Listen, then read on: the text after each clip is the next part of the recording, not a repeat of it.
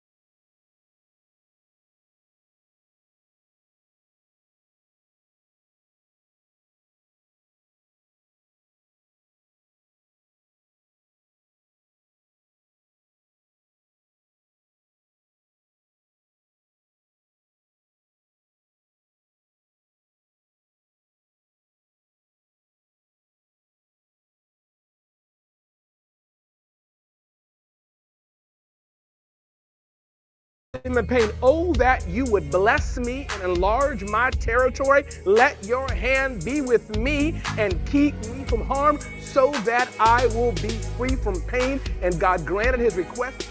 This is the power of desperation. It propels us to do things we normally wouldn't do. Only one night though, let the tears fall down one night. Only one night though, only one night though, only one night though. When you're desperate, no doesn't stop you. And some of you stop too much. The family came in and said, we're not ready yet. Okay.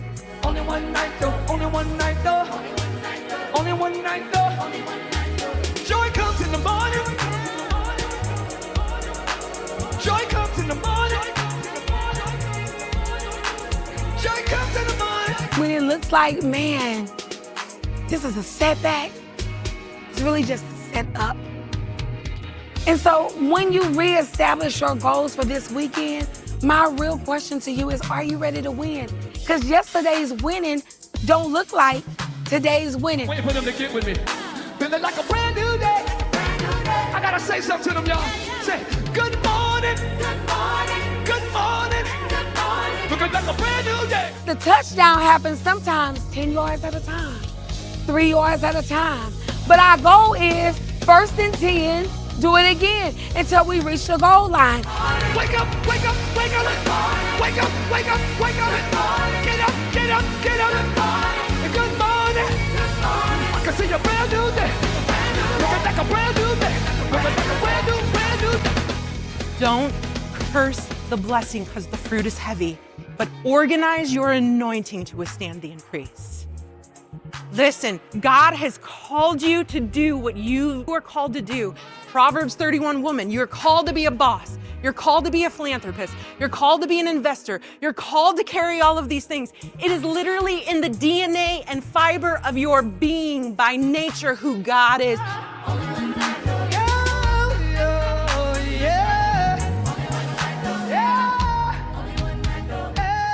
I gotta go.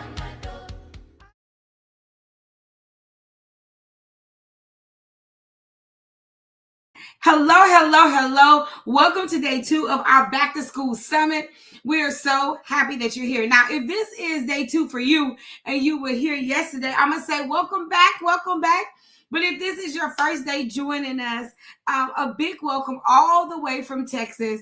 My name is Brandy Woods-Smith. I am super excited to be on this journey for you in this back to school season. Now, Today, we have a full day for you guys, a full day. And so we're so excited to make sure that you have all of the information that you need to get started today. So I'm going to try to bring up our presentation. If you guys can hear me and see me good, give me a number 1 in the chat.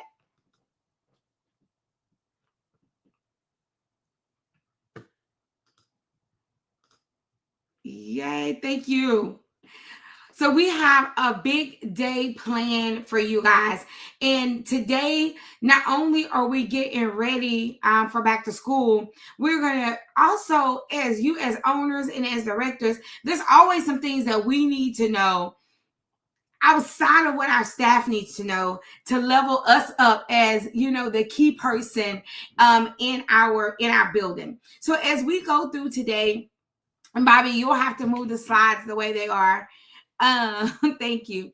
As we go through today, I just want to make sure that we establish our goals, what's going to happen, and then get ready for our first speaker. Now, today is full of power. You can go to the schedule.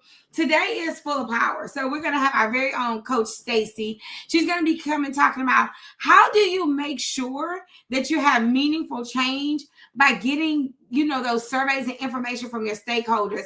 Coach Natalie is going to be giving us our enrollment blueprint.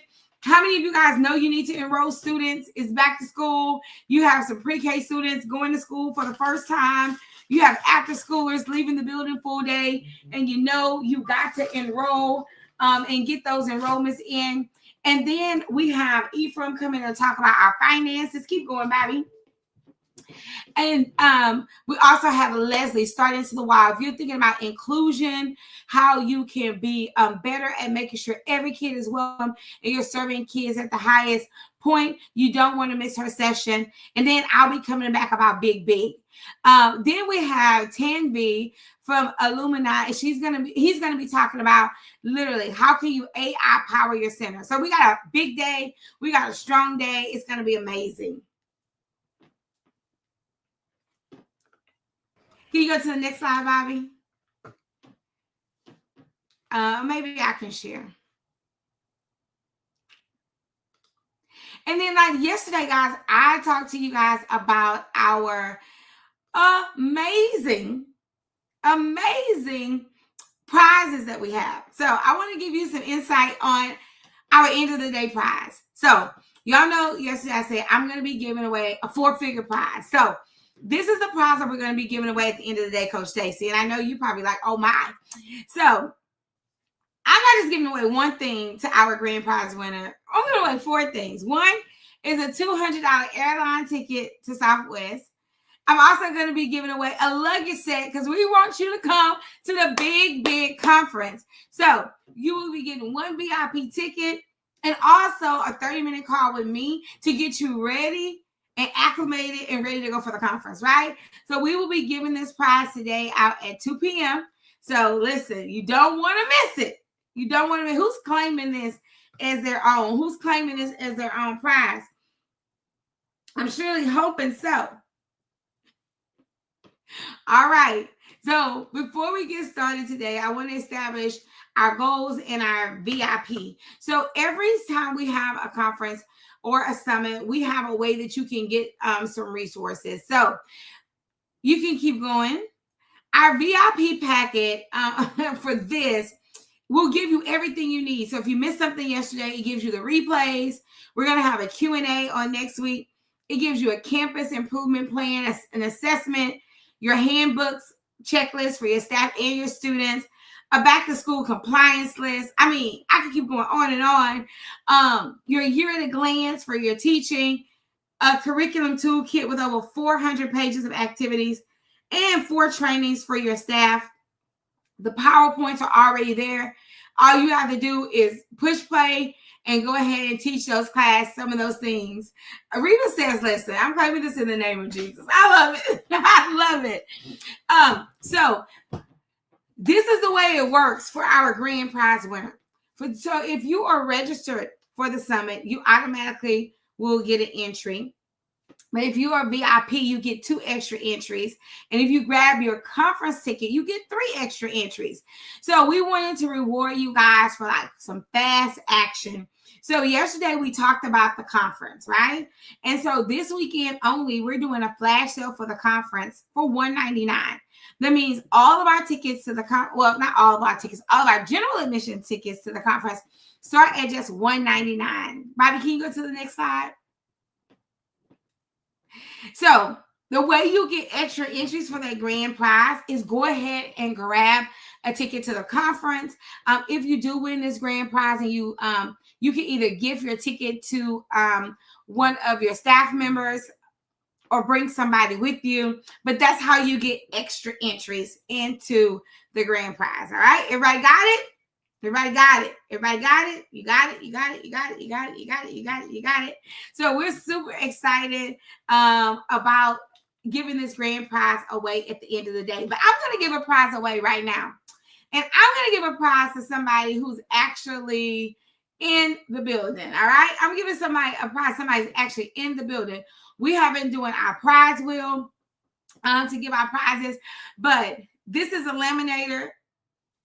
And it comes, you're going to get about 380 laminated sheets because we're going to send you 300. They're going to send you 500 with the actual thing, all right? And so Reba says, listen, I need it because I'm bringing all my teachers this year. Come on, Reba. I cannot wait to see you guys. So you do not want to miss the $199 special. And for owners, we made it super easy for you guys. You can go in about 5 tickets, 6 tickets, 2 tickets.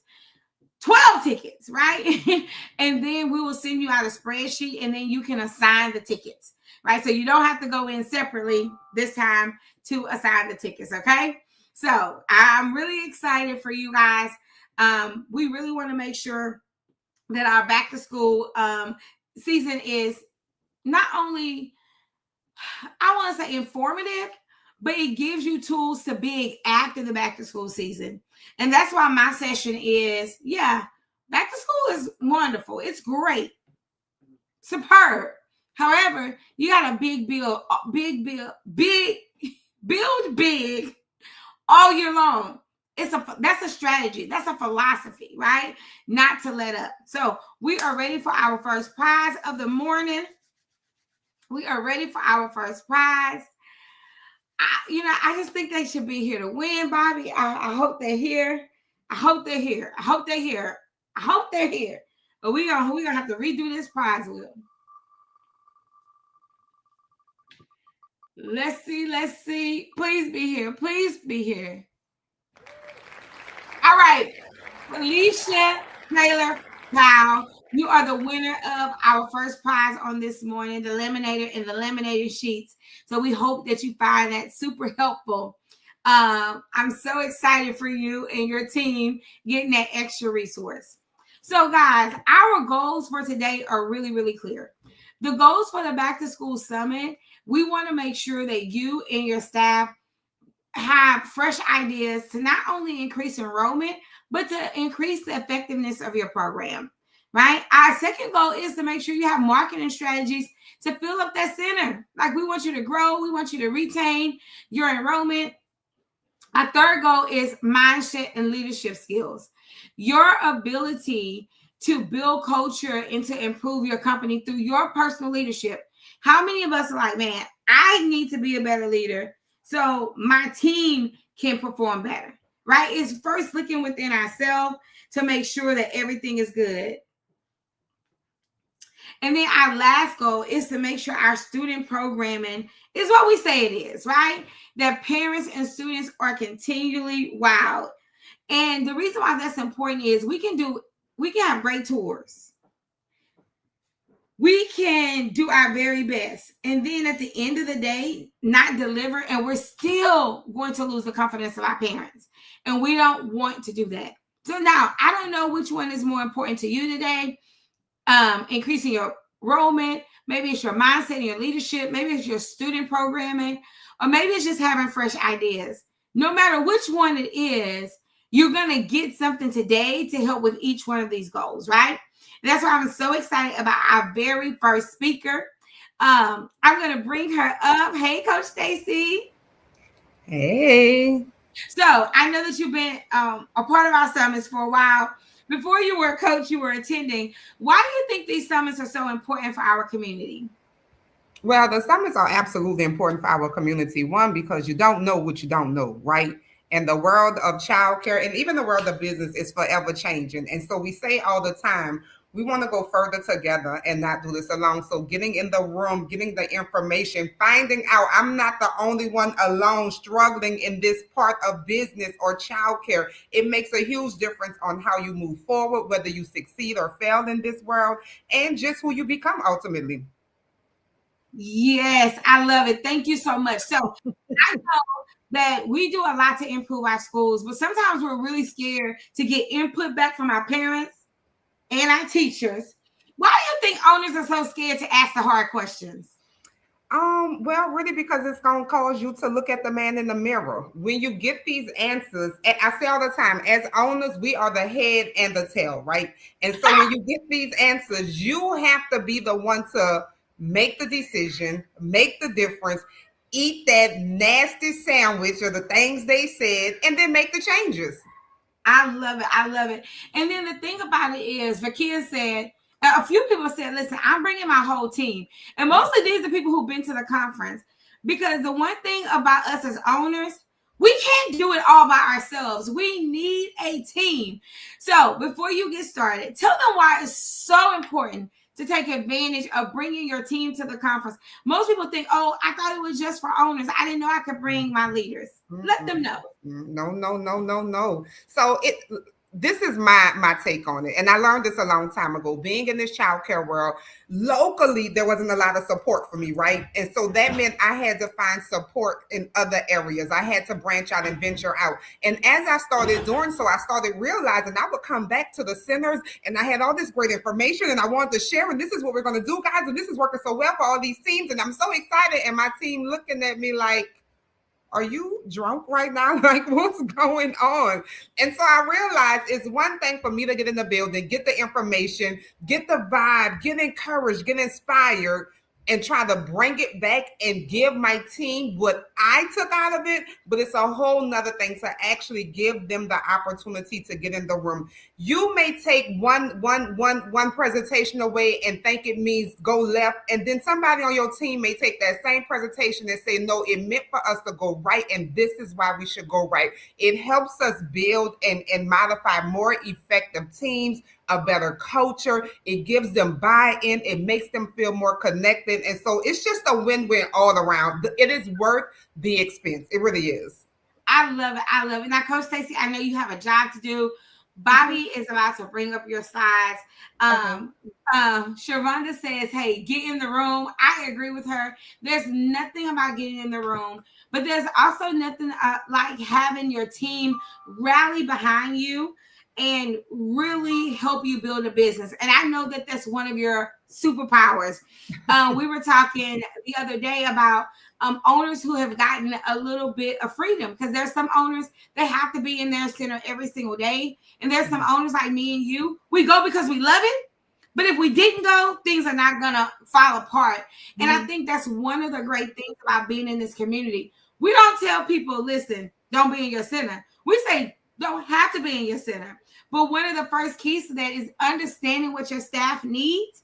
And that's why this next session that you're going to do is super important. So I'm getting out of your way. Bobby's going to pull up your slides and let's get this party started.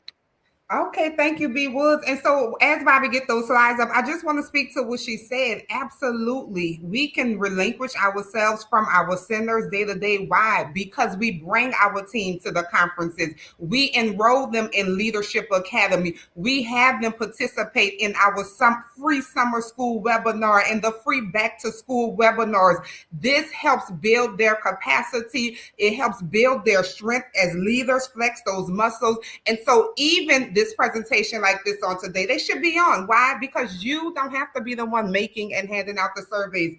Typically, you're not the one doing all the interaction with the parents and the kids and all the staff. So again, get your team buy-in. So Coach Brandy Woods-Smith said, build bigger all year. That is so important as we get into this presentation on today. We are going beyond opinions. Why? We are using staff and parent surveys to drive meaningful change in our organizations. Let's go. All right, so as we get into it, we want to talk about great leaders don't lead from assumptions. Why? Because we don't know where we're going if we're assuming everything in our businesses, right? And you know the old saying about assumptions, correct? All right, I don't have to say it. We want to make sure that we lead from understanding, that we know feedback isn't criticism. Feedback is what we need to make sure we are missing the mark. We are making the mark, right? How many times there's a new drug out on the market, right? A new medicine out on the system. And what do they go through? They go through free trials, right? That is the same as a survey, right? And that is so we know what works well, what didn't work well, what made your hair grow long, beautiful, and flowy, what made it all fall out, what made your teeth fall out, what made your skin glow. That is because we do surveys and we get the feedback. Feedback is information. Know this, the best leaders listen before they decide. All right, so let's talk about silence and why we don't do survey and what kind of makes us scared or why parents doesn't speak up and things like that. The truth about silence, parents stay quiet because they don't want to be that parent. They stay quiet because they don't want to be the one to say something. They stay quiet because they think maybe this is an isolated incident, right? They stay quiet because they don't want to ruffle feathers. Let's talk about your teachers. Why do your teachers stay quiet?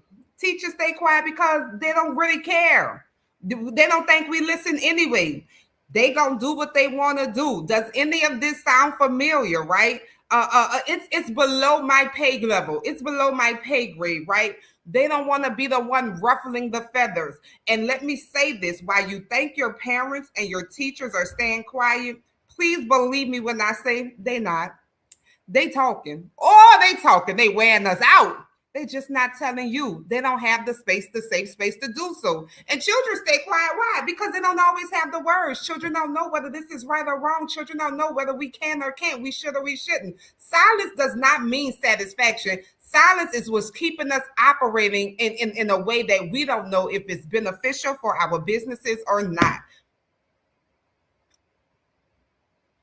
All right. So let's ask ourselves, what if your biggest problem isn't what the people are telling you? Oh my God, they said we did this. Oh my God, we need to change that. Oh, we got to work on this. What if your biggest problem is exactly what they're not telling you? What conversations are you not having? What problems are growing in silence, right? Particularly when it comes to our team. We think we have a great team and everything is working well. Then somebody goes to lunch one day and don't return. You think you have a great team member and you actually looking to promote them and then they clock out one day and don't come back to work, right? Who stopped speaking before they stop showing up, You have families who have been with you and, oh, we're here for you and we support you. And then out of the blue, you get a text message or a message on your parent interaction engagement app that says, this will be our last week. How do we put in a 2-week notice? The conversations you are not having is exactly what's keeping you from growing and knowing that you are making the mark on the families and the employees you serve. Next. So ask yourself, what problems are growing in silence? Who stopped speaking before they stopped showing up? And what is your team too afraid to say? I'm putting it back on us as owners. I'm putting it back on us as directors. I'm putting it back on us as leaders. We have to be able to check ourselves and take ourselves out of the equation. Why? Because the business is not running for us. The business is running for the families. The business is running for the community. And although we think we know it all, we got it all, and we the best, a lot of times what we're missing is right in front of our face, but we didn't give people the safe space to say something, right? Next. Okay. The hardest questions aren't about the sinners. You ever thought about that? Suffering silence, Samantha. That sounds like somebody who's been a part of Leadership Academy. Absolutely, Bree. The hardest questions are about you. When is the last time you asked, do I communicate clearly? Do you feel comfortable disagreeing with me? How many of your team say, oh, it doesn't matter anyway because she's going to do what she wants? How many of parents say, I could really use this, or this will really help us, and this may be something great to implement for all families, but we show up like, this is our rules, you do what we say, huh? Do I listen more than I defend? Come on, let's talk. We're talking to you. Ask yourself. Read it with me. Do you trust my decision? When you make a decision for your families, when you make a decision for your team, do your parents or do your team know that you are acting in the best interest of them or the business? Or do they think it's all about you? Do you feel appreciated by me? Yeah, I give you a paycheck. Yeah, I thank you. I appreciate you. But do you really feel appreciated by my actions, by my words, by my body gestures, by my recognition of you? If you could change one thing about my leadership, what would it be? Ooh, I know that one. Chew on that one. That one hurts, but it's honest feedback. And so let me say this. When we do these surveys, you have to have a high level of emotional intelligence. You can't be in your feelings and ready to go toe to toe and be disgruntled with these answers. Why? Because it only helps you to be a better leader, but it only helps your center to grow better and do better. It helps you serve your parents better. It helps you retain more teachers. It helps keep revenue in your operational budget. Great leaders don't just evaluate their programs, they evaluate what? Themselves. Let's go to the next slide. Okay, before we go any further, I have a little challenge for you. Ask yourself, when was the last time you asked your families, how are we doing? Not, hey, we had a great day, good seeing you again. Ask them, how are we doing? Not how was your child's day? Not did you enjoy this event? But how are we serving you? We want to know deeper. We want to go further. We don't want to stay baseline with our families. Why? Because this is how we build trust. This is how we build engagement. This is how we build lasting relationships. Having the deep conversation. Be curious, be bold, and be a leader. Trust that they will be honest with you because you need to create a space for them to do so. Next. Okay, let's talk about people. People rarely leave because of one big problem. Does that sound familiar? I mean, how many times y'all went to McDonald's and they got y'all order wrong? Did you stop going to McDonald's? No, you went back and gave them another try. Then you went back and gave them another try. And then they got it wrong again. You're not going to that McDonald's no more. You're going to go to another McDonald's, right? How about that? Just like families, just like childcare teachers, when they leave, they're not done with childcare. They're done with you. So having these surveys is what helps us to be more intentional about how to retain families, retain teachers, and keep everything in-house. They leave because of many small moments that made them feel unheard. So create a space where you can have your parents and your teachers and your community talk to you, where you can listen. And it doesn't have to be verbal. They not heard, concerns or dismissed or never followed up on. Sound familiar? Parents say something, teachers say something. Oh, okay, we got you, mama. Oh, okay, I hear you, Miss So-and-so. We're going to look into it. But there's never no real follow-up. Do you prioritize them? Families feel like a number and not a priority. Sounds familiar? Do you know your parents by name? Do you call their children by name? When grandparents show up to pick up, are you acknowledging them? Not connecting. Relationships fade when communication stops. How many of us are too busy to have a small conversations with the parent that pick up just to keep that relationship built, just to keep our interaction going? Expectations unclear. Confusion creates frustration and loss of trust. Sound familiar for anybody? You ever be so confused, like, let me just go on this way because I don't really understand what's going on over there. That happens all the time when a parent leave your center and when a staff member leave your center.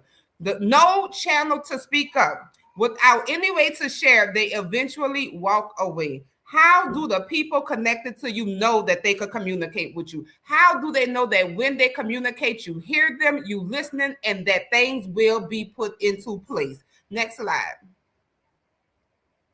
All right, let's talk about the survey bridge. We got silence on one side and we got understanding on the other side. Silence is what people feel but never say out loud.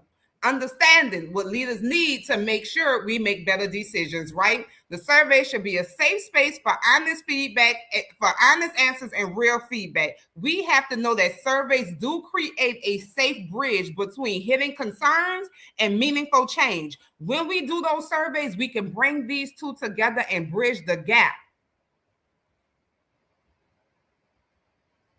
All right, this is what parents will tell a survey that they probably not saying to you every day. Drop off feels rushed. There's no real interaction. Even if the parent have to rush out the door, does that mean we have to make them feel rushed when they come in our space? If we're rushing with the parent, are we rushing through the day with the children? If we're too short to have a small moment to honestly greet and welcome our parents, are we not too rushed to have calm, smooth interactions with their child? My child doesn't seem excited anymore. Has that been any of you all? There was a shift in the parent and a shift in the interaction with the child, and the parent noticed it. Trust me, that's again that parent who randomly puts in that notice, just like how they disenroll behind the keyboard. They randomly puts in that notice and say this will be our last week. Some of the parents don't even care about the 2-week requirement. Bill me, they ain't gonna pay it, huh? I love the teachers, but that's another one. I love the teachers, but sometimes I think she a little loud. Well, sometimes I think she a little rude. Well, sometimes my baby come home and say they didn't have snack today. Well, sometimes they said X, Y, and Z. Sounds familiar? Surveys uncover conversations that many people won't have face to face. And we have to understand that this is why surveys are important. Things that you can easily type down and write down, sometimes they can't verbalize it or don't want the confrontation of saying so. They may not say it to your face, but they will definitely say it on a survey. Next. So what will staff tell a survey? Now, we talk about this all the time in Leadership Academy, right? What happens where our leaders and our teachers just lose that momentum? And I have to bring this up because Leadership Academy is a place where these leaders come and they bear it all. They pour it out. I see some of our graduates of Leadership Academy on the call right now, and there are some very, very, very deep conversations that happen that we hope that sustains them in this industry, but we support them through these challenges, right? But some of them, I feel overwhelmed, right? They're not going to tell you. You're going to find out when they check out. You're going to find out when they come to work late. They got their head tied on. They don't care. Every time you go in the room, they sitting down. You see a Coke in the corner. They know a Coke not supposed to be in the classroom, but they feel like they need it. I need more support. That's the one. That's that suffering side of Samantha you just talked about, Bree. They need more support, but they don't want to show up like they don't have it. They don't want to show up like they're not a team player. So they allow it all to keep stacking and stacking and stacking. And then what? The pressure builds. I don't understand expectations. We give a lot of directions. We have a lot of policies. We tell a lot of things to do, but do they understand what their true expectations are? And how do you know if they understand it, right?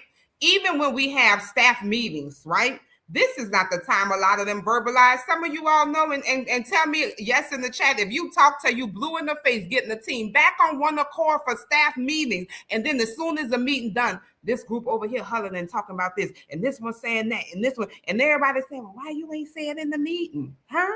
Sounds familiar? Give me a yes if that sounds familiar. I love what I do, but I'm burning out. That's happening all too often in the early education field, my friends, all too often. And I'll be honest, a lot of them do not leave the field. They just leave you. I want to grow, but I don't see a path. Have you created a path for the people in your organization? Even if you created something unique to your company, to your organization. No one asks for our input. Again, that's that I'm going to do it all myself. No, indeed, Lord. We have some smart, intelligent, creative people on our teams. Why not use their input? Why not let them work for the betterment of the team? It only makes them feel more included, loyal, and dedicated. Let's go to the next one. All right, so we have something for you. I want you all to know this. Surveys aren't just tools, they're acts of leadership. Surveys allows us to listen on purpose. Don't just collect these answers. Listen for what's behind them. It creates a safe space. When people feel safe to speak, they feel safe to say what's truly in their hearts and minds, right? Seek the truth behind uncomfortable. The truth may be uncomfortable, but it's where growth lives. We have to know that when you have true conversations, just like in any relationship of your life, that allows you a clear path of moving forward, right? That takes confusion out. That takes you from, I don't know where I'm going or what I'm doing, to this is the exact thing we need to be doing now. And then it allows us to lead differently. Leaders who act, listen, and act will change your culture. We need to know this. When you ask, you show you care. And so as we go on into talking about how these surveys play a big role, we need to know that creating surveys, putting them together, and allowing your family to actually take them and your teachers to actually take them allows you a plethora of feedback. We move from assumptions to action. We take action and we follow up immediately. We make the change, we communicate them, and we close the loop. Don't just have your family take surveys and don't use it. It creates the better conversations, the stronger relationships, and the healthy centers. It allows us to listen without defense. You ever had a conversation where you're trying to figure out how somebody feeling some kind of way, and when they say it, you immediately, your face just gets sour and you And that's why that person don't come back and talk to you no more, because you didn't know how to effectively listen to what they were saying. During the survey, lets them finish. Stay curious and don't explain. Just listen. Have them say what they have to say and you take it in. Ask clarifying questions. We dig deeper to understand the real issue and the impact. Create the space to share. Let them know their voice matters and it is safe to speak. Invite feedback on purpose. Don't wait for a problem. Ask early and ask often. This is what surveys help us do. Our culture grows when we ask and when we listen to what we hear.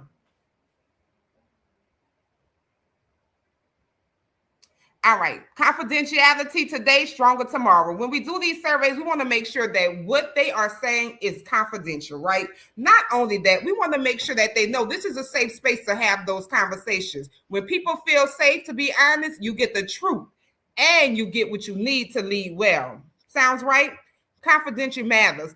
What you will do with their feedback matters. Make sure they know that you have listened. Make sure they know that when they said something and they took the time to express their concern, or they took the time to say what they need, or they took the time to let you know you were doing a great job, acknowledge that. We read every response with an open mind and without defensiveness. Look for patterns. We identify themes and root causes, not individual answers, okay? Surveys is nothing but data. What do we do with data? We collect data, we connect the dots, and then we use it to yield results. Plan with purpose. We create action steps based on what matters most. Share what we can. We communicate the changes so you see that your voice leads to action, and keep improving. We continue to listen, adjust, and grow together. Making sure we use these surveys to build our teams and our centers. Next, Ms. Bobby. All right, so your action plan, this is what I want you to do as I wrap up. Small steps create big shifts, right? I want you to schedule surveys. Put surveys, stay interviews, and exit interviews on your calendar. Not just say you're going to do it, but as Dr. Connie always say, write it down and make it real. We have to move with intention so we know what we are going into when we're facing our teams and our families. Involve others. Empower your team and parents to share and shape solutions. Get their feedback. Get their opinions. Have them work with you to make your organization better. Again, we want to know why we can't retain teachers. We want to know why our enrollment really isn't growing. We need to get this data so we can implement it and utilize it to our benefit. Act and communicate. Share what you hear and what you're doing about it. Don't just have this survey, have them take these surveys, get this data, and leave it sitting on the shelf. Don't waste their time or your time. Use it and let them know we heard you and this is what we're doing. That allows people to keep sharing. Measure your progress. Brandy Woods talk about it all the time. Us as coaches say it all the time. What are your key performance indicators, right? You have to track changes, celebrate wins in order to keep improving. And then make it a culture. A survey doesn't have to be something scary or daunting. Let's just be honest. When we talked about AI a few years maybe ago, half of the world was like, oh my God, it's the end of the world, shut it down. How many of us are using AI now? How many of us has learned to use it for our benefit? Once we learn it and use it, we can make it a culture, right? Feedback isn't an event. It's how you lead every day. Remember, what you do with feedback shapes the trust, the loyalty, and the legacy of your centers. Let's go to the next slide.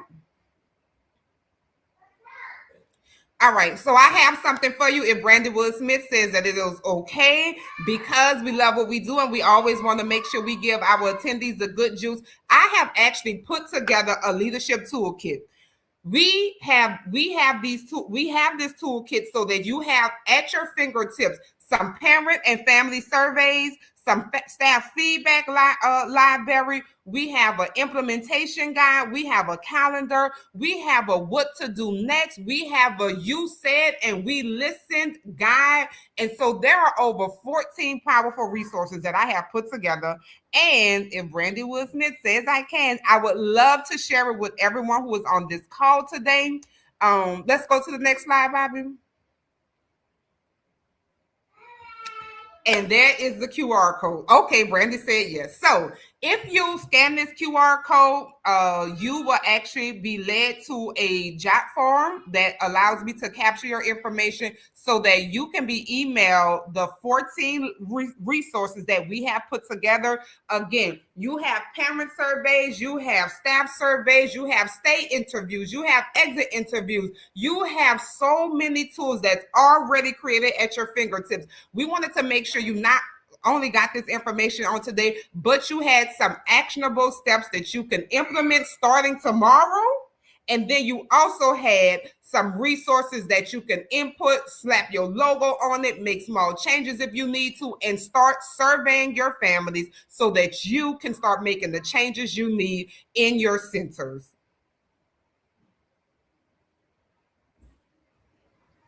I believe that was the last slide, Bobby. That was amazing, Coach Stacy. It's so hard doing your slides when you're not controlling them. I know, but listen, how many of y'all were help? What's one thing that you learned? Drop it in the chat. I can tell you when you said good leaders are good listeners.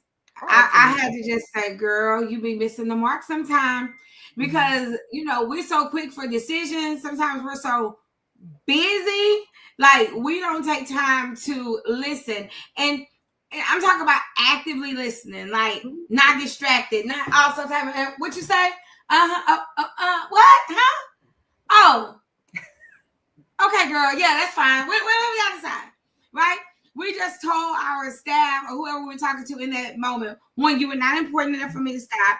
Two, you're really getting on my nerves because I had a huh. Yeah, I got that huh real bad, huh? Like, girl, I don't care if you, girl. In a big scope of things, we have to watch that because what we're doing is we're silently communicating. Well, we're not silently, we're loudly communicating that what they're saying is not important, and they're silently slipping away. Yep. And so I love how you talked about it's the things that we don't hear that are really the things that can get us in trouble.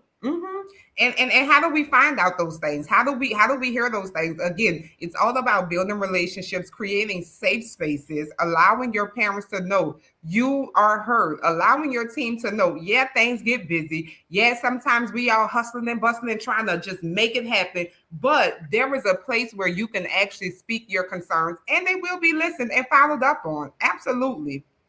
Again, you said we had to build it big this year, build it big all year long. And this is how we start. We start building it big by knowing what we are doing well at, what we are missing the mark on, how can we be more effective? And again, finding out the ugly truths. We talk about surveys and sometimes we think it's all about the business. The survey may need to be about you.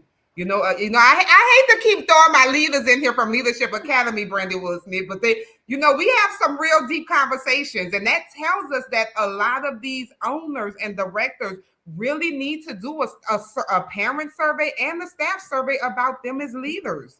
You know, and it's not a break them down, it's a build them up. Exactly. Guys, I'm gonna tell you this. If you want leaders to effectively participate and help you grow your business where you're not having to do everything, I suggest you let them go through Leadership Academy with Coach Stacy. She is the lead coach, and all of the coaches participate, but the lead coach. But the main thing feedback that we get is owners don't listen, or they think that this way is better, but it's not always better. And I have become a more outcome-oriented owner to let them, tell me how you think we should get this outcome. Because a lot of times what we do when we don't listen, we build these big-handed, big-feet people with a small head, right? And so we take their ability to think away. So I need some big-brained people in my organization. I just need y'all to put big brains. Maybe that needs to be one of my sessions that build it big.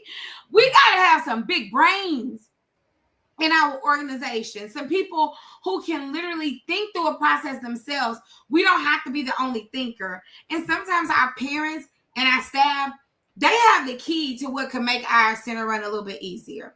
I'm so proud of you, Coach Stacy. This was a wonderful session.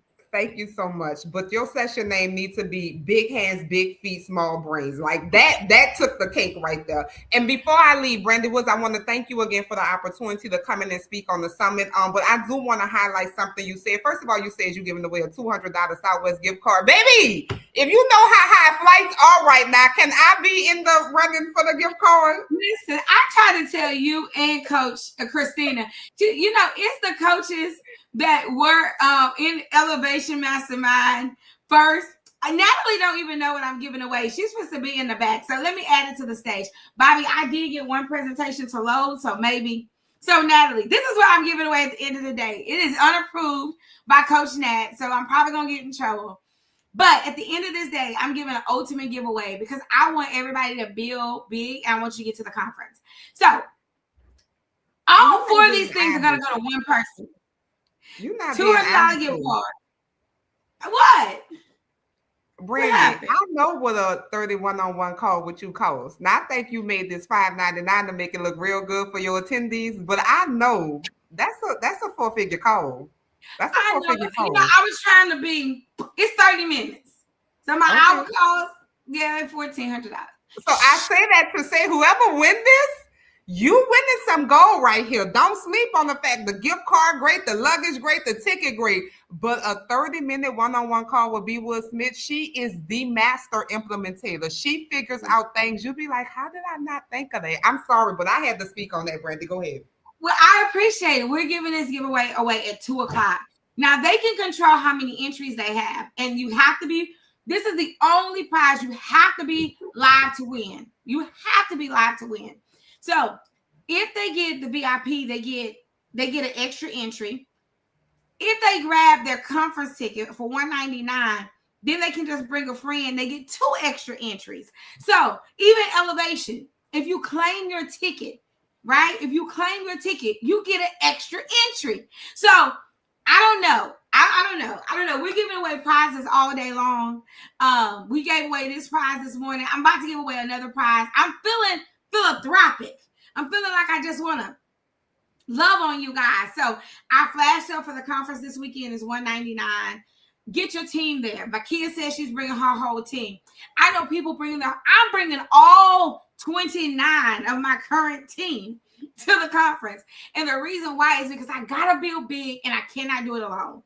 So thank you, Coach Stacy, so much for being here. You want to help me give away a giveaway? Let's give away a giveaway. Let's do that. I want to give away this luggage set. Good, because I could use one. Let's do it. You know what? Let me take Coach Stacy off. The winner is me. Who wants this luggage set? Who wants this luggage set? Okay, come on. Issa, turn the wheel, turn the wheel. Issa, turn the wheel, turn the wheel. Issa, I'm turning the wheel.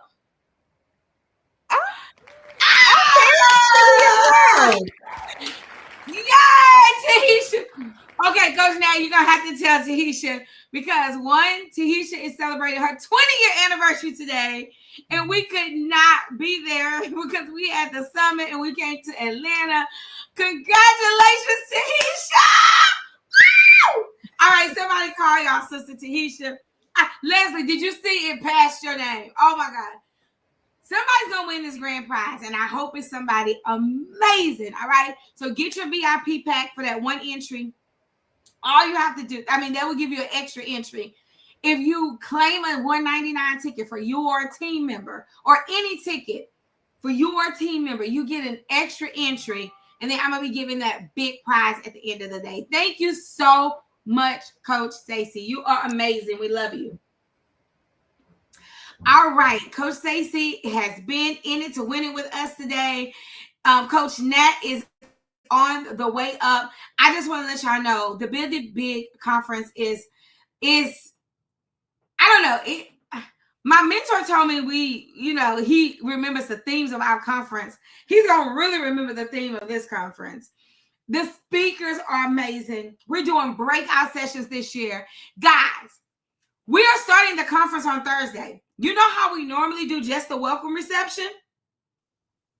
We are starting with breakout sessions on Thursday because so many people said, hey, Coach Brandy, I need to learn how to do this one thing. So we'll have breakout sessions on Thursday. Yesterday, we talked about who should you bring. You should bring leaders, directors, and trainers. If there are people in your organization that train anybody, you need to bring them. This is the year I'm going to tell you, we're going to sell out of our leader track because there's only 100 spaces. We're going to sell out this conference. And I'm really trying to keep these tickets so low, but this is the last time we're doing $199. You will not see it again. If you are an owner, you do not have to put the name of the person that's coming with you on the ticket. You can buy the tickets, and then we can go ahead and send you out. If you buy more than one ticket, then we know to send you out something to claim, to tell us the names of the people who are coming. So we made it easier for you to buy. You can buy multiple tickets at one time. Now, if you're buying some VIP and some general, you may have to make 2 purchases, and we'll just send you out a little dossier, all right? I'm so excited for you guys, but now we got to move on. I don't know who's going to win this prize, but you got to be live to win. 2 p.m. Central Standard Time. 2 p.m. Central Standard Time. All right, up next is our very own Coach Nat. Hey, Coach Nat. Oh, you on mute, my love. Here I am. I hear. Hello. Hello, everybody. It's Saturday. It's Saturday. It is Saturday. And we are rocking and rolling. Yeah. So, how are you this morning?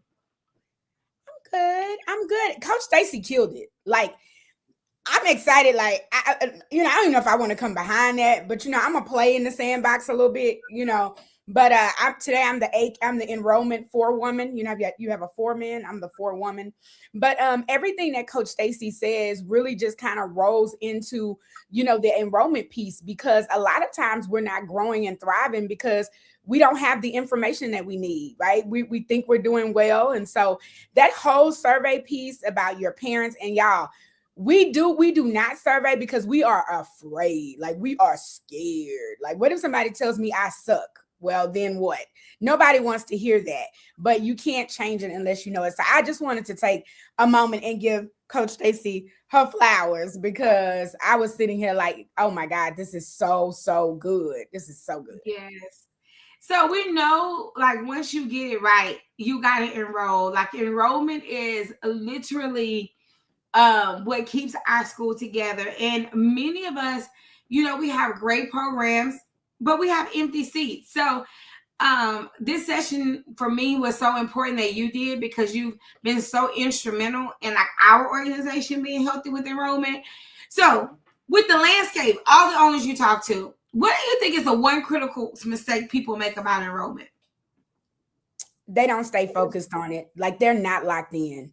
They really believe that if you build it, they will come.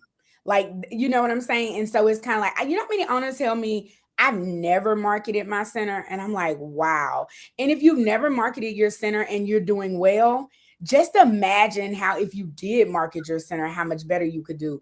But if you're not out there actually actively recruiting students, then you are definitely typically going to have some empty seats. It takes effort, it takes intention. And I think the second thing that I find is that owners and directors try to do it themselves.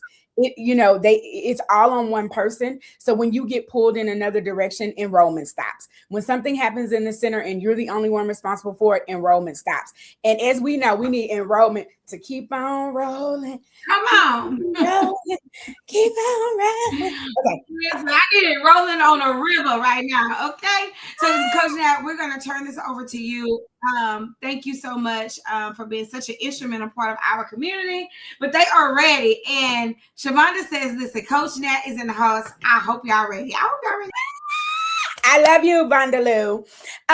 Good morning, people. It is really great to be with you this morning. And I know that for many of us, enrollment is top of mind. If you're listening and you're tuned in, I want you to sit up straight. I want you to get yourself together, grab you a cup of water, because we're about to work on this enrollment blueprint. So the first thing I want everybody to do is I want you to drop the number of empty seats that you have right now in your center. I want everybody to drop the number of empty seats. And while you're doing that, when I was a little girl, one of my favorite movies used to be Mommy Dearest. And I don't know, I may be dating myself because I'm very young. But I may be dating myself. But Mommy Dearest, do y'all remember the scene where she was like, no more wire hangers? Okay, and if not, you got to go watch it, right? And it was because the little girl was an abusive mom. But anyway, she would hang her clothes up on wire hangers and she didn't want it. And so she would say, no more wire hangers. Well, today I'm saying no more empty seats, right? No more empty seats. Not only are empty seats killing us, empty seats are causing us to lose money. I love that Vakia has 0 empty seats. And so that means, Vakia, you can work on your waiting list. You could be working on your image. You could be working on your reviews. Once you get to this space, then you're in a great place. But most of us, if you can see, we have 15, we have 58, we have 100. We have many, 211, we have 7, we have 5, we have 38. But I want everybody, once you put that number in the chat, I want everybody to type no more empty seats. Because the first thing that I want you to know, come on, I want to see it. You have to go ahead and say it, because it's a mindset first. Sometimes those empty seats can become so overwhelming that you're just like, it's just no way. It's like, I need to do it, but I don't know how. I'm tired. I don't know how to get there, right? And so I want everybody to put no more empty seats. And I want you to not just say this to yourself, but those of you, it's moving for some reason, Bobby, so take me back. Those of you who are owners, I need you to create this mantra in your center. You need to tell your administrators, no more empty seats. You need to tell your teachers, no more empty seats, because enrollment is not a silo activity. It is a group commitment, because enrollment is the life of our center. When you explain to your teachers that if I don't enroll, I can't do payroll. When you explain to your parents, if we don't enroll, we can't have a quality program. And so enrollment is not just this fluffy thing. It is the core and the heartbeat of our business. Do we have to have a quality product? Yep, we do. But if no one's there to consume it, no one knows how great it is, right? And so it is very important that we enroll. But today, no more empty seats. So I am going to let the cat out of the bag. I don't think that enrollment has to be a secret. Y'all see my cat is coming out the bag, right? All right. I don't think enrollment has to be a secret, and I don't think enrollment is difficult in the sense that the system is difficult. Depending on your market, depending on your demographic, there may be different triggers that you have to pull, but it is not impossible. No more empty seats. Go ahead, Bobby. So the first thing that I want to talk to you about, we can go to the next slide, is that marketing matters. So you heard me say that some of you have said that you never market. If you've never marketed your center, I want you to tell me why in the chat, because I love a conversation, baby. I wish I could unmute mics and talk. But the thing about it is, I think a lot of people don't market is because they think that it costs a lot of money. And now there are more costly ways of marketing, but there are also very inexpensive ways of marketing that really, really work. And so again, I usually start with flyers, just simple flyers that you could print. Y'all remember when at one time we were in the postcard age, and we were just printing all these expensive postcards, and we were sending them out. Listen, if your budget has that, then baby, you go right ahead and you print those sleek little postcards and you pass them out. You do whatever it is that you need to do, but you can make simple paper flyers.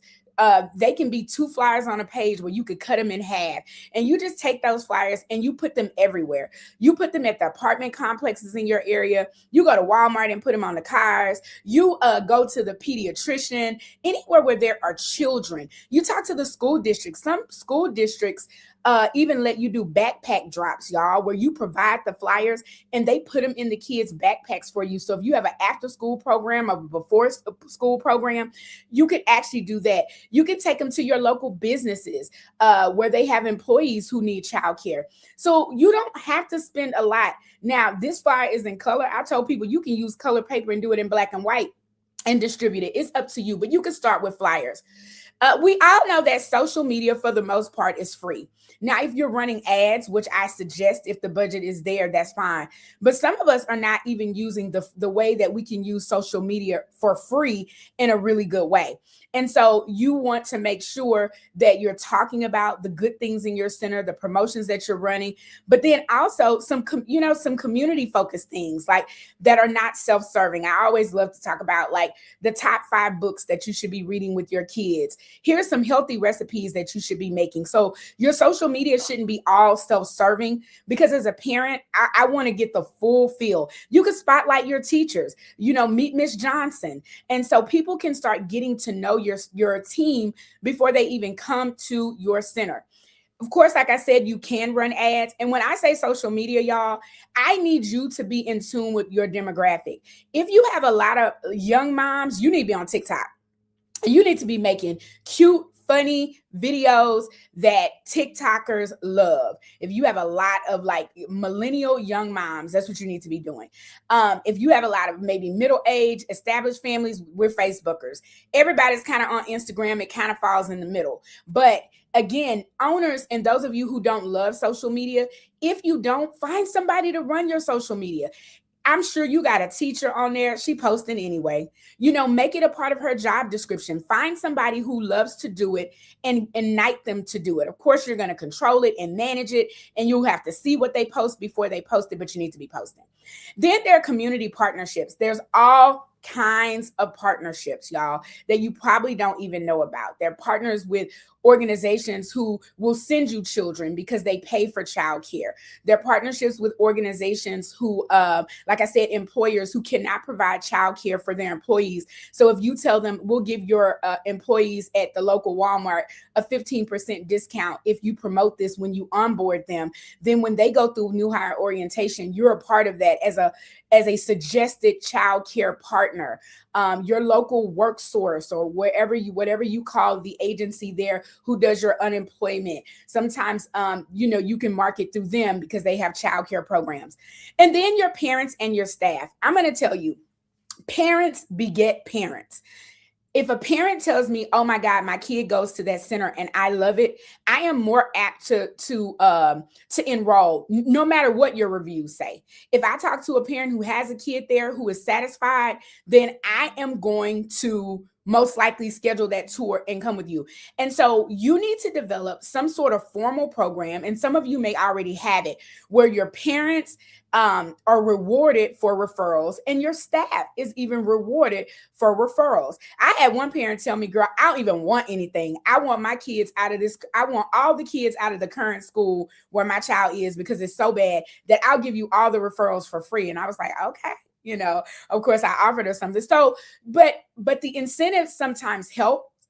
You'll have some parents who are just so busy that they never will. But when you formally tell them, listen, in the next 20, 30 days, we're going to enroll 30 kids and I need the parents to help me. And if you do, you can get X. And so you can kind of figure out what that is. So again, y'all, marketing matters. If you're not marketing in any of these ways, I want you to make a commitment today that you're going to focus on at least 2 of them in the next 30 days, right? You're going to focus on flyers and social media and parents and staff, but at least 2. And if you're a bad owner or director, you will focus on all 4. Right? And that will get the wheels moving. So I want you to know that marketing matters. I'm ready, Bobby.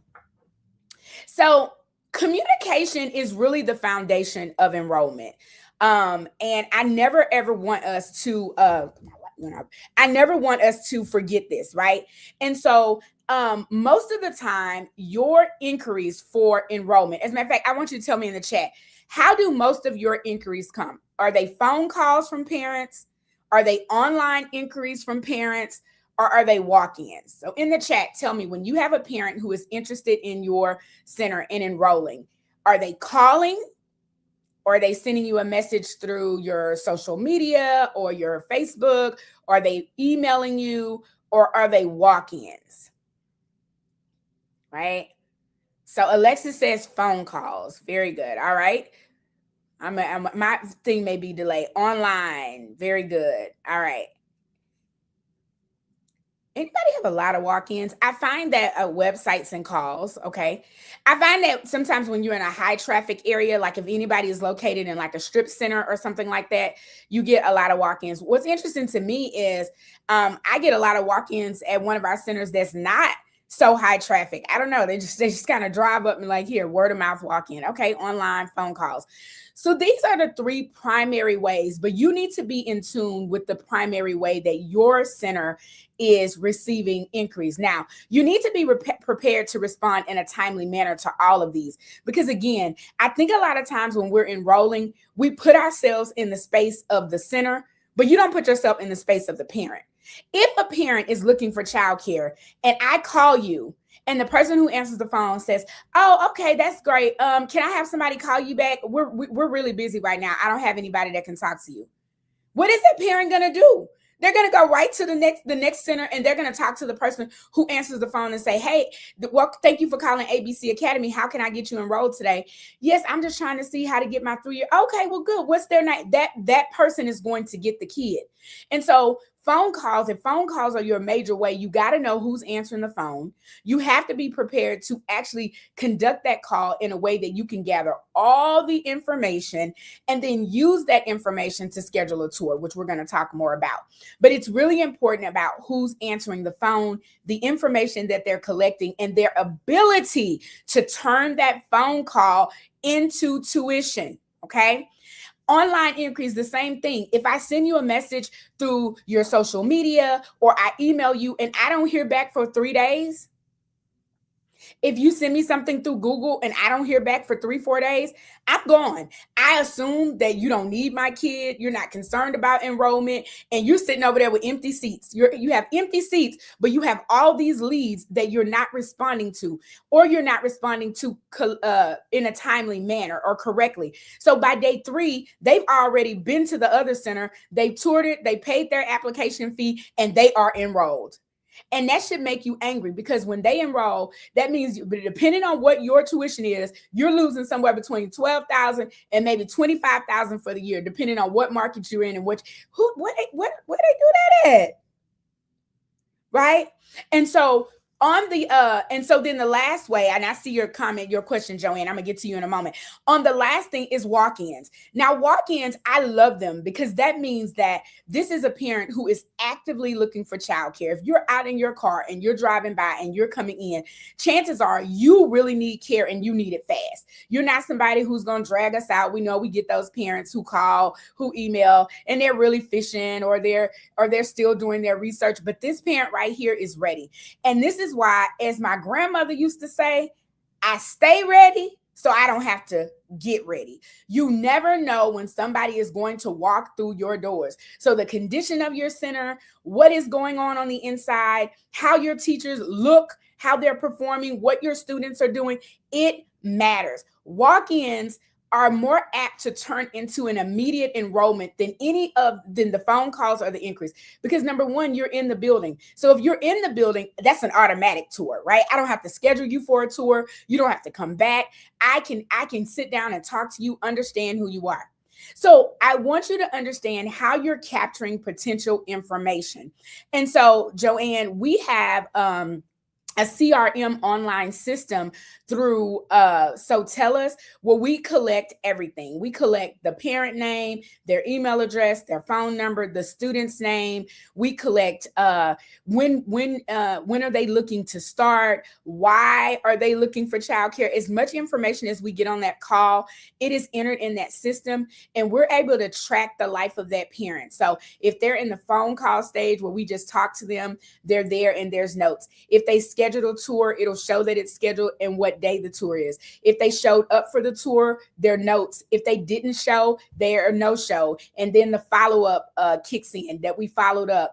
And so there are systems out there, because I will say, having a million pieces of paper floating around that somebody's taking all that information and you're not collecting it in one place, that is also a chance that things will fall by the wayside. Okay. All right, Bobby, I'm ready. So communication is your foundation. You kind of got to know how you're getting your leads. And so before you even start enrolling, if you need a significant amount of kids, now you can run this promotion if you don't. But what I'm saying to you is you may need a promotion if you have a lot of seats. If you got 30 seats, 50 seats, you may need something that is going to get people's attention and drive them in the door. So before we even get into like the touring, most of you, or those of you who are in Childcare Millionaires, have been in the mastermind. In the mastermind, know that the free week promotion is my favorite promotion. And this is where you just have a flyer. It talks about your center, what you offer, and somewhere on there you say, enroll now and get a free week. Now, you see it says restrictions apply. Basically, the parent needs to be with you for either 60 or 90 days, and then they receive a voucher for a free week of care. And they can redeem that voucher, when they're ready to do so. And the reason you want to do the voucher, like I said, if you're running this promotion and let's just say 15 parents enroll in the next 4 weeks, and I love that for you. I love that for you. You don't want them all to get their free week on the same week, because that would really affect your tuition. We get more people to call us about this when we send out flyers, when we post it to our social media, because people love free. What's better than free? And you say, Coach Nat, can I really afford to do a free week? Absolutely. You can afford to do a free week. If they've already been with you for 90 days and they're going to be with you forever, girl, that free week means nothing. Okay. But we get more calls, more traction off of this promotion than any other promotion that we run. So if you could put out yard signs, if you control the space around your center, just put a yard sign that says, stop by now to learn about a free week. Call now to learn about a free week. And people absolutely love this promotion. So this is good. This is, like Rhonda said, this is good for you. The next promotion that I like, we can go to the next slide, is, so let's talk about where you use the free week promotion. Let's play it out. I forgot I had these scenarios. So a lot of you said that you get your leads through phone calls. So a mom calls, she's looking for care for her 3-year-old son, Jamie. They have just moved to the community from out of state. Her husband got a new job at the local university, and they are looking for childcare. Okay. So there's some things that we can learn from this phone call. So number one, the child is 3 years old. So at this point, you know what class they're going to, and you can look at your rates and you would know how much that you charge for Jamie, right? They just moved into the community from out of state. So meaning that they are transient, they're going to need care. Her husband got a new job. So really, in order for him to go to work and to start, they're also going to have childcare. He works at the local university. That tells you that if he relocated for a university, he's probably high earning, high performer, intellectual, concerned about academics because he works at a university, and they're looking for childcare. Y'all, let me tell you, the strategist in me got all sorts of stuff to say to this mom. I'm going to talk about my academic program because I know that her husband is in academia. I am going to talk about our 3-year-old program and what we offer. And I'm going to tell them about my free week promotion because I want to create a sense of urgency. And I want to be the first thing that first center that they come and see now that they're in the new community, right? And so you got to listen for what they're giving you so that you can get to the end. A lot of times we have scripts and they're so scripted that they don't leave room for you to listen to what the selling point is. And the whole time I'm talking to her, I'm saying Jamie's name. Jamie is going to love it here, right? And so this is one of the scenarios where I would use the free week promotion. Let's talk about another promotion that I love. And I want you to know that you can interchange these numbers. So I don't want you to get nauseous because all of us have tuitions at different rates. And so this is the Start for Less promotion. We get a lot of traction on this promotion as well. And so this is where you get a family to start at a flat rate. Now, I talked about this in another class earlier this week. A lot of you all charge a lot of fees. Like y'all, I mean, just fee heavy. So I want you to put in the chat now, what does it take initially for a parent to enroll? And I want you to break it down for me in the chat. Do you have an enrollment fee, an application fee, a supply fee? Do they have to do their first week? Do they do their first month? What is the average cost if a parent is starting with you that they're paying before they walk through the door? I want everybody to drop that in the chat for me. And I know it's going to vary, but I want to know. I want to know. A lot of times we have some barriers here in some markets, and in some markets it's not as great. I'm having a delay. I know it's coming. All right. So Season of Joy. So enrollment fee is $125. So are they just paying their $125 in their first week? Or are they paying their $125 in their first month? And are there any fees? Okay, Vonda says $1,500 deposit and a prorated month. So registration is $100, mat fee is $35, and then their tuition. No enrollment or applications fee, just their first 2 weeks. Joanne, okay. You may want to think about that. You may want to think about that. And the reason, and let me tell you something else you could do, Joanne, because you don't have an enrollment fee, don't just let that not sit out there as a benefit. What you can say is that you waive your enrollment and application fee, and all you have to do is pay the 2 weeks. I would never let them think that there wasn't one. Right? Even if for some reason you don't do it, right? I would make sure that they knew that there was a value attached to enrollment and application, because it does take time. And some centers, I know some centers do an annual enrollment fee, but most of us, once they pay their enrollment and their application fee, we never go back and collect that again. And so I want y'all to, to kind of have options there. Okay. So the Enroll for Less promotion is where a parent can start for one low price. Okay. And for some of you, this is higher. Start for $99, $149, $149, but for $199, but for you, it could be $299. It could be $399. It could be $499, because if it would normally cost them $1,500, like in Vonda's case, you could do significantly higher, but it's still significantly lower. Right. And so this is great for parents who don't have the money now, but they're going to have it later. And I want to be clear. I'm not reducing the tuition at all. All I'm doing is reducing the barrier to entry. I'm getting them in now because they have some sort of a situation where they're going to have more money later. As a matter of fact, let's look at it. Go to the next slide, Bobby. So here's the situation. We have the tour. This mom has actually come in for the tour. She arrives with 2-year-old Brianna, just as cute as she want to be, bows everywhere. I mean, Brianna just cute, right? She's eager to find childcare because she's a single mom and she just got a new job making $30 an hour. Now, let me tell y'all what's so crazy. If you're a good tourer, she told you that. She came, I'm asked, so what do you do? Oh my God, I just got a new job. Congratulations. Yeah, I'm a single mom. This is my only baby. I love Brianna. This is my boo, And so she's giving it to you, y'all. And you got to, so where are you working? Oh, I'm working at such and such down the street. Girl, they gave me $30 an hour. Now she's giving you, did you ask how much she made? No. Right. And so, but then she tells you, I start in 4 days and I have nowhere to take Brianna. But I don't have, I don't have a lot of money right now. Right. And so again, that listening, that storytelling, that relationship building. And so right now in my mind, I already know that she's starting in 4 days. She's probably going to get her first check, in a couple of weeks. And she just needs a low barrier to entry. And I want this baby, right? I want Brianna to come to ABC Academy. And so I am going to use that Start for Less promotion and that's when you say, you know what? I am so excited for you. This is great. I have something just for you, right? Y'all, but you got to learn. I know that we don't think enrollment is sales, y'all, but it is. It is. You are selling the thing that is nearest and dearest to your heart. You are selling the thing that parents need to feel safe and comfortable about.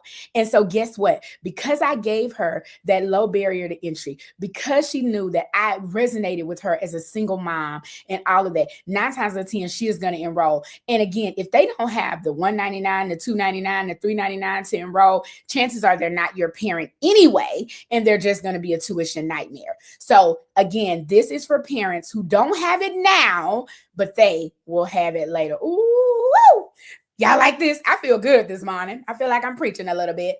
So I want y'all to understand, you don't really have an enrollment problem. Bree, listen. So let me finish my thought, and then I'm coming back to Bree, because I'm glad you asked that.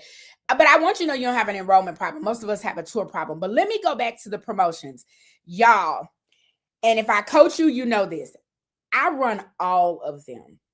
I only promote one. So I promote, most of the time, we're going to promote the free week. So if you go to the Facebook page, if we're running ads, if we're on, TikTok, whatever, we're probably talking about the free week, because what you don't want to do is you don't want to be schizophrenic in your marketing, right? Now, if you feel like the low barrier to entry overall promotion works for your demographic, you can. But I'll be honest with you, I try to reserve that for when I need it and not make that my go-to, because there are other things that other levels that I can pull. Like I can just waive the registration altogether.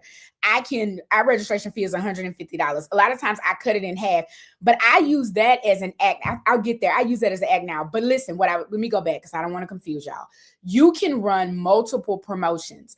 You just have to make sure when you enroll the parent that you note what promotion you enrolled them under. And that's why your systems are so important. So if a parent comes to me because they saw the free week promotion and they come to me for a tour, but when I get there, I realize that they are Brianna's mom, right?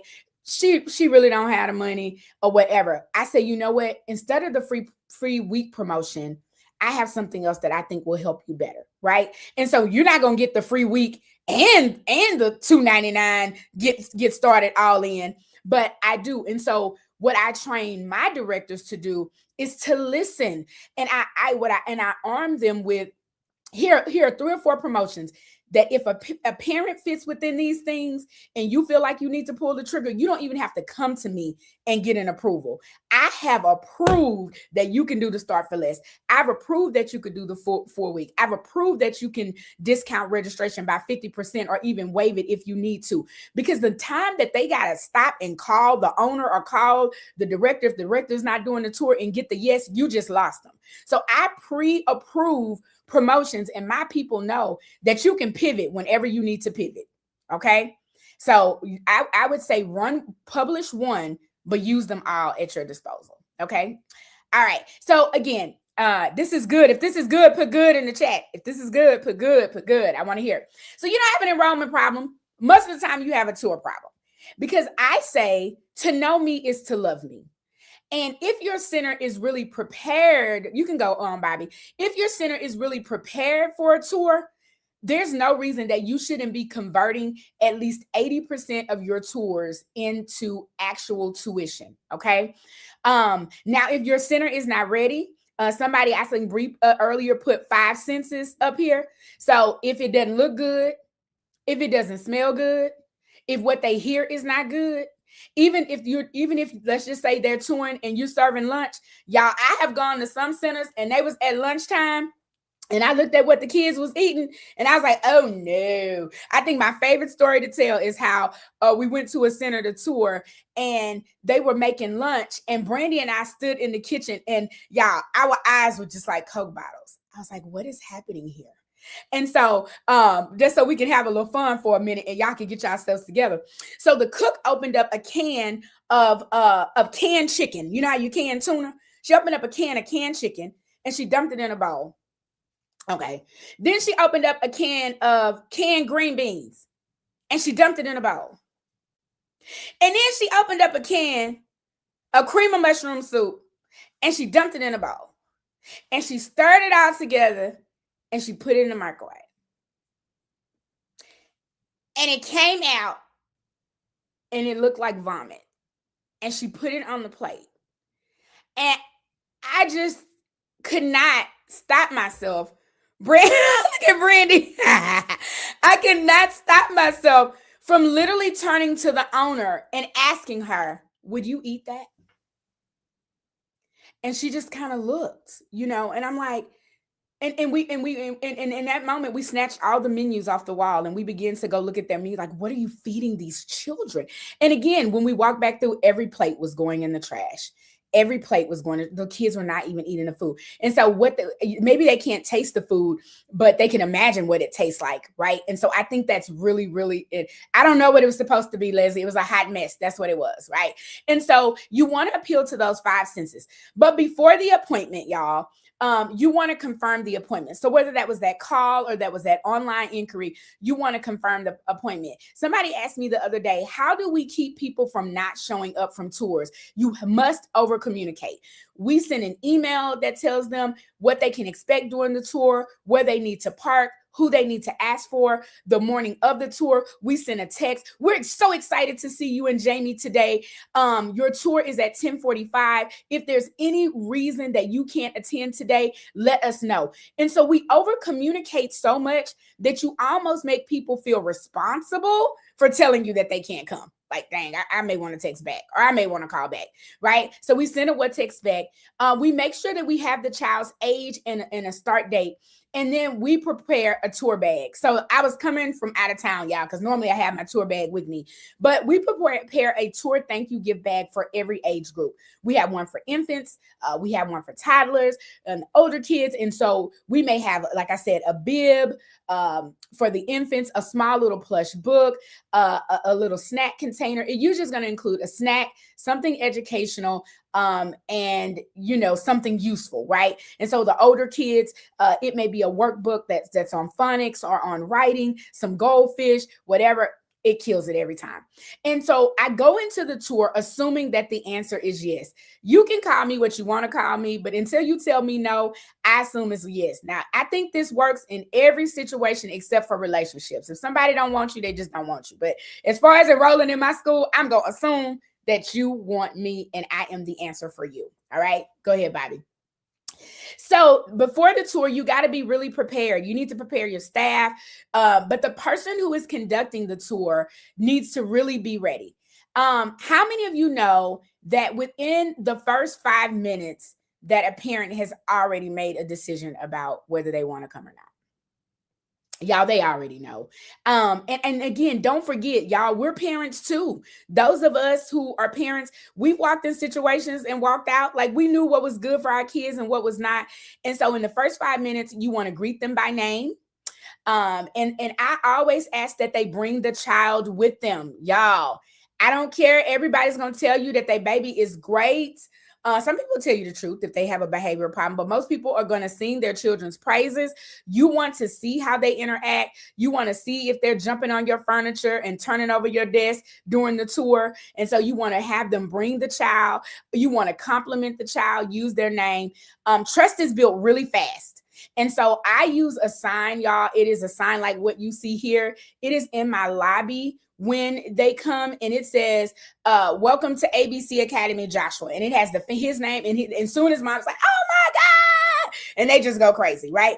And from there, we are fast friends, and we have built trust on something that is so simple and so easy, but it works, right? And so, but I want you to know in the first 5 minutes, they're already making their decision. They're looking around, they're trying to size you up.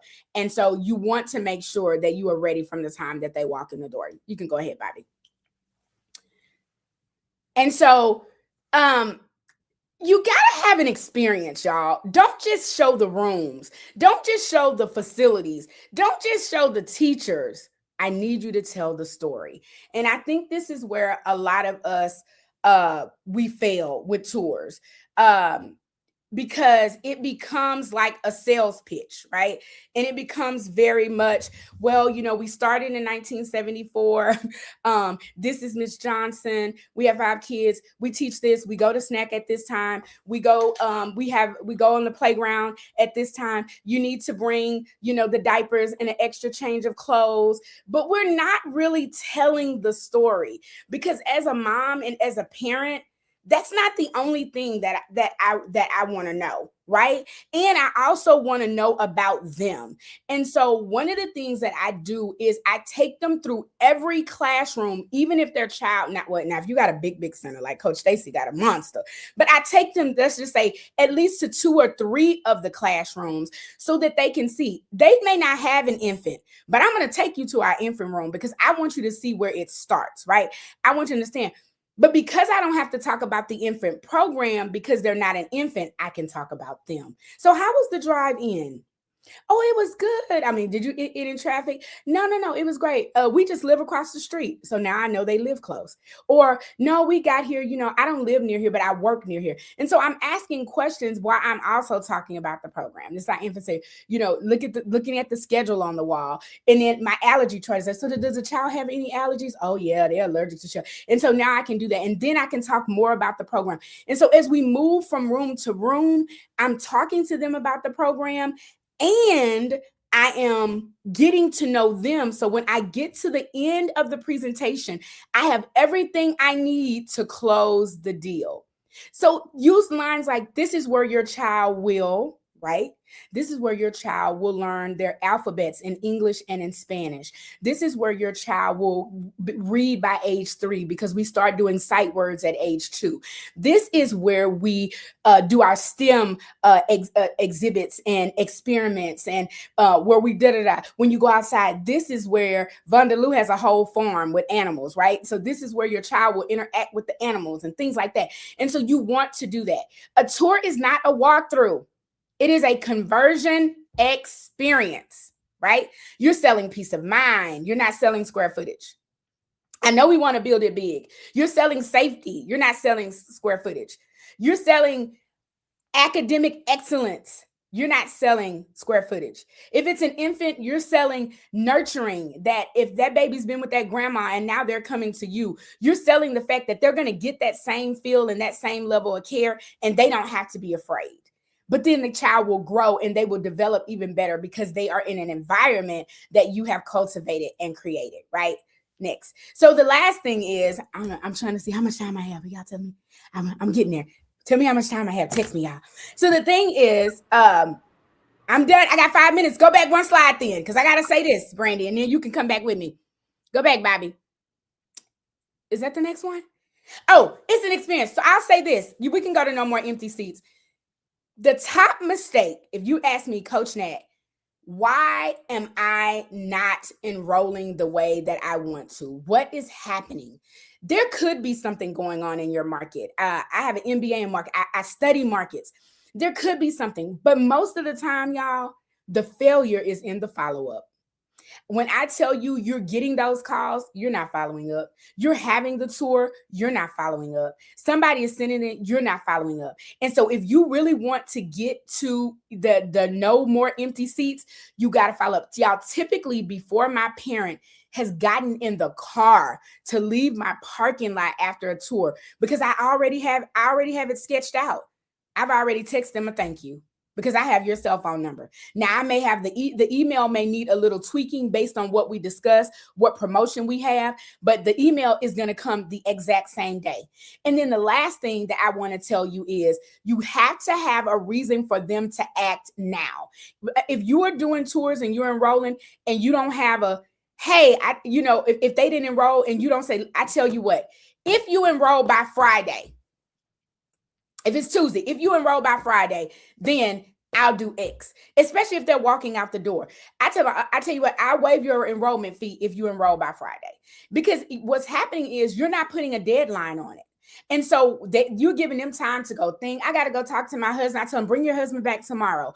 Or I don't know. I gotta go see a few more places. I got a couple of more appointments. Oh, I tell you what, if you do this today, we'll do this. You must create a sense of urgency. Stop letting money walk out the door. You know what you have. Or even ask them, what would keep you from enrolling today? Let them tell you what it is that they need. Okay.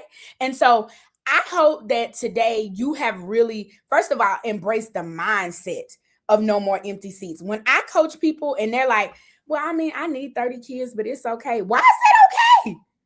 It's not okay.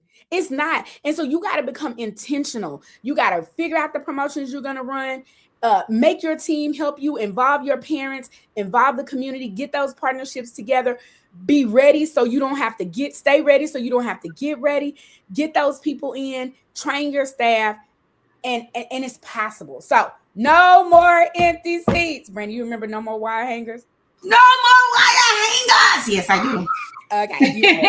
Y'all, can y'all give Coach Nat some love? Listen, I don't know what it is in your process you need to fix, but fix it. I know Nick from Sotelis came on yesterday. If it's following up, they have a great system for follow-up. We use their AI voice agent who can answer the phone 24 hours a day. She don't get sick. She don't have an attitude. It's no kids in the background. Whatever you need to fix in your system, you need to fix it. Okay. So now we do a program called Enroll 20 in 20 days. And I know we just did a little crash course, but guys, we do it every fall. Make sure you lean in and make sure you come. We'll be talking more about enrollment strategies at the conference as well. So y'all give us some love. November.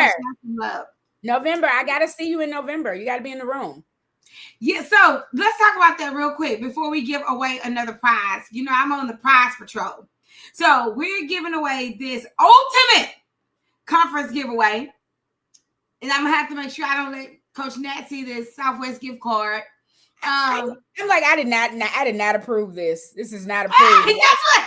But I love it. I saw it. I was like, wait a minute. I gotta go look at the budget. No, that's what I'm listen.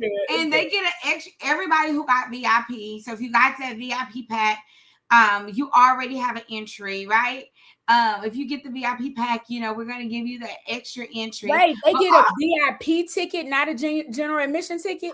I know, right? And a 30-minute call with me. So they get lunch with you every day at the conference, and they get the VIP access where they can get in early, and they get a one-on-one call with you with nobody but you and them.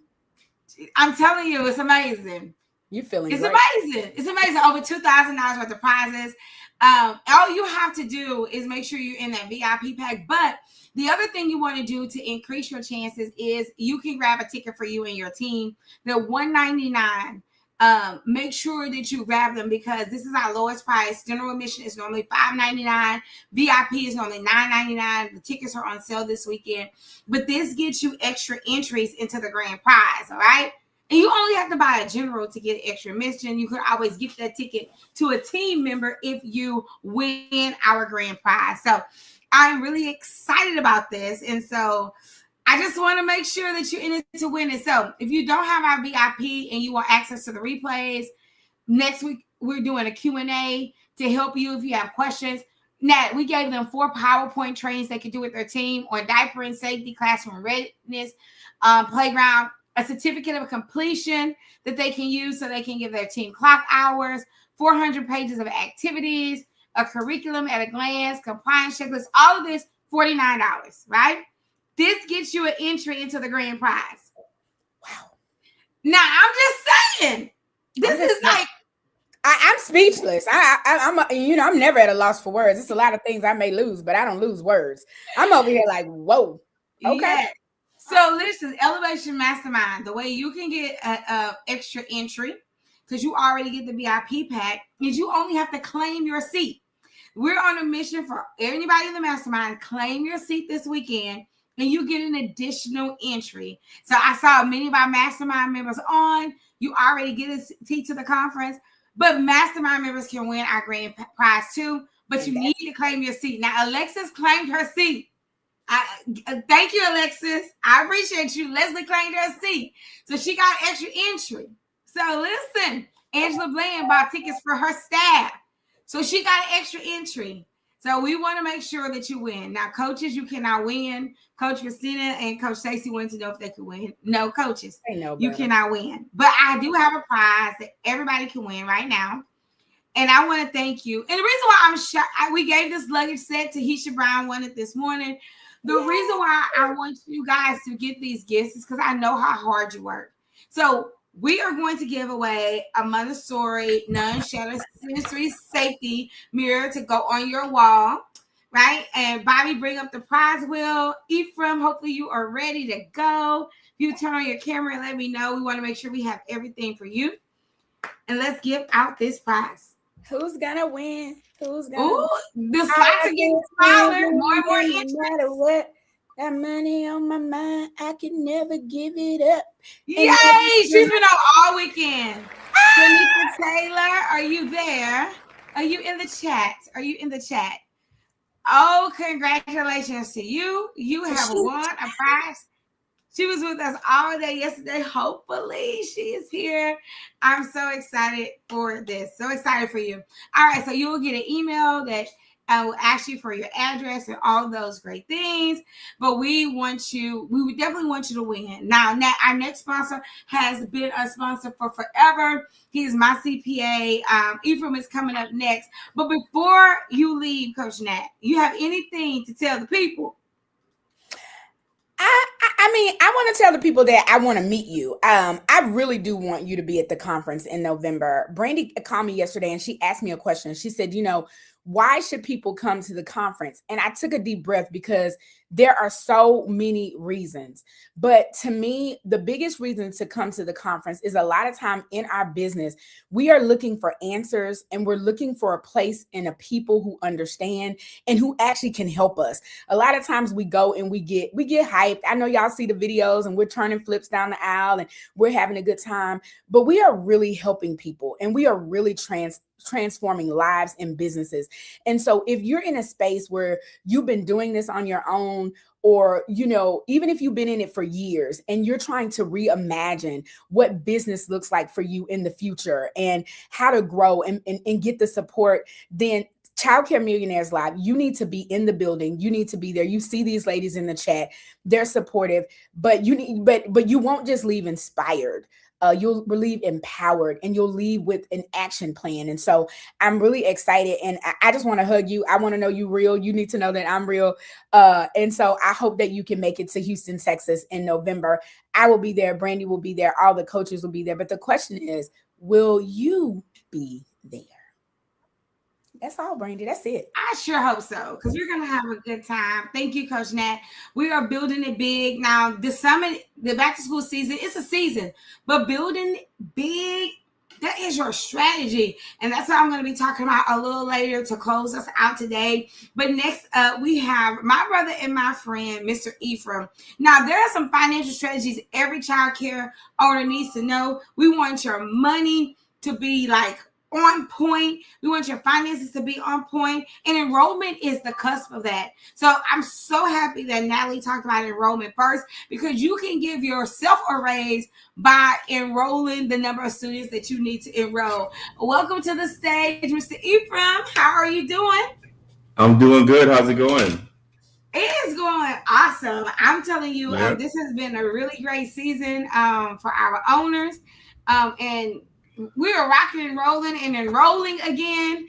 And so we need to know all of the financial tips that we need to see. So me and you talk about finance all the time, and I'm so excited to hear your session. But going into this back to school season, now, if you only could give them one tip before you start, you have to pick one thing. Yeah. What would be the one thing that you would want them to do? For the going back to school season, man, that's a good question. I would say, since I'm all about numbers, really staying on top of your numbers, right? Getting with your accountant and making sure that the profit is rolling in, right? Because if it's not rolling in, then how can you really expand? How can you really do the things that you want to do? I love it.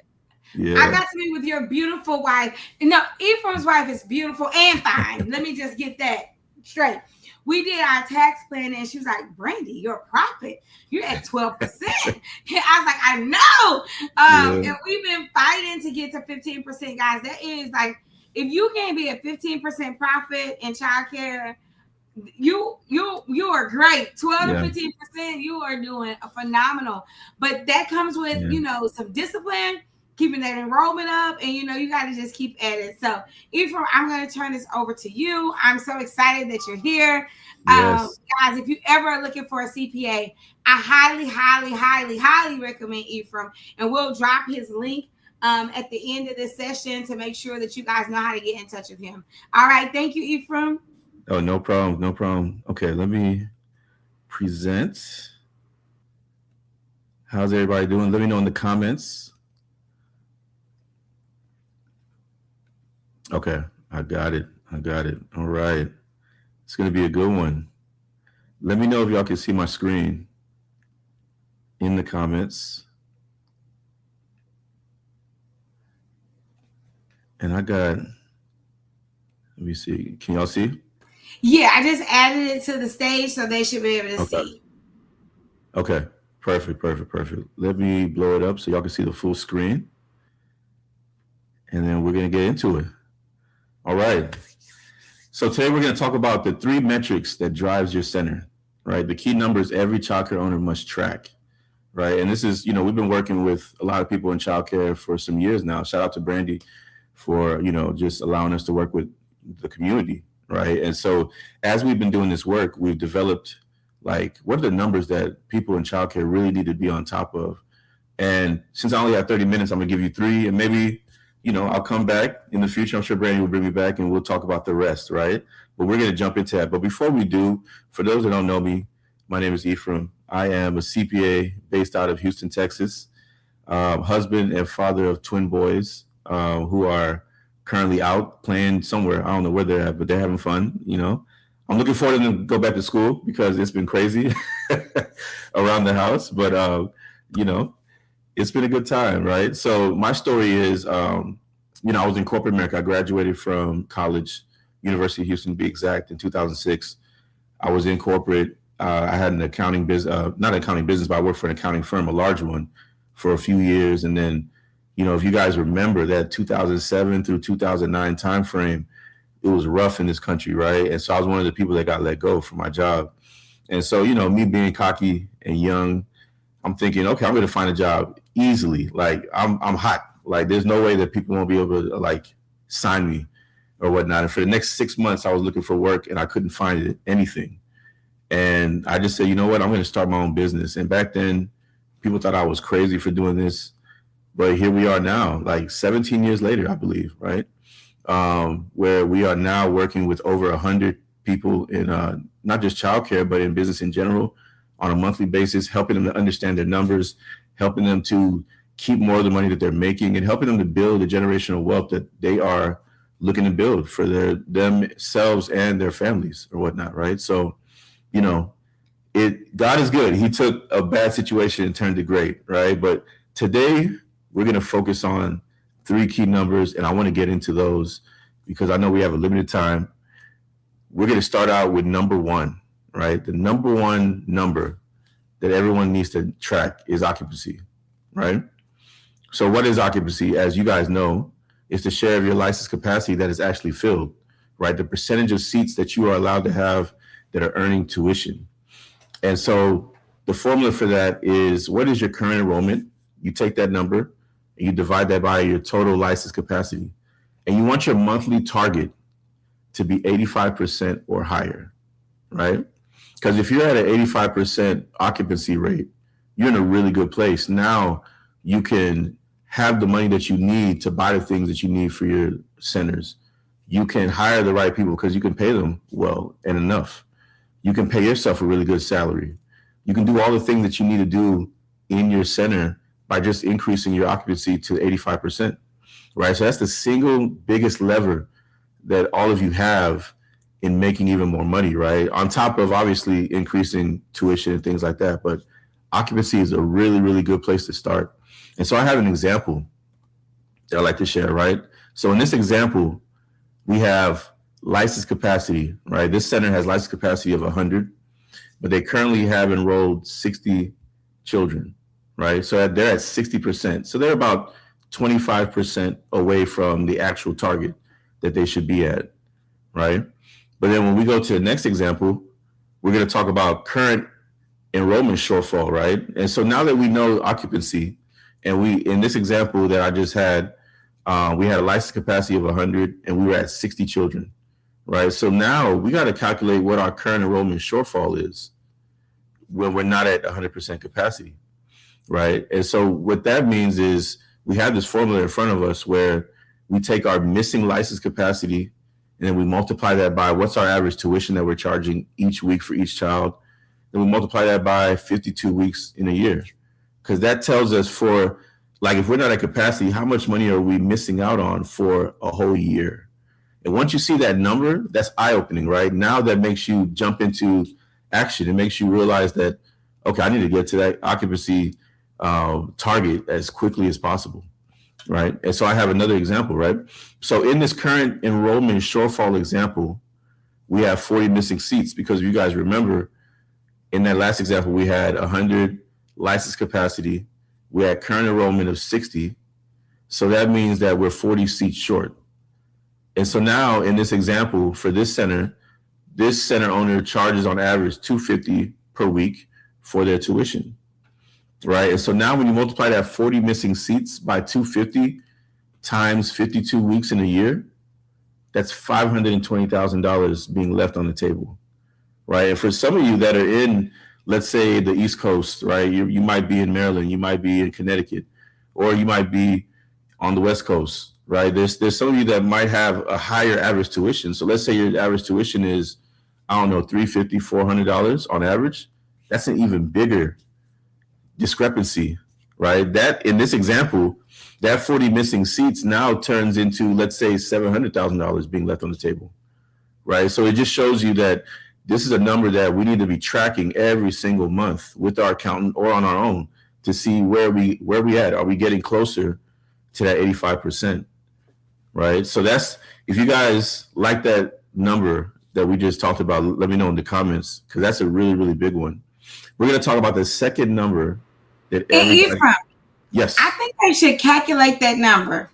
You know, y'all, it's not real until you do it. So y'all do it. I might give a prize. I've been feeling prizey all day, Ephraim. So I may get a prize. I want to know what that gap is. You know, he gave y'all the formula. Yes. Y'all can do this. It's gonna make a difference when you really, really know. Okay, I'm getting back out the way. I'm getting out the way. No. That's good. That's good. I like that. I think a lot of these numbers, you guys can actually, as we go over these, y'all can calculate them as we are discussing it, because it's extremely important. Because you gotta know, we have that new center, and I love our new center, but it's the only center that's not at that break even, right? And so when I think about that, and I give them that number every week, I tell them, I'm like, listen, here we charge $350 for the toddler. Then you need to know that how much money that we're missing. We need to know it. Because if you don't know it, it's like, we're doing okay. Yeah. Okay is not our goal. Yeah. Yeah. And like you said, like a lot of times when we're operating in our business and we don't know some of these numbers, we don't know how much better we could be doing. Right. And like you said, we might feel like we're doing okay, but that's a gut feeling we have. But it's time to really start looking at the data and the numbers to really understand, like, okay, I could be doing even much better with everything going on. So that's good. I'm glad you jumped in. And once you guys calculate that number, let me know in the comment section what your number is. I think it's a good conversation to have. All right, we're going to jump into the second number that everybody needs to be tracking, and that is payroll efficiency, right? So when you think about what is the biggest number that you spend money on, right? When you look at your income statement with your accountant, for most businesses, or the majority of businesses, their largest expense is payroll, right? Because you have to hire people, specifically in childcare. You can't do it by yourself unless you're in home and you have a certain amount of children. But for the majority of you, you have to lean on other people to come in and help you take care of the children in your center, right? But the issue is sometimes what happens is we end up paying too much in payroll. And now when we look at how much money we made for the year, the majority of it's going to payroll, right? So now you don't have any money left over to go market. You don't have any money left over to hire a really good coach to come and teach you how to be better in your business. You don't have enough money to pay yourself a really good salary, right? There's so many things that you can be taking care of for yourself and the business, but because you're not really on top of this payroll number, you know, things are happening, right? So when we look at this example, right, how do you calculate payroll efficiency? So payroll efficiency is your total payroll, right? So when we say total payroll, that means how much you're paying for wages, but then also payroll taxes. You got to include that as well. So you add all that together and that gives you your total payroll.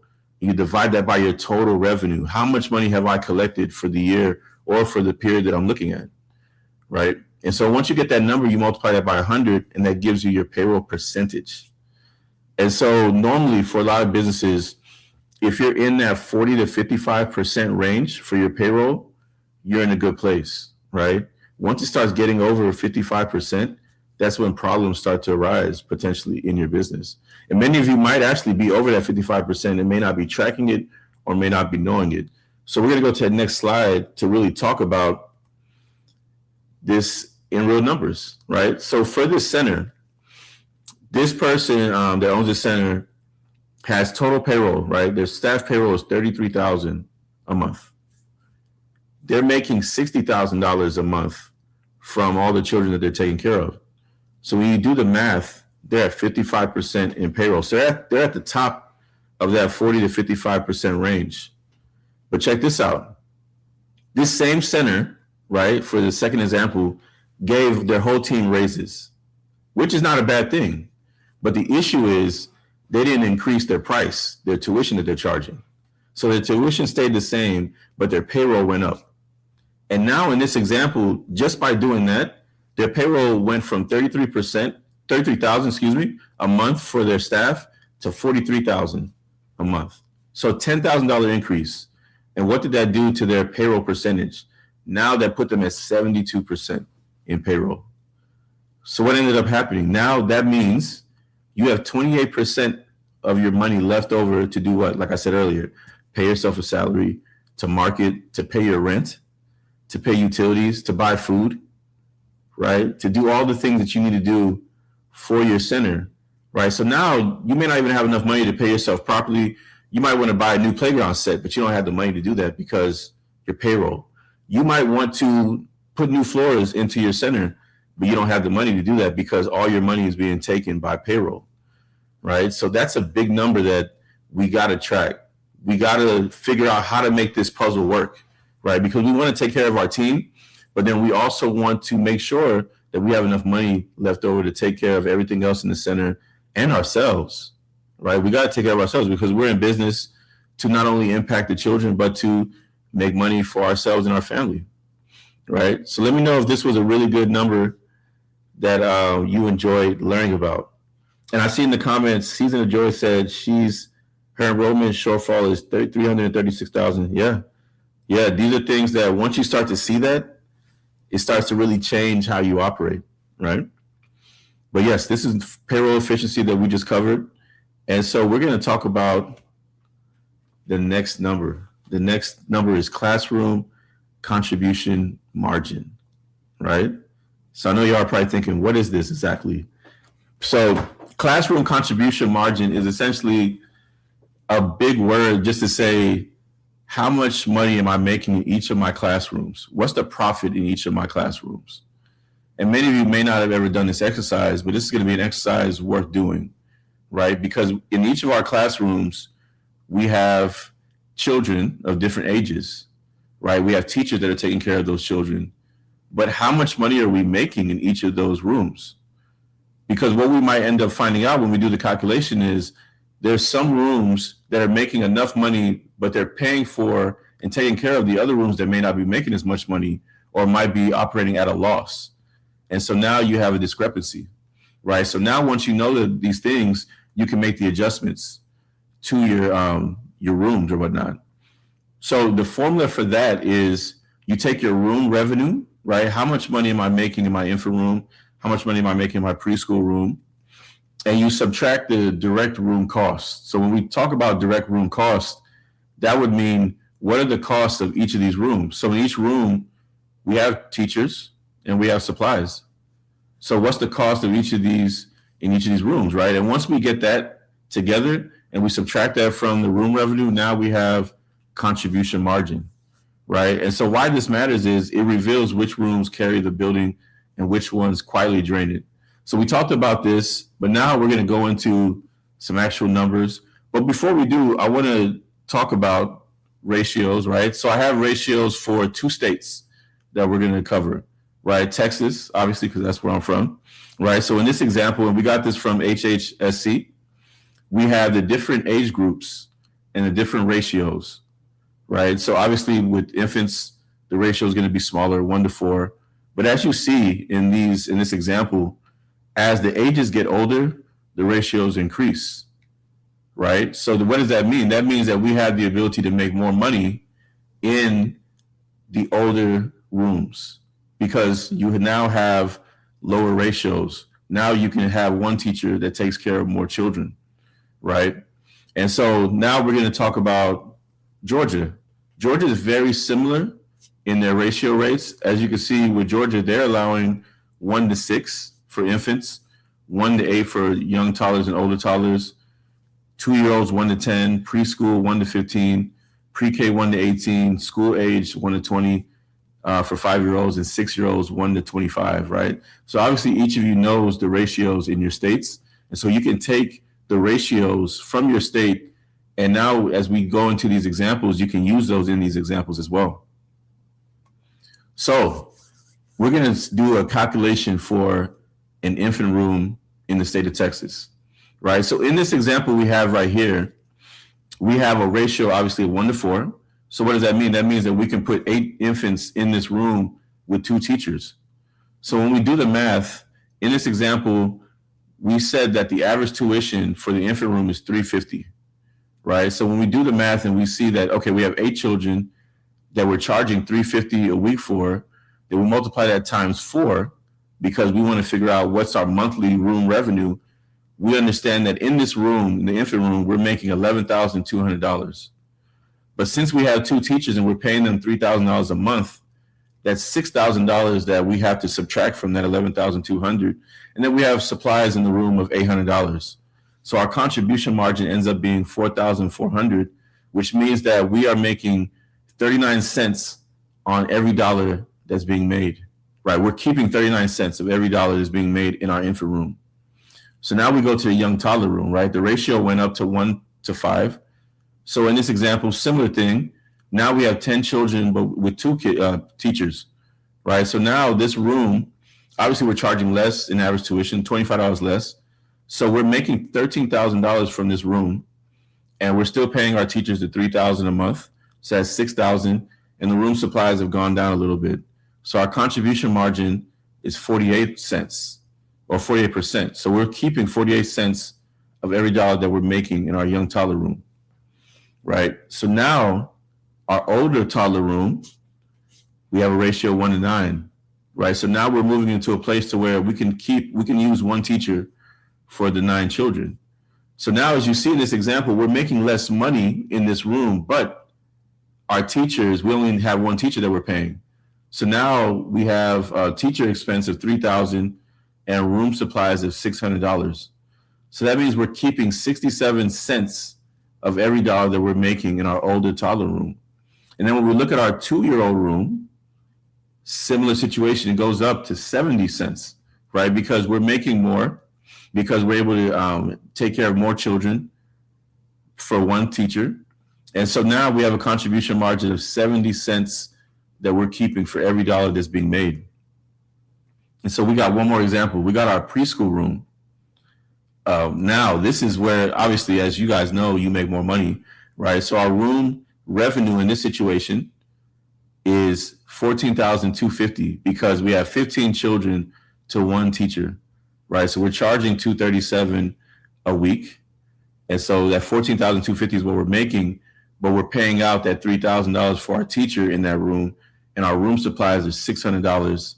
So that gives us 70 cents that we're keeping 75 cents, excuse me, that we're keeping in this room because our ratios are working based on how many teachers, right? So as you guys know, as you do this example, and you guys, I'm going to give you guys all of this so that you can do this on your own as well. When you do these examples, you'll be able to see, okay, which rooms in my center is the profit center, which ones are making me the money, and which ones are losing me money. And so now, as you are able to identify which rooms are losing you money, now you can make the adjustments, right? But when we're looking at everything together, we're not able to see things clearly, right? And so a lot of you might have an accountant that you might be meeting with that's not doing this work with you. You got to get them to do this work, because this is going to help you to be a much, much better manager of your center, or centers if you have multiple, right? So if you guys like this information, let me know in the comments. And here's another example which shows you everything from bird's eye view, where we looked at, here's for infants, 39 cents for every dollar is being kept. Young toddlers, 48 cents of every dollar is being kept. Older toddlers, 67 cents. 2-year-olds, 70 cents. And then last but not least, like we just talked about, preschool, 75 cents. So as the children get older, you're able to make more money off the situation, right? So if you look at it, the preschool room literally is almost double the infant room. Like, that's insane, right? Like, literally, if it was 78%, it would be double the infant room, how much money you're making, right? So just doing these exercises really helps you understand your numbers better. And just doing your bookkeeping is not enough. You got to dive even deeper into everything to see how everything is performing or whatnot. But so I did promise you that I was going to give you guys this information. So if you DM CMA to me on Instagram, you can scan the QR code and DM CMA. I have a profit scorecard that I'm going to send each and every one of you that allows you to do these calculations. You literally can just plug in your numbers and it'll spit out the numbers for you and tell you where you're at and how you're performing in your center. And so now you can have this information, and you can do this literally every single week, every single month, and really understand what's going on from a numbers perspective. And I guarantee you, as you start to do this, you're going to see so much changes in your center to where you're going to be like, oh, wow, this is like mind-boggling, like that I didn't even know this information before. And now that I know this, now I can go in and I can do the things that I want to do in my center. Also, last but not least, I have a school community that you guys can join. If you take a screenshot of this picture, of this slide, you can join the school community, and I drop more info like this in there as well. But I appreciate you guys for your time. And yeah, I'm looking forward to definitely having more of these conversations. And I want to say, for all of you who are not in CMA, in the mastermind, in elevation, you got to join. And the real reason why you have to join is entrepreneurship is lonely. And a lot of times we try to do it all by ourselves. We try to figure everything out by ourselves. But when you get beside women and just people in general who are moving in a certain direction, who are passionate about pouring back into childcare, you get to start elevating much, much quicker, right? That's why Brandy named it elevation, because you elevate as you get around other like-minded women, right? So if you're not in the group, if you're not in the mastermind, you got to join. Yay. Thank you, Ephraim. Oh, yeah, no worries at all. I hope that they take advantage of this scorecard, because there were some numbers today that we have not talked about as a group, right? We haven't really talked about the profitability of the class. So I'm so excited that knowing your numbers empowers you guys not to just stay in business, right? Because that is not the goal. Your goal is that you operate a profitable business, so profitable that when you're ready to sell or scale, that it is a financial blessing for you. So Ephraim, thank you for all the great work that you have done, especially for my centers. I know you got some other clients in here too, but I just feel like that we're just moving in the right direction. And guys, your CPA is not just for when things are going good, right? You need them when things are not going good. So last year when we acquired 2 new centers, it was hard because we were trying to build 2 centers, maintain 2 centers, and that's when we really needed the advice. People think, oh, well, I only need help when things are going bad. No, that's not it. That's not it. He would also tell me, okay, you have too much cash. What is this cash going to do? How is this cash helping you grow? So there's so many things that a great CPA does. And I always say, I love you because you guys are a firm. You know, it's multiple people that are assisting us, you know, in growing our business. And we feel so protected and so ready for the next level. So thank you so much. No problem. Can I add on to that too? Absolutely. Because you mentioned something about selling your center, right? And I know for a lot of people that is something that they may think about doing in the future. We had someone that we did a discovery call with recently, and one of the things that she said was she was trying to sell her center, but because her numbers weren't together, the offers were lowballs. Like they were literally trying to offer her 50% of what it was worth, right? And so now we said, okay, we got to come in, we got to clean up everything and put everything together. So that way, you know, whenever you do want to sell, let's say a year later, you're in a much better place so that you don't lose millions of dollars, you know. Right. So, and I think if we operate our centers with the thought that one day we're going to sell it, or even if we're going to give it to our children, we don't want to give them a hot mess express either. Yeah. Right. But so you have to operate that like your business is going to be analyzed for sale every single year. And sometimes we think that extra $300 we're spending a month or $500, it adds up, you know, to thousands of dollars, you know, over the years. So guys, thank you so much. My last piece of financial advice is to check and make sure you know what you're paying for. Scrub those accounts to make sure you don't have things like eating away at your profit that you didn't even realize that you're still paying for. That's one of my, you know, I tell everybody check it every single quarter. So let's get our enrollment up, figuring out if these classes are making money. That's going to be my new jam this weekend. So thank you, Ephraim. Now, I know you come to the conference every year. You got to tell them why they can't miss it.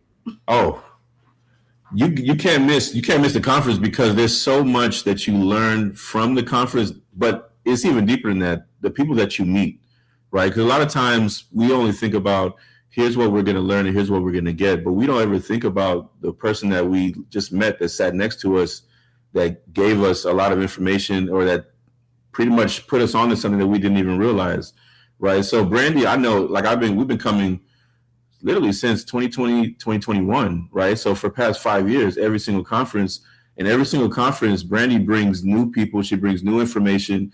She shares everything that she's learning because she's constantly learning. So she brings that to the people who attend. And now that makes a big difference in not just their lives, but their centers. So you got to be in the room in November because I'm going to be there. So you got to be there too.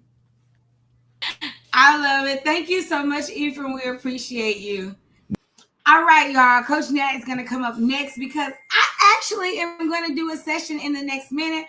But her and Bobby are about to give away our next giveaway and give some instructions and announcements about the conference. So, Bobby, will you help her run the slides? Don't forget, let's give them an extra opportunity real quick, Nat. If by chance you want to get those extra entries, make sure you get your VIP, which is going to give you those replays and all of that good stuff. Mommy, let Coach Nat give you a little bit of insight about the conference, and then we're going to give away those walkie-talkies. Uh-oh. I'm sorry. I didn't mean to remove you. And I think I was muted. No, right. If you want to win those walkie-talkies, I want you to stick around. I want to say thank you to Ephraim, as he just did a great job. Always good to know your numbers. He's a fabulous partner. But we are getting ready for Childcare Millionaires Live. And our theme this year is Build It Big. Now, if you know us, you know that no one brings the theme to life like Childcare Millionaires and Coach Nat. And so you get ready to be the best builder you can be, best construction worker. We're going to have a great time.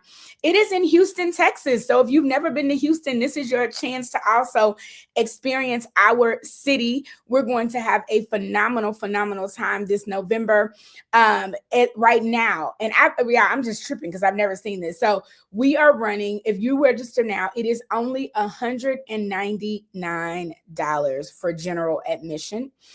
You can upgrade to VIP later, but I would take advantage of this $199 special right now that gets you into the conference. We start on a Thursday, and then we end on Sunday. So you don't want to miss not one day of it. On Thursday, we're doing something a little different. We have some special sessions for you. We have a wonderful welcome reception. And then Friday and Saturday is just jam-packed with outcomes. Again, learning how to be more effective in running our business. Like, again, learning those numbers, really delving into some of the trends that are going on in the industry and systems that we need. And on Friday night, we're going to party with you. We're going to celebrate because we work hard. So we should play hard. So on Friday night, we'll party a little bit.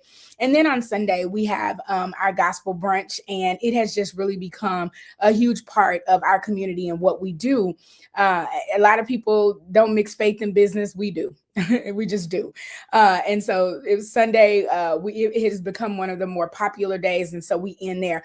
But I want you to be there because, again, investing in your business is a non-negotiable. Connecting with folks who really understand what it is that you do and what you go through every day is so comforting and so empowering. It allows you to go far. So the room block is open. We're at the Westin Oak Hotel in the Galleria in Houston, Texas. This hotel is phenomenal. It's connected to the Galleria Mall. So when you're not in session, you can go shop and have you a good time, but several great restaurants. But today we're also giving away these walkie-talkies. I'm so proud of y'all for being here on a Saturday, for hanging in here with us and investing in yourself. Now, I love these. I don't know if you have walkie-talkies at your center, but we have them at ours. This is how we communicate. I always say that, you need to be able to communicate when parents are coming into the building, picking up. But sometimes, the state pops up or those little special guests. You don't want to have to run through the building like the sky's falling. So these walkie-talkies are extremely, extremely helpful. We have them in all of our centers. But today, somebody on this call is going to walk away with a set of walkie-talkies. All right. So roll that beautiful beam footage. And the winner is Carolyn Swint. Is Carolyn here? I know Carolyn. Is Carolyn? Carolyn, if you hear scream in the chat, I don't know how you do that, but just go, scream in the chat. All right. Remember, this is the prize that you don't have to be present to win, but congratulations to Carolyn. We'll ship those out to her, but there is a grand prize. Bobby, if we can go to that, there's a grand prize and you do have to be present to win. And we are going to give it away at 2:00 Central Standard Time today. So if you're Eastern time, that is 3:00 and you want to stick around. I wasn't around when Brandy built this. I'm not sure what was going on, but evidently she was in a place of goodwill. But there is a $200 Southwest gift card that you can be able to get in the air and fly. You get a 5, not a 1, a 2, a 3, a 4, but a 5-piece luggage set. You get a VIP ticket to join us at Childcare Millionaires live in November, and then a 30-minute one-on-one session with Brandy. Y'all, oh my God. So stick around. You don't want to leave at 2:00. We're going to give this away. We promise we are. All right. So you ready, B? I am. I'm ready when you are. You can announce me. All right. Well, y'all know I call her my little big sister. Brandy has been in this game for a long time. Many of you know her, but if you never really experienced her in person, today is a good day for you to do that. She is our next teacher, and she's talking about back to school is a season. But building it big is a strategy. And so we know that this is a busy season for us, but in every season, you must have strategy. And I'm big on that. But who's even bigger on strategy than me is no other than Coach Brandy Woods-Smith. So I don't know how you do like a virtual round of applause or something, but if everybody could just give Brandy a virtual round of applause, clap your hands, use your reactions, emojis, let her know that we're happy that she's here. But more than that, that's the hype. The real deal is grab your pen, grab your pad, get your whatever it is that you take notes on, get it together because here she comes. Ladies and gentlemen, Brandy Woods-Smith, take it away, B.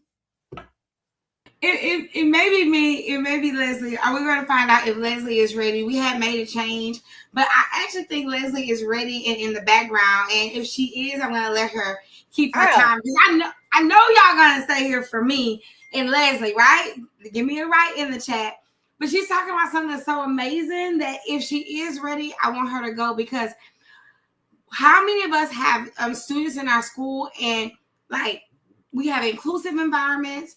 It does not mean that they have a label or they actually have a diagnosis. They may just need special care. And she is the specialist at this, right? And so if she is ready and Bobby gives me an all go, Leslie, are you ready? Can you give me a thumbs up if you are? Okay, she says, yes, she's ready. I'm going to actually let you swing this to Leslie, and then I'll be back with you guys real soon. Well, I feel like the ultimate MC. Let me go. Microphone checker. 1, 2, checker. And I know Leslie would love that because she loves music. But not only that, Leslie is the queen of diversity and dealing with children with special needs. Her school is a very special place in Nashville, Tennessee, where she is locked and loaded and committed to serving families regardless of what the needs of the child. And so sometimes I don't think Leslie understands just like how amazing she is and what she does. But what we have the honor of today is being able to hear from her and get those tools and those tips so that we can also open our doors, open our hearts, and expose our teachers and our staff to a world of families who really need what it is that we provide. So I am asking you again to welcome none other than Miss Leslie Buggs. Hey, Les. Hey, everyone. Can you hear me? Can y'all hear me? Can y'all hear me? You're a little low, but I can hear you. Can you hear me now? That's better. How is it? Okay. All right. Well, welcome, Hi, Leslie. everyone. How you feeling today? I am doing amazing. How are you all today? I'm good. I'm good. So we are in back to school season. It is like in full swing. And so I know you're going to present today. What is one thing that you hope that everybody walks away with at the end of your presentation today? One thing that I hope everyone walks away with is knowing that you do not have to be perfect and including everyone into your center.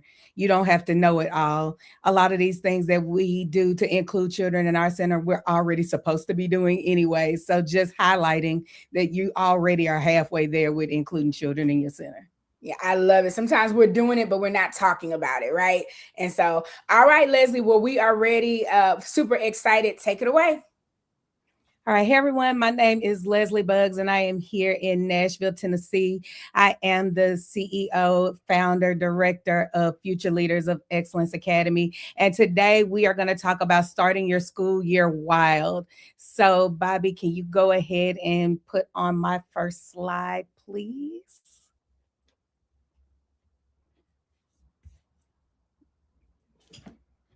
All right. So starting the school year wild, creating classrooms where every child belongs. So go ahead and go to the next slide, Bobby. So every child comes into your center, and this is whether this is a child that has special needs or does not, and they are asking one question silently: do I belong here? Our families are asking that, our children are asking that, our staff is asking that, and there's some days that I ask that myself. So do I belong here? The first thing we want to do is we always want to build a connection and welcome our families. Next slide, Bobby. So I built out a framework, and it is called the WILD framework. So when I say starting the school year off wild, I don't mean chaotic. I mean with a plan. So W in WILD is welcoming every child.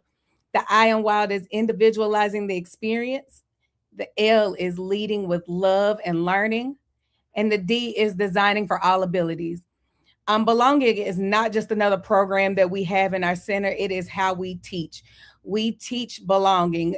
You know, everybody knows that a child that doesn't feel like they belong, they don't feel like they're part of the plan, we're probably not going to be able to capture that child's experience or their family's experience here in our center. Next slide, please. So starting with the W, welcoming every child, belonging begins before behavior. So when a child and a family first come to the center, Coach Nat talked about this, when they come in for a tour, it's the first thing you do. You greet them by name. So we want to make the first 30 seconds count every day in our facility. We want to use every child's name when they come in the room. You know that, like I said, building a connection always starts before correction. I have children in my center that they don't listen to their parents, but when Miss Leslie walks into the room, they straighten up. They're going to start doing what Miss Leslie says. They do the same thing with the teachers. That's because I built a connection with these children. And so now I can actually say something to them and they'll go ahead and do what it is that the teacher has been asking them to do. So that's what we try to teach our teachers first. We want to build a connection with our children before we start correcting them. One of the things that we can do is we can create an arrival ritual for every child that they can come into every morning. We've seen reels out there where the teachers are standing outside the classrooms and they have pictures on their wall of ways that children can greet them in the morning, whether there's a high five, a handshake, a special dance, a hug. Doing one of those every morning with your children, it can always kind of comfort them and soothe them and let them know they belong. In our center, we have a rabbit, and there are 2 children that come in every single day, and their mom takes them to go see the rabbit. That's the first thing that they got to do before they wash their hands. They go see the rabbit, they speak to the rabbit, and then they come in and they're fine. Mom can go ahead and leave. They have created their own arrival ritual that they can count on every morning so that they can start out with a great day. Next slide, please. Individualize the experience. Fair means getting what helps you grow. It doesn't always mean that it is equal. We know that children, adults, we all learn on different levels. So we need to be fair about what we are teaching the kids and how we're getting them to learn. We need to observe first. That's something that we should be doing anyway. We should be observing observing the classroom, observing the kids, trying to see what it is we can do to help them grow at their highest potential. So always observe what's going on in your classrooms with your kids. Adjust the pathway, not just the expectation. I tell the story of a child that he had autism. He was very high functioning, taught us a lot of things, used a lot of big words, but we could not get him potty trained. Mom had problems getting him potty trained. He knew what to do, but he just could not connect the pieces so that he could get potty trained. So what we did was we put a little visual schedule in the bathroom that showed him every step he was supposed to do to get potty trained. He first knew he had to go in there. He had to take his pants down. He had to get on the potty. He had to get off the potty. He had to pull his pants up. He came out. He washed his hands. Once we got that visual schedule in, within 2 weeks, he was completely potty trained. We did not adjust the expectation. We wanted him potty trained. We just changed the way that we got him potty trained. And that may be what you need to do with a lot of your children. Just change the way that you're teaching them, and then they'll end up getting what it is you're trying to teach them. And then we celebrate progress, not sameness. We have some kids that potty train simple, go in there, they did everything they need to do. But with him, we celebrated each progress, each step. Every time he pulled his pants down on his own, we celebrated. Every time he got on the potty by himself, we celebrated.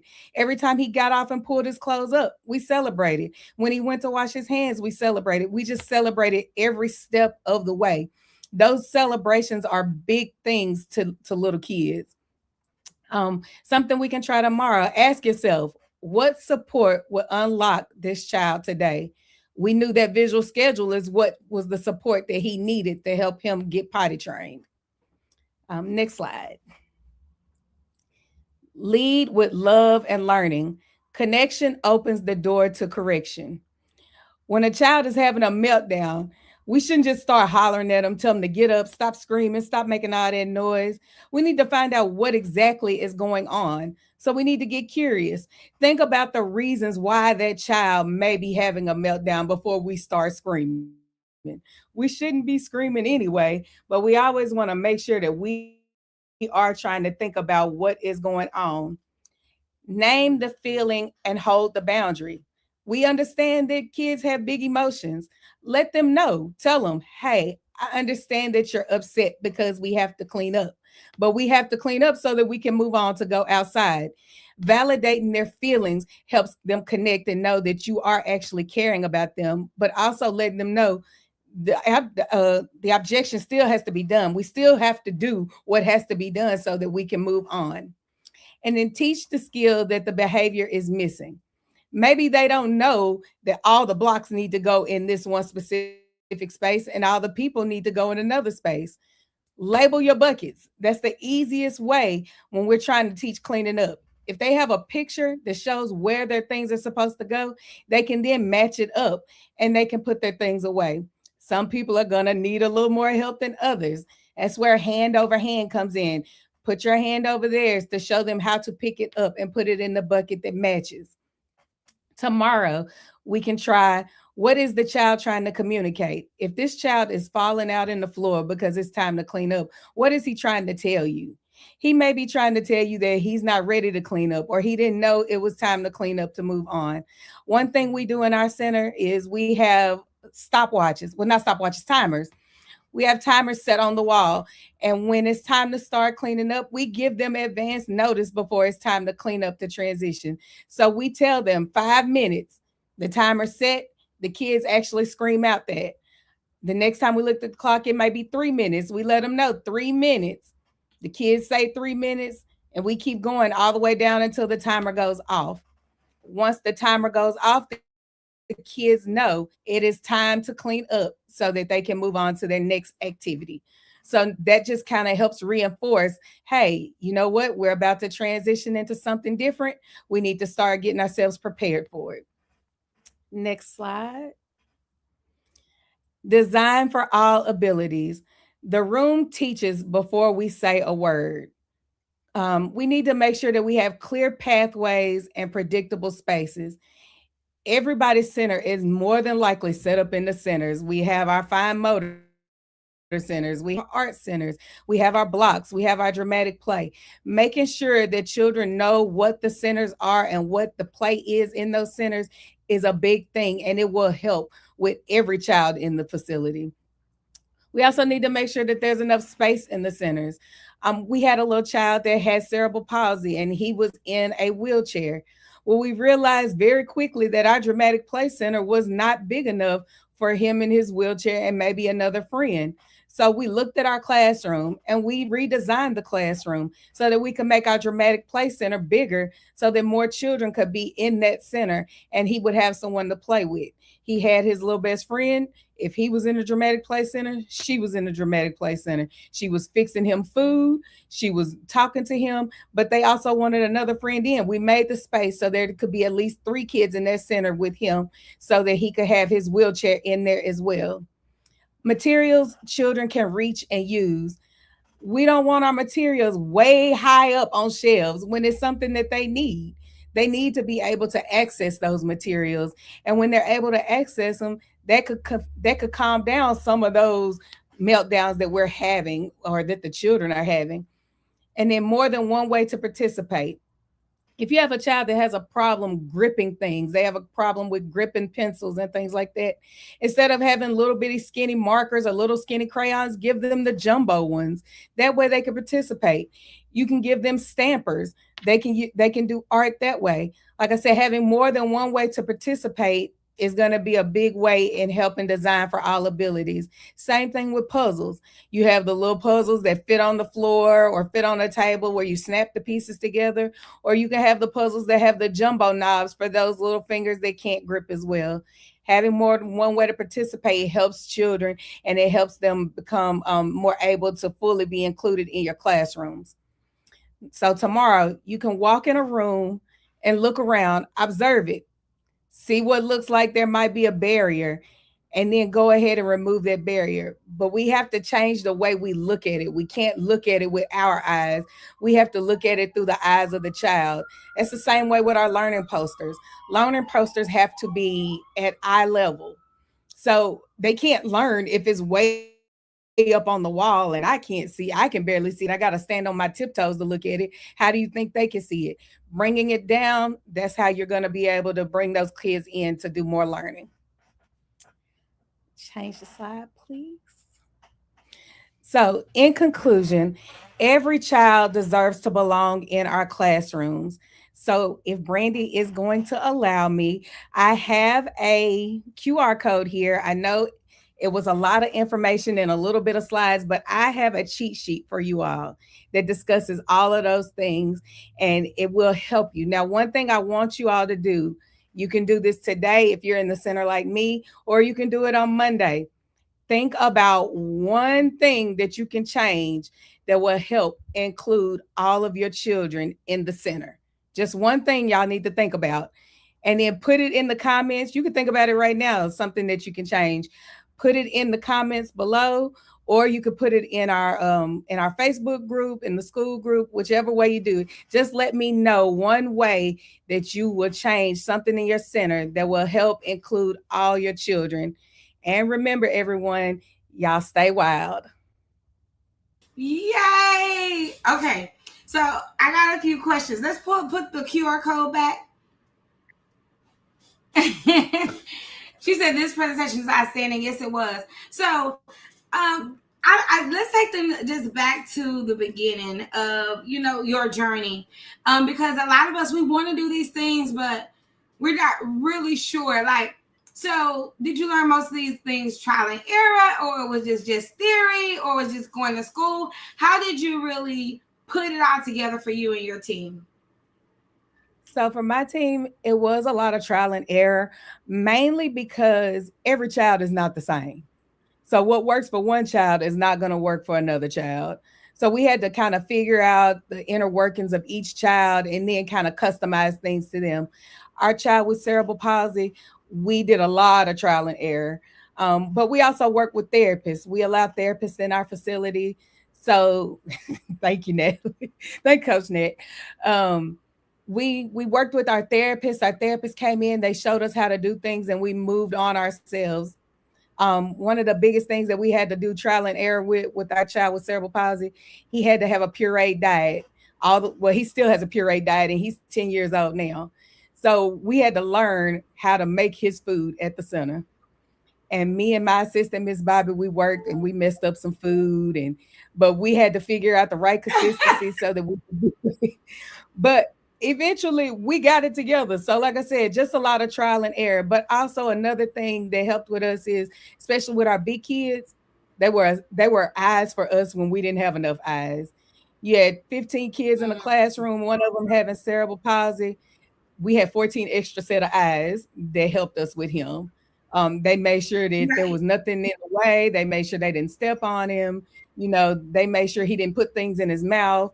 They made sure they would say, well, he can't see this or he can't reach this. So, children, they brutally honest. They're going to tell you the truth. So I love that. So y'all just had some inclusion ambassadors. Like, everybody's taking care of this baby. So how do you guys make parents feel comfortable? Because I know that if you have a child that, has some differences, because I raised a baby who had lots of differences. If y'all don't know, y'all see her now and she's driving and she's, thriving and she's great. But we would put out 4 preschools. We would put out a Head Start. Woo! And she was the catalyst of really some of my decisions of how I set up my school. But I was never comfortable as a parent because I knew my child, and I also knew that other people could possibly get frustrated. How do you make parents feel comfortable? So the first thing that we do to make parents feel comfortable when we do our tours, we typically have at least one child in the center that does have a special need. We make sure that those parents see that child interacting in a classroom. We do all of our tours during times when the children are up and doing some type of learning.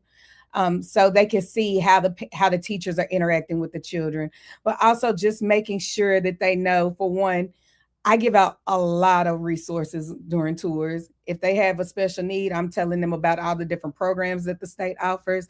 I tell them about all of the therapists that we've allowed into our facilities.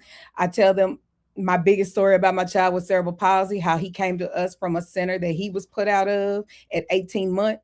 And how he stayed with us until he's 5, and he still comes to visit. We still go to his birthday parties. like I said, we just let them know all of the resources that we can provide, and also just giving them the support that they need, letting them know, letting them talk to the teachers that will be in that classroom, letting them know that they can ask them any questions. We'll pull the teacher out so that she can come and talk to them, let them know about the experience that teacher has working with different children and everything. So we just kind of make sure that we have an open dialogue and conversation with them.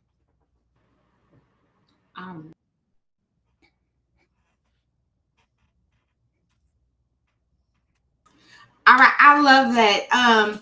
Guys, you don't have to be perfect. You just have to be perfecting. I think having the heart, to try things and, being transparent are so good. And making sure you also giving parents great feedback and milestones. I think that's one of the biggest ways that we build trust. So thank you for presenting today.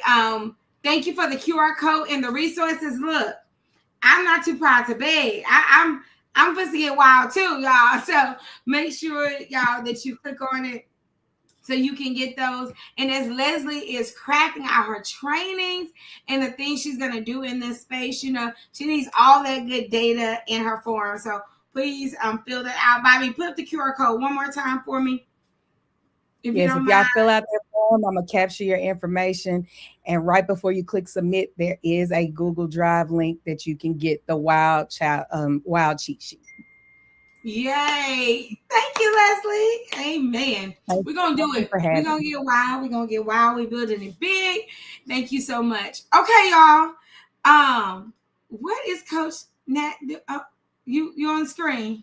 What was you over there doing, Coach Nat? You on me? You were saying we're going to get wild, so I was just there. Yeah, that was good. Like, I'm telling you, Leslie's doing great work. And I think she's right. Like, you don't have to be perfect. You just have to start somewhere.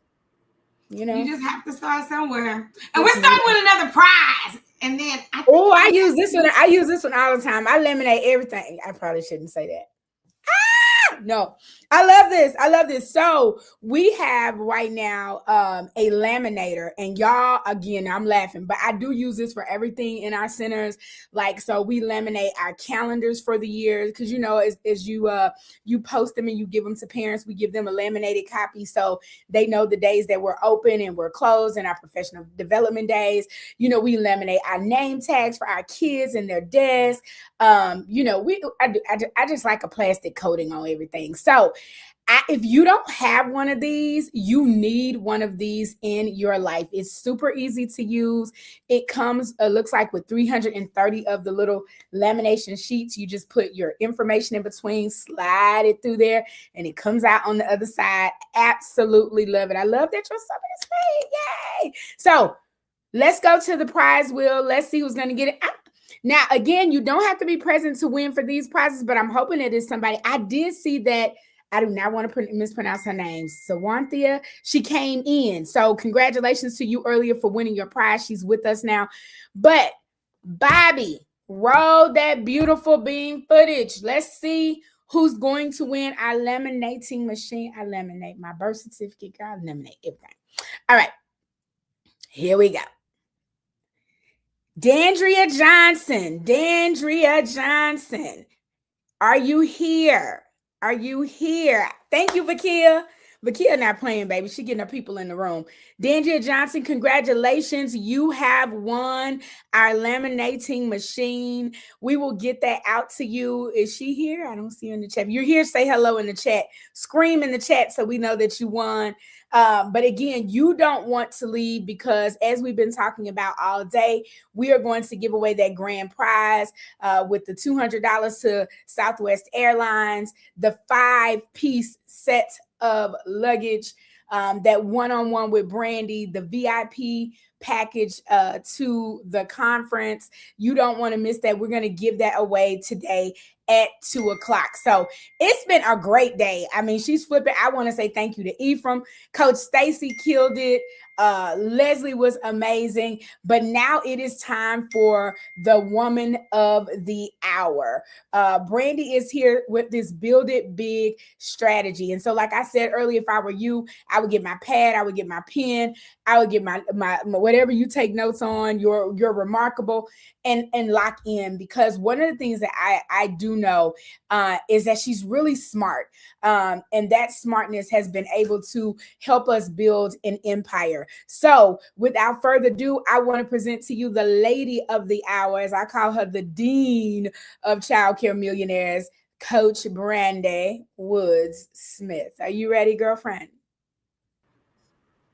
I am ready, y'all.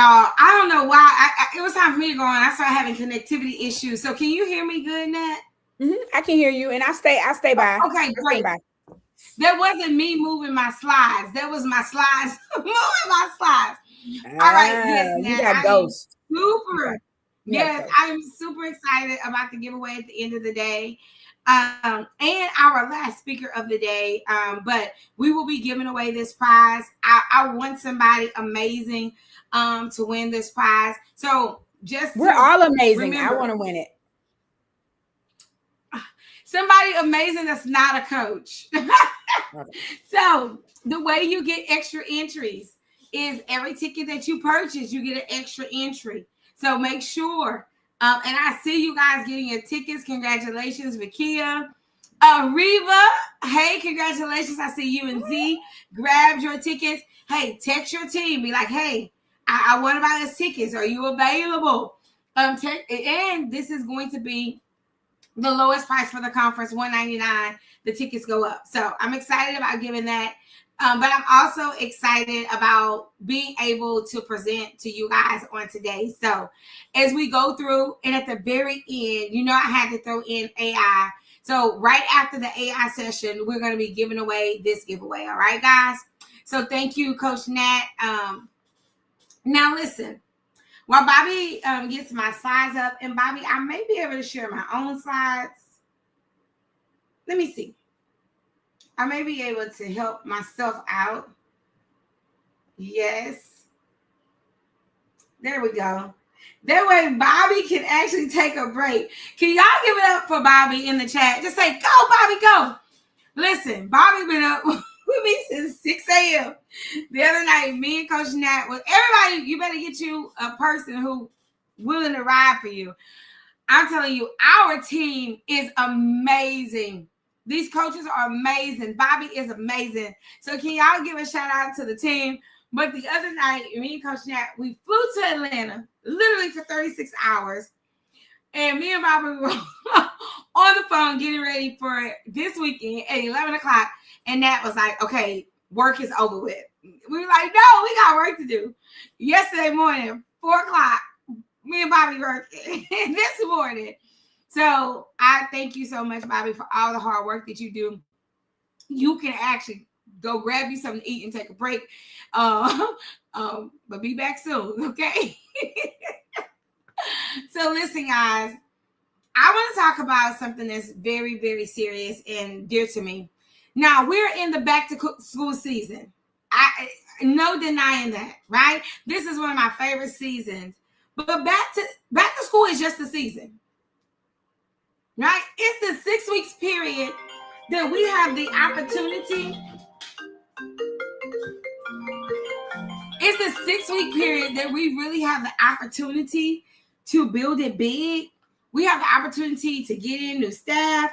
We have the opportunity to do all those amazing things. But when back to school season is over, you got to keep that same vigor in building it big. So build big is a strategy. And this is my strategy for the rest of the year. And so you remember yesterday I said, listen, I don't know what my theme is for the year. And I asked you guys, do you have a theme? Does anybody have a theme for the year? Our theme for this year is still going to be build big, even in our schools. Because we're building big environments. We're building big impact, right? And so this is what I'm hinging the success of the rest of our year on. For me, big has always meant something, like believe in God. Now, I don't know if y'all know that, But that's what big stands for me. It's not just about the size.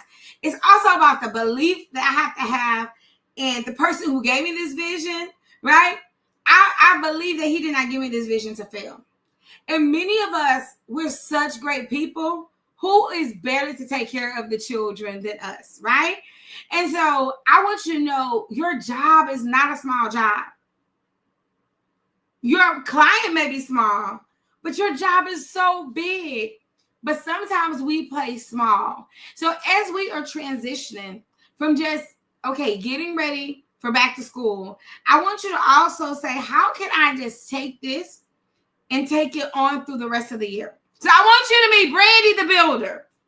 And I did not always know I was a builder. As a matter of fact, I really thought at one point I would stay in the school system forever because I love teaching. I was that teacher that was there early. My classroom was stocked. I had the snacks. I had the music. I had the candles.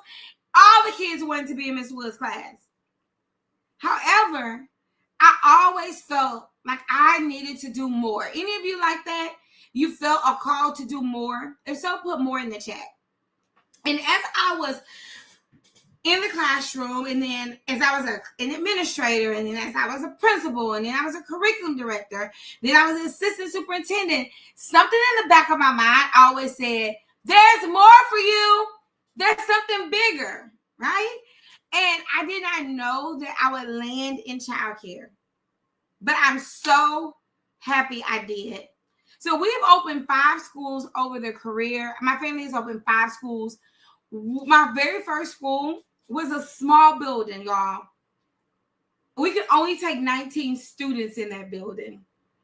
When we left that building, we had 35. Now, don't tell my business. But we had a thriving after-school program, and then we had a thriving preschool program. So our preschoolers had to leave by 3 because our school-age kids are going to get there at 3:30.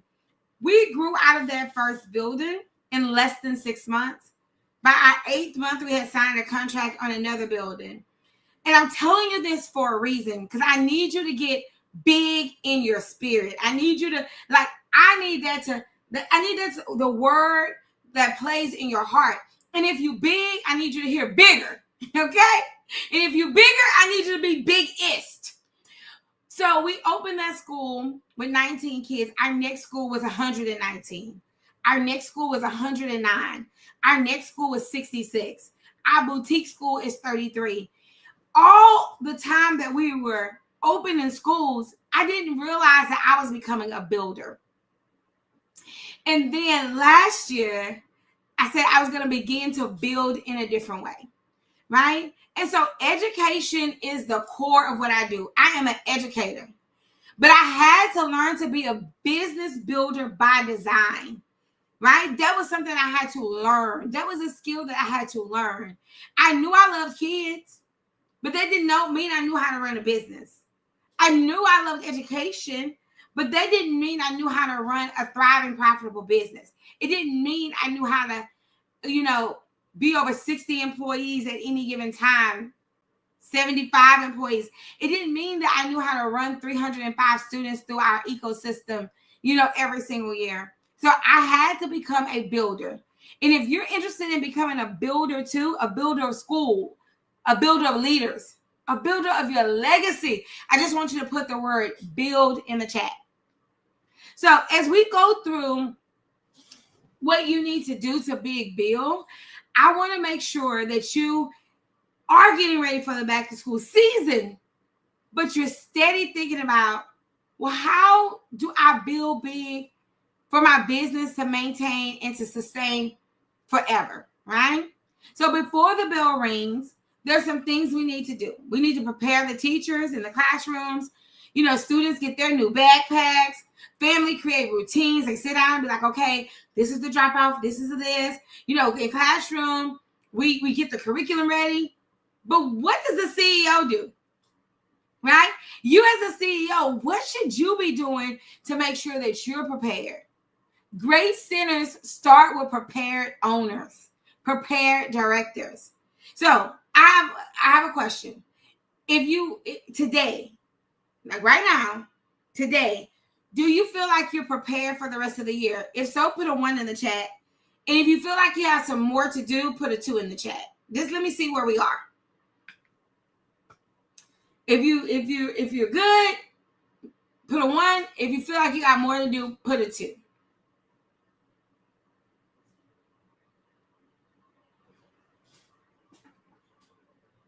All right. So far, I only see 2s. It looks like we have some more to do. Keep it coming. Hey, Francesca, you almost gonna make me hug the whole screen. Hey, lady. So listen, this is today's lesson. This is about our CEO leadership. The objective is to build your best business year. And I don't care if this year was hellacious from January to August the 8th, from August to 9th to December 31st, it got to turn around. It has to turn around. We want to build the best year yet. So this is the focus of this session. Intentional strategies that help you create growth, impact, and legacy. Growth, impact, and legacy, right? And one of the ways we're going to be able to see if we did that is 2 things need to increase. 1 is our profit margin, and 2 is our freedom. I am an owner who believes that, yes, I need to take care of business, but I should not ever be a slave to my business where I cannot move around. I cannot do anything else. I cannot think about anything else. But in order to do that, I have to really put on my CEO hat and not be a CEO. No, I got to build a team. So these are the things that you need to know. CEO mindset that changes everything is that you got to build a team. You got to build a team. The key areas in the childcare, there are key areas that you should be building and taking care of, and there are key things that your staff should be taking care of. And so in order to turn this into the best year yet, you do need vision of what you want your center to be. But guys, you need system and team. Those are so important. You need the courage to keep going on. But courage without consistency can create chaos, right? You got to be consistent, and then you have to have a commitment. So as we go through today, I have a little pop quiz for you. Which area right now are you needing to build the most? Your leadership in your leadership team? Is it your enrollment? Is it your campus culture? Like, do people even want to work for you? Do you want to work for you? Is it systems you need to build? Is it more profit or more freedom? Which area, and don't put all 6, don't do it. Which is the one area that you need to build the most right now? Answer it in the chat. You know what? Didn't I just say you cannot put all 6? I knew somebody was going to put all 6. No, Vanessa, you cannot put all 6. You got to choose one. Coach Nat, what would it be for us? Which one do you think out of these 6 are you really building? Because you maybe can focus on 2, like to tighten up 2 at a time, and you got to maintain them all. But if you were focused on one, what would it be? I love this culture. Culture drives a lot in our business. Vanessa, I know you can work on all 3, but I really just want to know your first one. I still love you. Joya said, hey, enrollment. Enrollment is my 1. As you go through and you think about how you're going to use your team and your power, choose 1 or 2 of these to focus on this year. So in each of them, you may assess like, okay, well, enrollment, I'm okay, but leadership, maybe not so much. Marketing, okay, we're doing good. Our building looks good. Profit. We got a lot of money running through, but we're not keeping a lot of it. System, maybe everything is all in your head, or you have systems, but you're not really using them anymore, holding anybody accountable. You're not using those systems to train, coach, or correct. Or maybe it's team. And sometimes we need more team. Sometimes we need better team. And sometimes we have team that's expired that's still on our payroll. So I want you to think about these 6 areas because you need a plan to lead with clarity. In any of these, you can screenshot, guys, because I want you to be able to use it to improve your campus. You cannot improve what you don't measure. So you got to take benchmarks and see, how am I doing in these areas? So back to school season can be a trap. Well, how so, Coach Brandy? You just told me to focus on back to school, because I don't want you to take the hustle and bustle of back to school through the end of the year. Right? I want you to align and do the things you need to do for back to school. And then I want you to think about the overall program to see where you should focus. It's so important that you don't get trapped and sucked back into the day-to-day, because as a CEO and an owner, you got to work on your business. Right now for back to school, we're all working in our business. Don't get me wrong. Even me, I'm working in my business. Today, my husband is out making sure all 8 of our vehicles are ready to hit the road on Monday. We will drive those routes tomorrow. That's working in the business. We will make sure that all 4 of those campuses have everything they need. Right now, carpet is getting replaced in one of my campuses. Lights are getting replaced at another campus. So yeah, back to school, you're working in your business. But after that, you have to transition back to be working on your business. Okay? So thank you guys for sharing. Reba said, I'm just going to pick 3, not all 6. They still cheating, Coach Nat. You see this? Systems and profit, but I love it. I love it. Okay, I got y'all. That's so funny.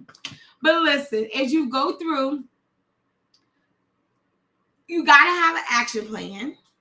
1, Ephraim already helped us to get clear on our goals and know our numbers. Because it can't be I need to enroll. Coach Nat can tell you, we've been saying we got to get 7 more students. It's not just enroll. We're very clear about what that number is. And if we don't do that number, what that means to us. You got to build your team. Many of us need to hire.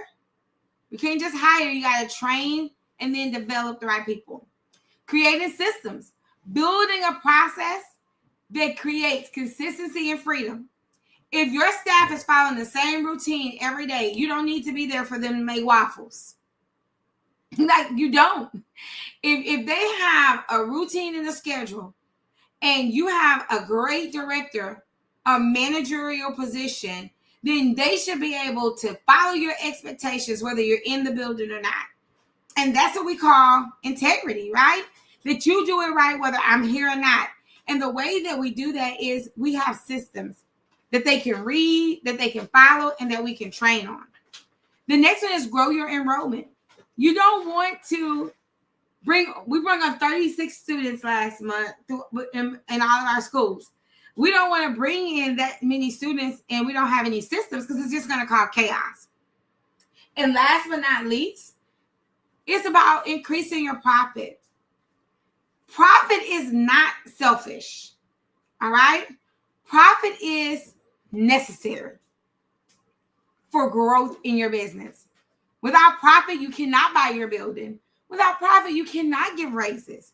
Without profit, you cannot maintain a healthy, quality program. But a lot of us make people make us feel funny about making a profit. But you should feel funny if you're not paying yourself, right? You should feel funny if you're not growing because you don't have the right amount of profit margin in your business, right? So these are the 5 steps that we have to take to really build big. And many of us are in that team building phase just because we're hiring more to get us through the back to school season. And some of us have to really tighten up our systems. Meeting with our staff is super important during this time. So let's go through them. Building leadership. I'm going to go through these 5 things pretty fast. The first person you build is yourself. So you're here this weekend. Congratulations. Thank you so much. And then you lead with vision so you can empower owners. Strong leaders create a strong business. So I'm glad you're starting here with yourself. But how are you going to go back and build your team, right? So building your team is about hiring for values. You got to train with intention. And you have to coach consistently. Because where there is no accountability, there is no quality. Next, you have to make sure you're building systems, right? You want to have freedom as an owner. You want to document your processes. Then you want to train on those processes and improve on those processes as you go. I need a yes or a no. How many of you have a back to school training, not meeting, training plan for your staff? Let me know. How many of you have a back to school training plan for your staff? I need to see a yes or a no.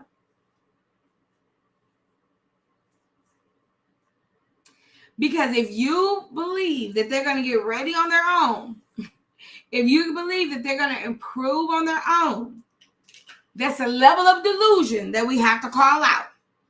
So you need to put it on the calendar. This is when we're going to meet to retrain the teachers, to refresh, right? You should be refreshing the building. You have to have an appointed time, because I can guarantee you they're not going to have an appointed time to re-regulate themselves. Okay? So I want everybody to take out their handy dandy calendar and make sure you have an appointed time. Yesterday in my session, I talked a lot about getting the building ready and parents and open house. But for your staff, you got to not only prepare them, but you have to remind them. You have to renew them. You have to encourage them. Now, don't tell anybody. But 3 of my schools are about to receive something amazing from me. Because when we went into the summer, I gave them goals. And when I say 3 of those campuses crushed those goals in every single area. They hit their enrollment target. They hit their marketing target. And they hit their review. We have a target for how many reviews we get. They hit their review target and they hit their revenue target. But if you're never talking to your staff or your leaderships about what those targets are, they can't even meet them or exceed them. Okay? So you want to make sure you have that appointed time. The next thing is about building enrollment. Now, the great thing on building enrollment, most of us focus on this. But me and Coach Nat had to go back and be like, okay, we need to get in marketing. We need to go into some of the groups. We need to do some corporate partnerships. We want to make sure that we continue to create an experience that they love. And I'm telling you, if you want to enroll, update Google. Check your reviews. Check your building. Build out those tour bags. All the things that Coach Natalie told us. And I guarantee your enrollment is going to increase. But the first place that people check on you is online. And many of our buildings are beautiful, but our online platform is a dungeon. It does not have consistent information. It does not have the right specials. Mackenzie called me yesterday. She said, Mama, there's a special for a free week still on the website. And I'm like, oh, no, we don't do a free week this time of year. But you know what I had to do? I had to honor it, right? Because if it's out there and a parent is asking, I have to honor it. But this is a time to scrub and make sure all of your systems are saying the same thing. Make sure that you are enrolling like a business person and not like a dinosaur. If you're still giving out paper applications, put paper in the chat. I just want to pop your little hand. You need to make sure you have digitized your enrollment process. It helps you in so many ways. And it sets you apart from daycare dinosaurs who are not using technology at all. It also gives you the ability to pull a form at any time if the state needs it, something happens.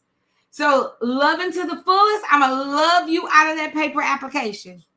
There's so many systems. And we have one that's going to be coming in just a second that has digital forms to help you, get away from that daycare dinosaur age.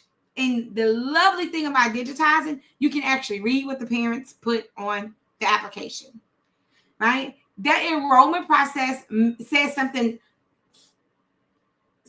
great about your technology and your skills, right? And then we want to build big profits. Ephraim gave us some things that we can do, but one of the things he did not talk about that I talked about a little bit is controlling expenses. Now, controlling expenses does not mean to not buy what your staff needs. Ooh, I want to put Mackenzie on the screen. She may tell me off. But yesterday, Mackenzie's campus received a large donation. How many totes did y'all get? 10. We got 10 totes full of resources. We partnered up with a nonprofit. They gave us school supplies. They gave us backpacks. They gave us snacks for our staff break room.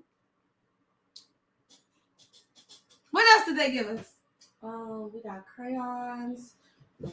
Oh, she's coming, y'all. Fix your hair, girl. Yes. Don't mind my paper patches. But we got crayons, we got markers, glue sticks, glue bottles, chalk, puzzles. We got so much, y'all. I can't even remember everything. Oh, cleaning supplies. Play-Doh, cleaning supplies. They bought us balls.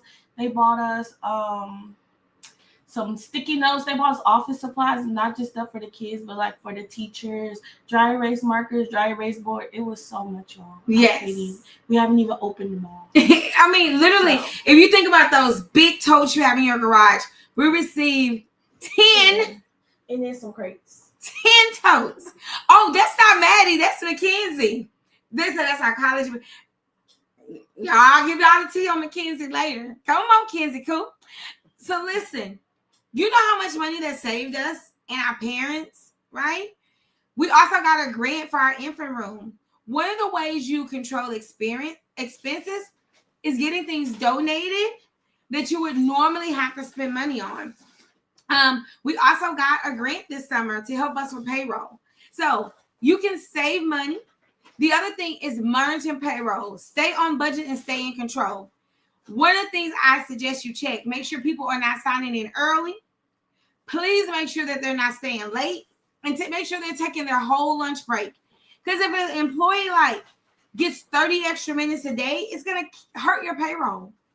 The other thing, in hiring, I believe in a livable wage, but we do not hire at our base pay. We hire about $1 under our base pay, and we give a raise within the first 6 weeks to 90 days, depending on their performance. Why do we do that? It's because a lot of times they're not ready to be in the classroom on their own. So our first 6 weeks is a training pay. And until they level up through all of their trainings, they turn in all of their certificates, they stay at that training pay. So they can decide if they move up from training pay to tier 1 in 6 weeks or in 90 days. Give them the power to give themselves a raise. Maximize your revenue through enrollment. More students, more revenue, more impact. I'm telling you, more students, try to stay as close to your capacity as possible, but that 70 to 85% range is really going to help you. And then apply for grants.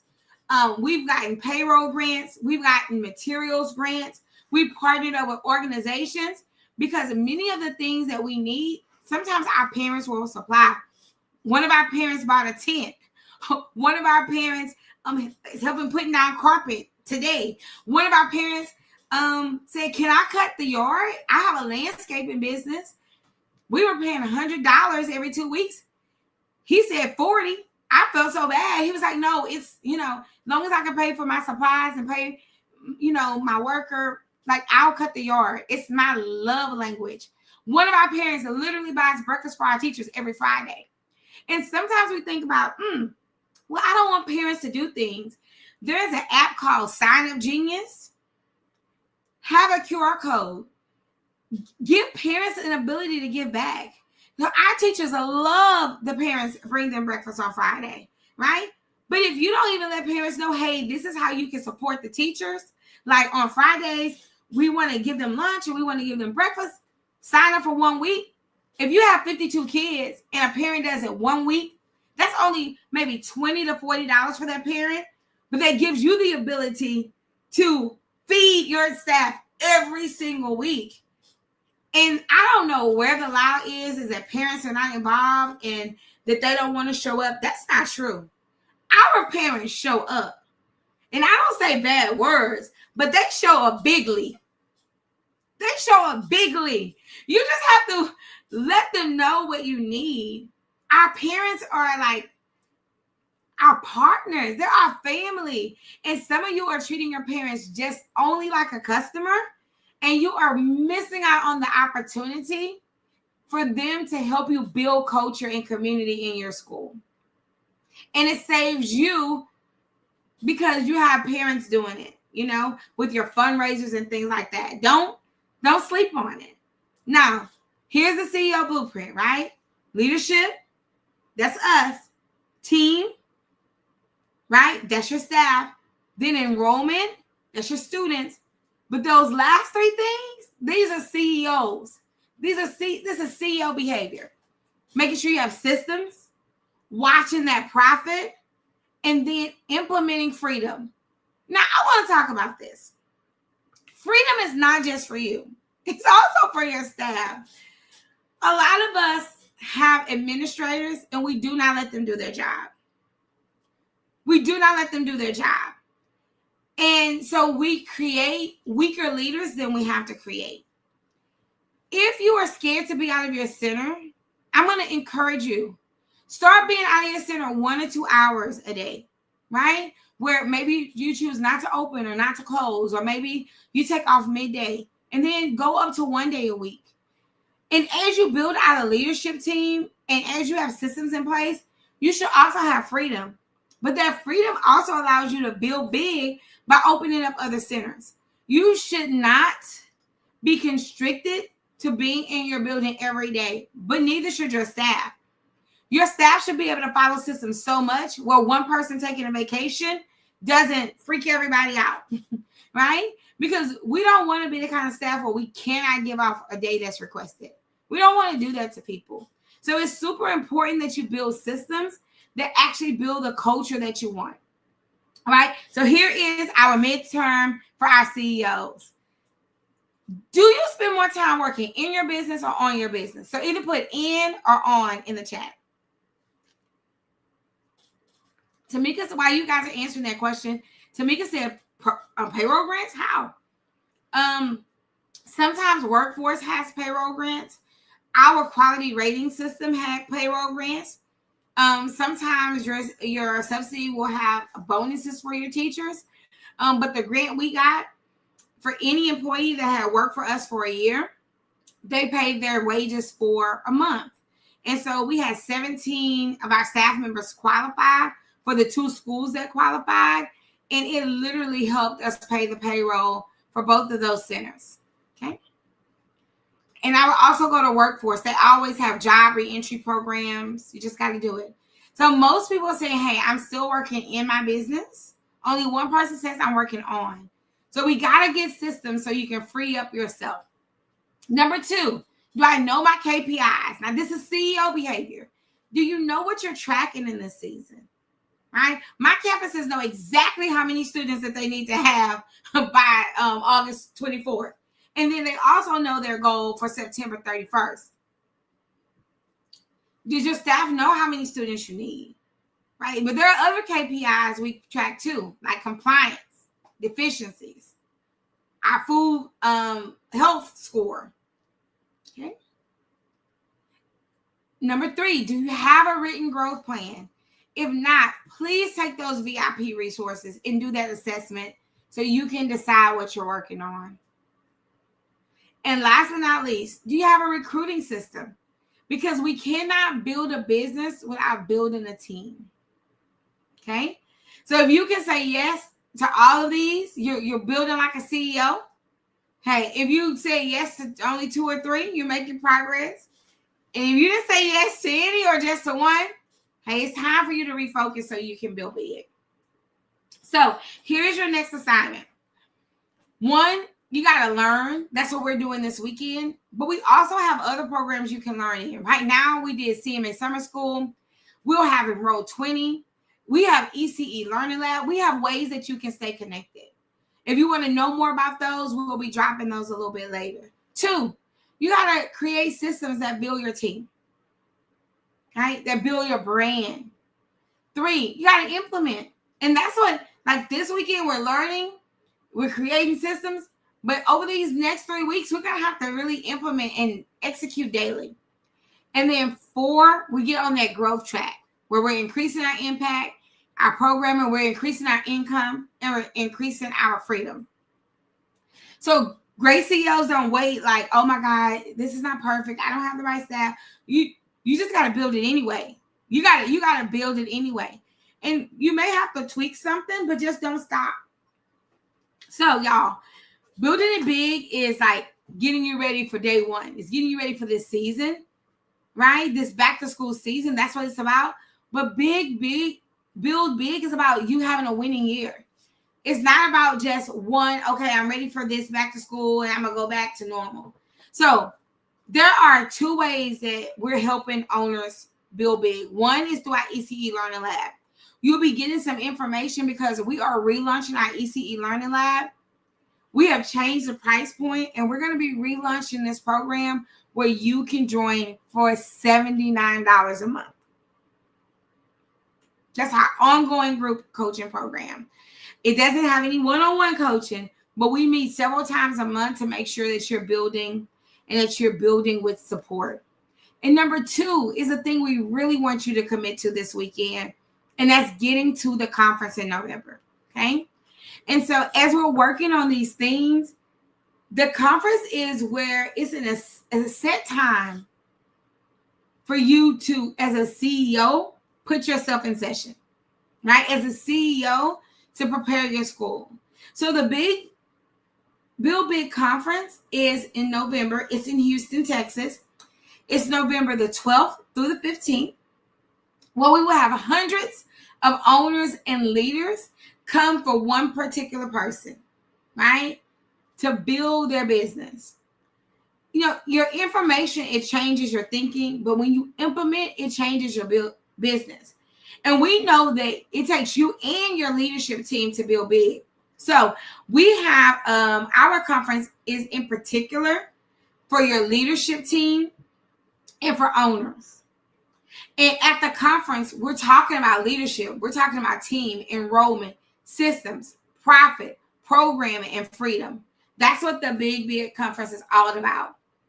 Now, if you are ready to join us, we encourage you to go ahead and grab your tickets because we have that amazing special on this week. And that's our general admission ticket. It's just $199 from $599. And it includes things like our party. We have a party at every conference. It includes our gospel breakfast that we close out with. Our conference starts on Thursday with breakout sessions. And we have a welcome reception. Friday and Saturday, we have full days of learning. This is where you want to get your team to. This is going to be the catalyst of rebuilding your foundation. It's going to be the catalyst of you building your school faster and building your leadership team faster. So we wanted to put it at a price where it was like I gotta go. So before we learn what we need to do, sometimes we feel overwhelmed. We're working in our business. We're guessing. We got staffing problems, empty classrooms, burnout. Our passion is dropping. You know, we feel alone. We feel busy all the time. But we want to make the transformation to feeling organized, to feel like we're leading in our business, that we're leading with KPIs. We know exactly what our goals are. That we have a leadership pipeline. We know who the budding leaders are in our organization. That we're growing enrollment, that we have better systems. We're passionate and we have a profit, right? And then a part of our conference is the community that we have. And this community is amazing.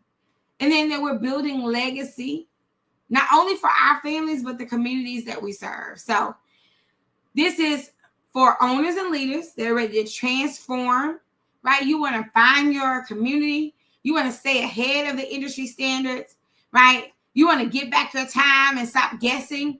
This is where you need to be. We want you to make sure that you're there. We want to take you from overwhelmed to organized. We want to remove those roadblocks that's keeping you stuck. We want you to build bigger without bigger burdens. Like, I want more students, but I don't know how my staff is going to respond. I want another location. I don't know if I can take it. That means you have not mastered your systems, and we want to help you. And then we want to make sure that your passion turns into profit. We know we do great work, and that even if we didn't get paid, we would do it, but we should get paid. And we want to make sure that your business is healthy so you can continue to make the impact.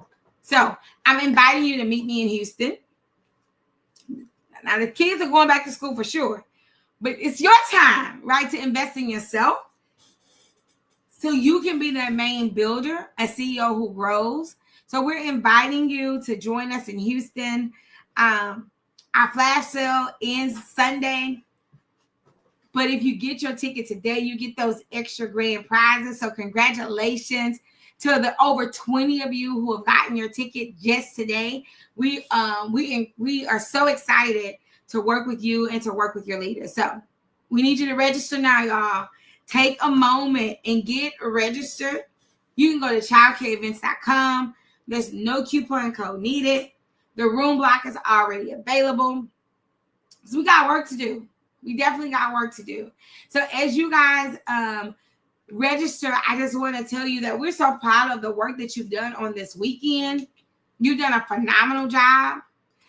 We cannot wait to give out this grand prize in 36 minutes because it's so important that, you know, as we move towards our CEO behavior, that you have support and you have that support year round. So a part of us issuing that support is at the conference, right? Where we can give you that double, triple dose of what you need to really build a business that will sustain 2026, 2027, 2030, 2040, and beyond. All right. So thank you guys. Hey, Coach Nat. Hey, I was muted. No, all right, we have our last. Thank you. We have our last speaker coming up, but this is their last opportunity to get those extra entries in for our grand prize. Is there one? Is there one? Is there one? Is there one who wants to win the grand prize? I think this is amazing. Your time is now. Again, Brandy has gone over all the different ways that you could get those entries. And so what I want you to do is go make sure that you take advantage of the $199 general registration for the conference, that you go ahead and, I'm joining ECE. I love it. ECE Learning Lab is amazing. But take advantage of all the things, y'all, all the offers, so that you can get into this. But more than that, so that you can have the resources that you need. This is just one of the ways we Jedi mind trick you, you know, to get what you need for yourselves. But it's good when you can get what you need, but also be celebrated at the same time. So again, I know I've said it all day, but you're going to get that $200 Southwest gift card, the 5-piece luggage, the 1 VIP ticket to the conference. And then good, you could go pick up your other ones for $199. You can bring your team. We have separate sessions for the leaders. So if you have a lead teacher, a director, a teacher that you want to be a part of the conference, make sure you go ahead and get them registered. And then that 30-minute one-on-one with Brandy, which is really priceless. 30 minutes really going through your individual deliverables, your individual strategy, answers for things that you've been wanting to know. As she said, people pay big money for that time with her, but you get it as a part of this giveaway.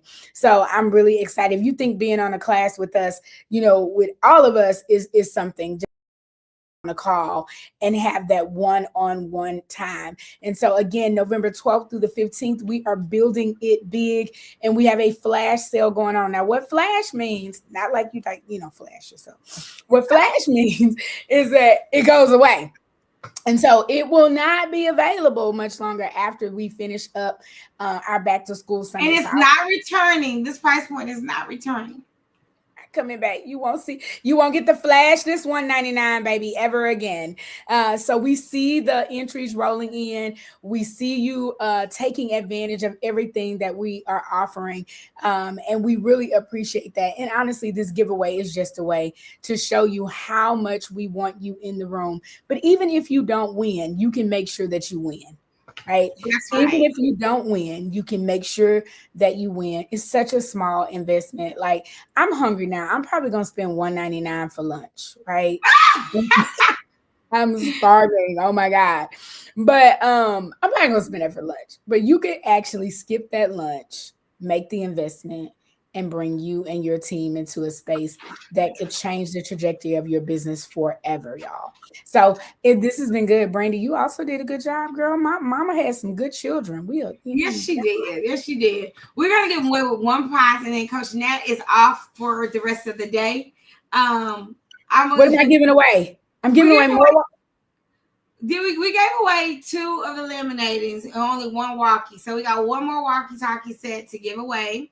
So Okay. Bobby can bring up the prize wheel, and then we have Yes. our last speaker of the day. We are so excited. They're one of our new sponsors. So stay tuned, stay tuned, stay tuned. All right, Bobby, can we get that prize wheel?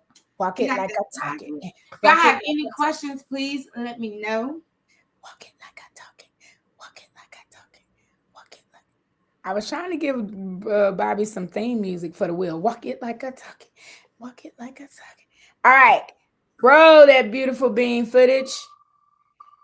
Again, this is for the 5-piece walkie-talkie sets, which we all need in our centers to be able to communicate. And it's going to Marilyn Hall. Congratulations, Marilyn Hall. You are the winner of our 5-piece walkie-talkie set, and we are so excited about that.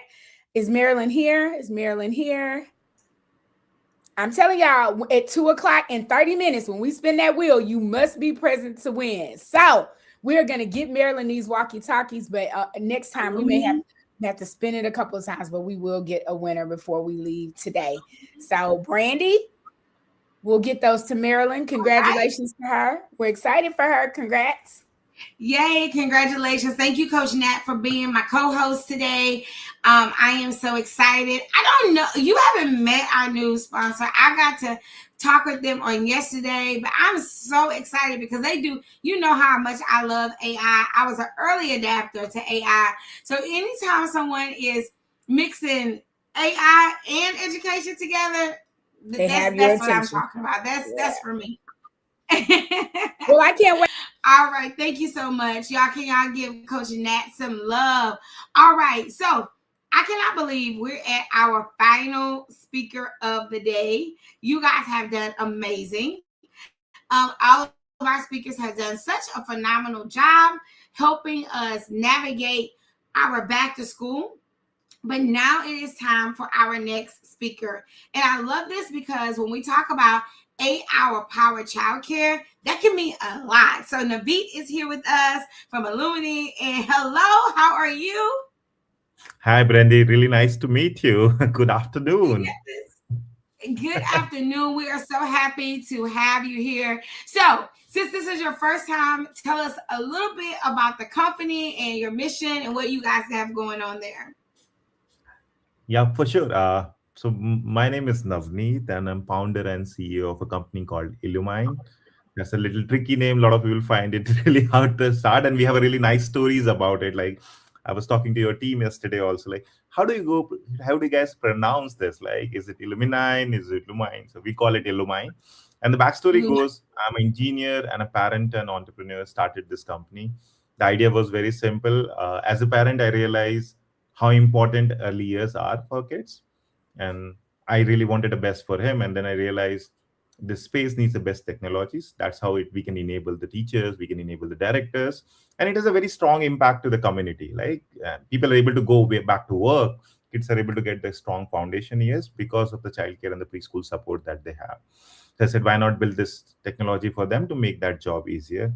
And that let us build this company 8 years back, and we scaled globally, and now we're expanding in US really fast and seeing across a lot of educators. And I think one of the interesting problems that I'm going to talk about is on the AI, but I think it links to the growth. So really excited to talk about that. Me too, because I'm always talking about being a daycare dinosaur. In our industry, what we do well, we do well. But a lot of times we're a little bit behind in technology compared to other industries. And I'm not even comparing schools to schools, just our industry. You know, we're Exactly, so yeah. people focused. We're like, oh, we'll get to it. And then we realize we're spending so much time on tasks, it's really taking us away from the thing that we love most. So I am so excited for you. I am going to get out of your way so you can do your presentation. I'll be here and then I'll come back for some questions at the end. No, thanks a lot for Brandy having me. I'll go and start sharing my screen, and would love to talk to people who, as you said, like they're real problem solver. They go and solve, and the technology, if they are whatever they have available, they have been using it. So let me talk about the technology, or the talk of the town everywhere is AI, and how it is happening in childcare space. Before I jump on talking about AI, I would like to maybe start with a question to the audience to understand how, like, imagine a day like next month you have 20% enrollment growth at your center. Uh, like I'm saying enrollment, not the inquiries. So you got 20% enrollment. Imagine with me for that for a moment. Will it make you happy, or you'll also get feel a little bit panic there too? I don't know whether I can see the chat. I can see the chat. Anybody, if want to answer it there, like, how do you feel? Let's say next month, if you are the director or the owner and you have 20% enrollment increase next month, you have confirmed enrollment. I had that question. I have been talking to childcare directors and owner. When I asked that question, most of the first people said, really, is it possible? I said, let's imagine, like, is AI anything people say you can imagine? So let's imagine you have 20% more enrollment. Then everybody felt a little bit panic because the revenue comes later. When you say uh, growth, work comes first. And to get to 20% enrollment increase, you have more work on the inquiries, you have more tours, you have more billing to do, you have more documentation to do. Correct. And that's the real thing. Like, and when you're looking for the growth, you're not always looking for first to hire before even this enrollment happens. Like you assume the same thing, like the same team will be taking care of it. And once you have those people out there, and then you start to looking scale the team, and that's where the real struggle comes. Like uh struggle of the time, like you were trying to do the same uh, more number of enrollment with the same team. And that's where I wanted to bring back to the discussion today. Like, people have been talking that AI has been helping, and real question is not about what AI tools to use, but how my team can use for the growth, to make sure that we can grow with the same people, or at least effectively grow without overburdening ourselves. So with that, let me start. And today, I'm not going to talk about thousands of AI tools or what the best 20 tools, which you can go back on Monday and start asking your team to what AI tools we should use. It's about understanding where your teacher need more time, and where can actually it helps, and how to go about that, and has those meaningful framework to put it back in your centers there. So when you grow, as I said, like growth creates more work before it creates a revenue. And if you look at the survey numbers by NACI last year, like 47% of early childhood educators feel the burnout has increased. There are thousands of articles. We have done a couple of webinars. We have seen people talking about it, and it has increased. The parent expectations has increased. The cost has increased, while you cannot increase that much tuition fee.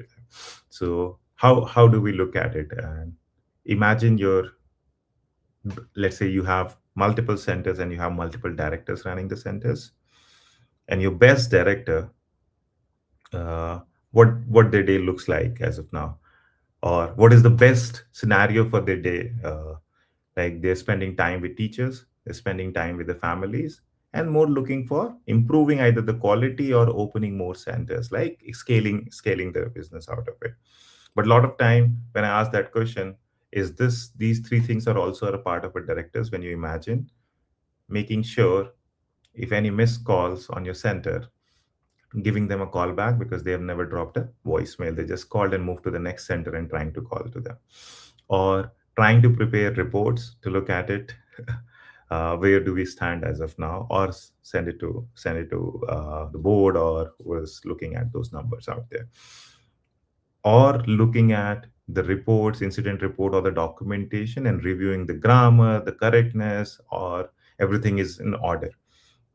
And that's the biggest thing, like, where I see is the growth can take over, and like AI can take over and help you there. And when I say take over, think of more like AI start helping you in those areas out there. So that's where the real question is, like, where your team is losing time. And I said these are the three areas where is actually AI is impacting. And we work with more than 3,000 childcare centers globally. And we have seen these centers saving this time and moving to the growth problem that they really want to solve with that.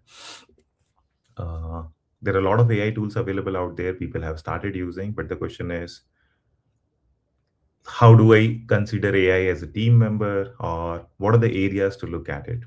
So AI is really good at it, doing the repetitive work, while humans are really good at it, problem solving, empathy, human relationship, leadership, decision making. AI is not doing decision making. That's one of the biggest thing that to look at it like. And you all who has joined in this forum are leaders, right? And that's still the job that you have to do.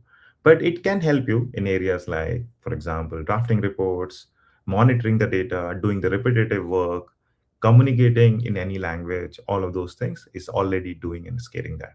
So what I'll do is I will talk about three AI employees for you, which you can imagine that can start making the impact today, or it's already making an impact today. So one is the inquiries that I said, like we want to have a growth. And when I say growth, I'm not saying AI is taking over the human part always. Like the objective is getting growth, not using AI out there. So I've spoken to so many school, and they say teachers were in the classroom because they have to immediately get into the classroom, and they had a missed call and they missed that inquiry, and then they tried to call and they couldn't connect later on because the parent has a list of centers and they move to the next centers already out there, or they called during the out of office hours, like, or when people were leaving they tried to call, or the kids were leaving and you have to attend to the families, or even on the Saturday they start looking at it and trying to call and see if they can get an information. That is happening. More people are looking at online information and trying to get those inquiries out there.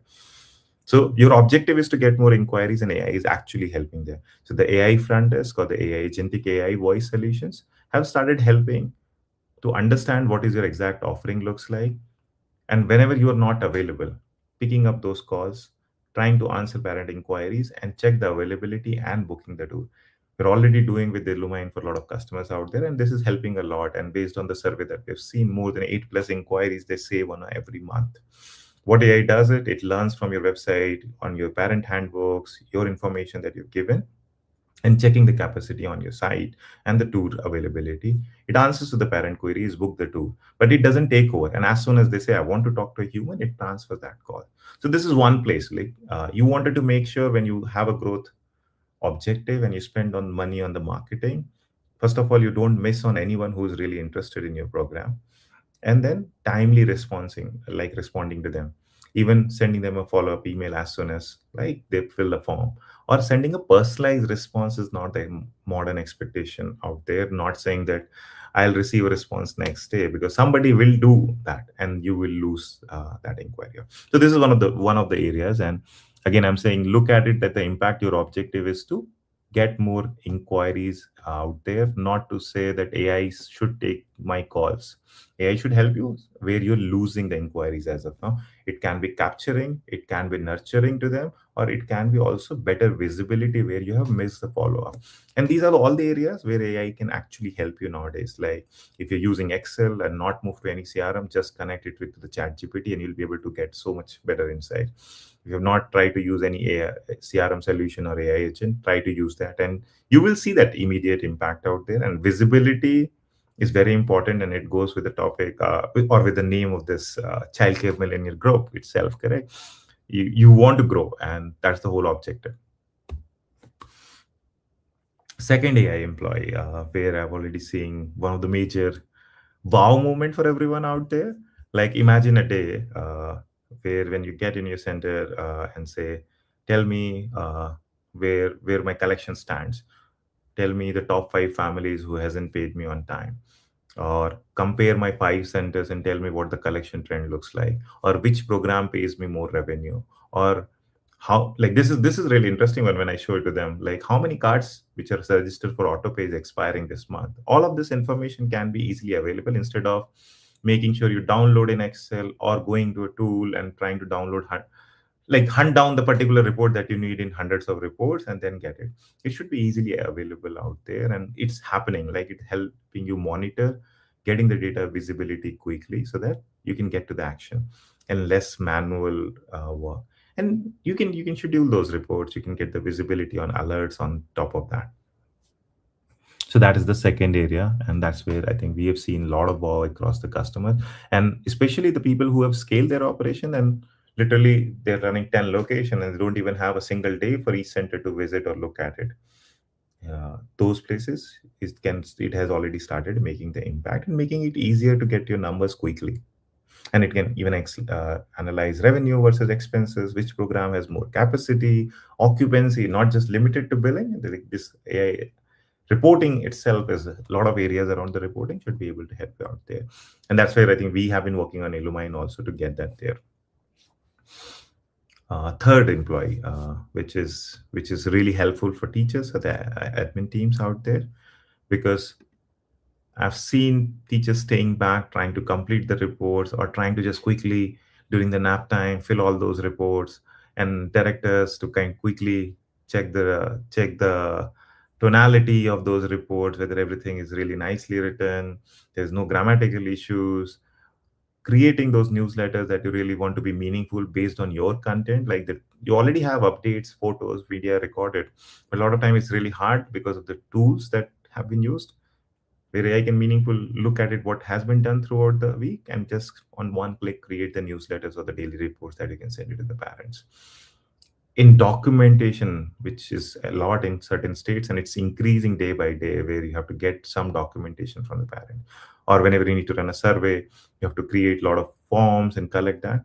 AI is helping there, creating forms. Like I've seen in the schools where they said there was an interesting case, like, and I think the just session before us was how to welcome new families on the day one, and in the context of back to school, this is very important. So I was doing a webinar yesterday and said there were a couple of things that you wanted to collect before they visit your center on a day one. So where you can just go in AI and say, create me form. What are the information I should collect so that I can make a personalized welcome for the family on the day one, and send it to the family before that. And don't ask any of those information which is already there in the system. So we can quickly create that and send it to the parents and get that information. And this saves a lot of time. Like imagine you're following up with 30 families and making sure this information is there, or you're checking 30 plus updates to make sure what is there, or spending 2 hours to create the newsletter, which might not open on the mobile, or not properly layout is done, or is not in your brand colors, all of that. Like, and that's where the AI can really make that sense.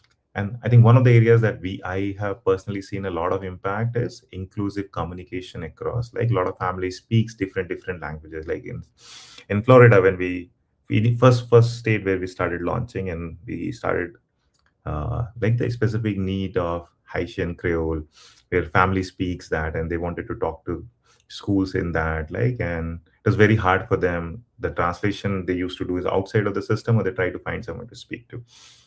The platform with the inbuilt native translation in any language possible immediately out there, and that AI is doing it very accurate today.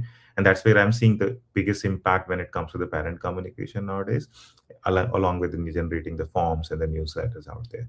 So these are the three big things. If your team is struggling, I think this is the way to look at it, like helping teachers, helping your marketing teams, helping directors in terms of reporting, compliance, and all of that. So these are the three things that are possible today. And this is not like I'm talking about the future. As most of the people who join Childcare Millionaire, either already millionaire or going to be millionaires soon. And that's what they have looking forward to these sessions out there. So you're pretty good at numbers. You can see, and I'm pretty sure you have seen so many presentations talking about similar numbers out there. So I'm not going to talk about this number and saying 200K saving if you save 5 hours per week for a single teacher with or single staff in your center, which is a lot of money. But I'm not saying ignore that money. What I'm saying is think of if your teachers or your directors have 5 hours more, what will they end up doing? One is the burnout thing that we were talking in the first slide. It will help with them. Second is if they have more time, they can do more tours. They can spend time with families. They can spend time with teachers, so they're better trained and they're able to handle those families. Or even open a new location and run with the same staff. maybe some additional staff, but not all the additional staff. Yeah. So those are the things are possible, and that will be more than 200K, and maybe what a childcare center looks like in making that money. So that's what the thing that I wanted to talk about. Time is not just the only the metric in the cost. It also increases the capacity that you can handle and grow, and that gives you the growth. This is the slide that I always talk when I talk about AI. Where not to use AI, because it's very important. Well, while I said there are areas where the AI is good and the human is good, in the space that we are in childcare, we're handling young kids. And all of you, like I haven't found a single person who said, I am in the childcare space just to make money. They had some emotional connect. Either they were parent, they got to attach to what the mission and vision behind this business are, and they kind of came into that business. Now, P's are getting interest. That's a different thing to come into this business where they're seeing this is a good growing business. But most of the people who started these childcare centers were not looking to make this money business out there. So for you, it's very important when you're using AI, don't decide child safety from there. Don't go and say, I want to understand whether this is safe, asking AI there. Don't write incident reports from AI. So we give AI everywhere in the platform, but we don't give it in the incident reports. We want you to have it'll help you to correct the language, but it'll not write the incident reports for you. Don't replace the educated judgment that say, like when you're looking observation, learning milestone, development milestones, use your human judgment out there. Use AI to maybe do better reasoning out there, but don't leave it to the AI to say decide on that. And whenever you have something to talk sensitive, use your human touch out there. As simple as use a voice note when you want to communicate for the incident report. It feels much better when the parents hear that there's empathy there when you're talking to them out there. Similarly, what AI tools you should not use, which is very important, because I said like hundreds of tools are there and every day a new tool is coming. You must be seeing a TikTok reel or an Instagram reel saying that 5 tools which will save your life. They might get you in trouble, because data security is a one very important aspect, because you're handling kids' data. And you also have their medication, their allergy, their food data. So don't put on any other platform which doesn't guarantee and put those guardrails that they're not blindly using your data to train the AI models, or without your consent giving any data to AI out there. They have made sure use the safe, publicly proven from a security standard perspective, those models. And also put guardrails around what data you cannot use it there. So those are the things that you have to look at it when you're using AI tools out there. So I want you to end up with this question saying that what is the change that you're going to bring it up there? But instead of that, I'll phrase it there. When you get with your team on Monday, don't ask them how do we create the AI roadmap, because I've seen this exercise happening. A lot of excited leaders will go and on the Monday say, let's start using AI. But sit down with them and try to understand where their time is going and where the pain point is there. And then list out top 3 pain points that you want to solve. And that's where then you start looking for solving it out there. It can be enrollment, it can be marketing, it can be parent communication, it can be reporting, any of those out there. But do with your team, because it will vary. And one of the things that I want to leave, AI is here, it's helping, and it's not replacing human. And it's not reducing the cost for sure, because if I have to answer this for my company, we have never reduced the cost with the AI being coming out there, but productivity has increased for everyone. And that's the take out there. Think of productivity increase for your staff so that they can do better, or they feel better, not the burnout on their side of it. With that, I'm coming towards the end of it. Brandy, I'll open up and would love to see your thoughts, any questions. Yeah, I actually love AI, and I don't know if you guys can talk about how you're using it in the chat. It's made everything move faster, so I love about that saving time. I am going to encourage each of you. This is one of the things that we did with our leaders. I can't say we did it with our teachers first. We did it with our leaders, and then now we do it with our teachers. But we did have an AI strategy meeting, and we showed them what AI could do. And I love that what it should not do. So congratulations to you, Naveed, for just having that fine line of, hey, it's here to help. However, we want to make sure that we have human connection and thought processes and empathy with our parents and our teachers. So that was amazing. Yeah, So because the trust is everything, Brandy, as you said. Like we, as a parent, I'll never leave my child behind if I don't trust the team, because I it's like second home for them. Like you're leaving them, you want to have more trust there. And if the parent sense like this is not going out there, like this is not something that, or some team that I cannot trust because of anything, like so that those yeah. guardrails needs to be there. And like hopefully you like everybody.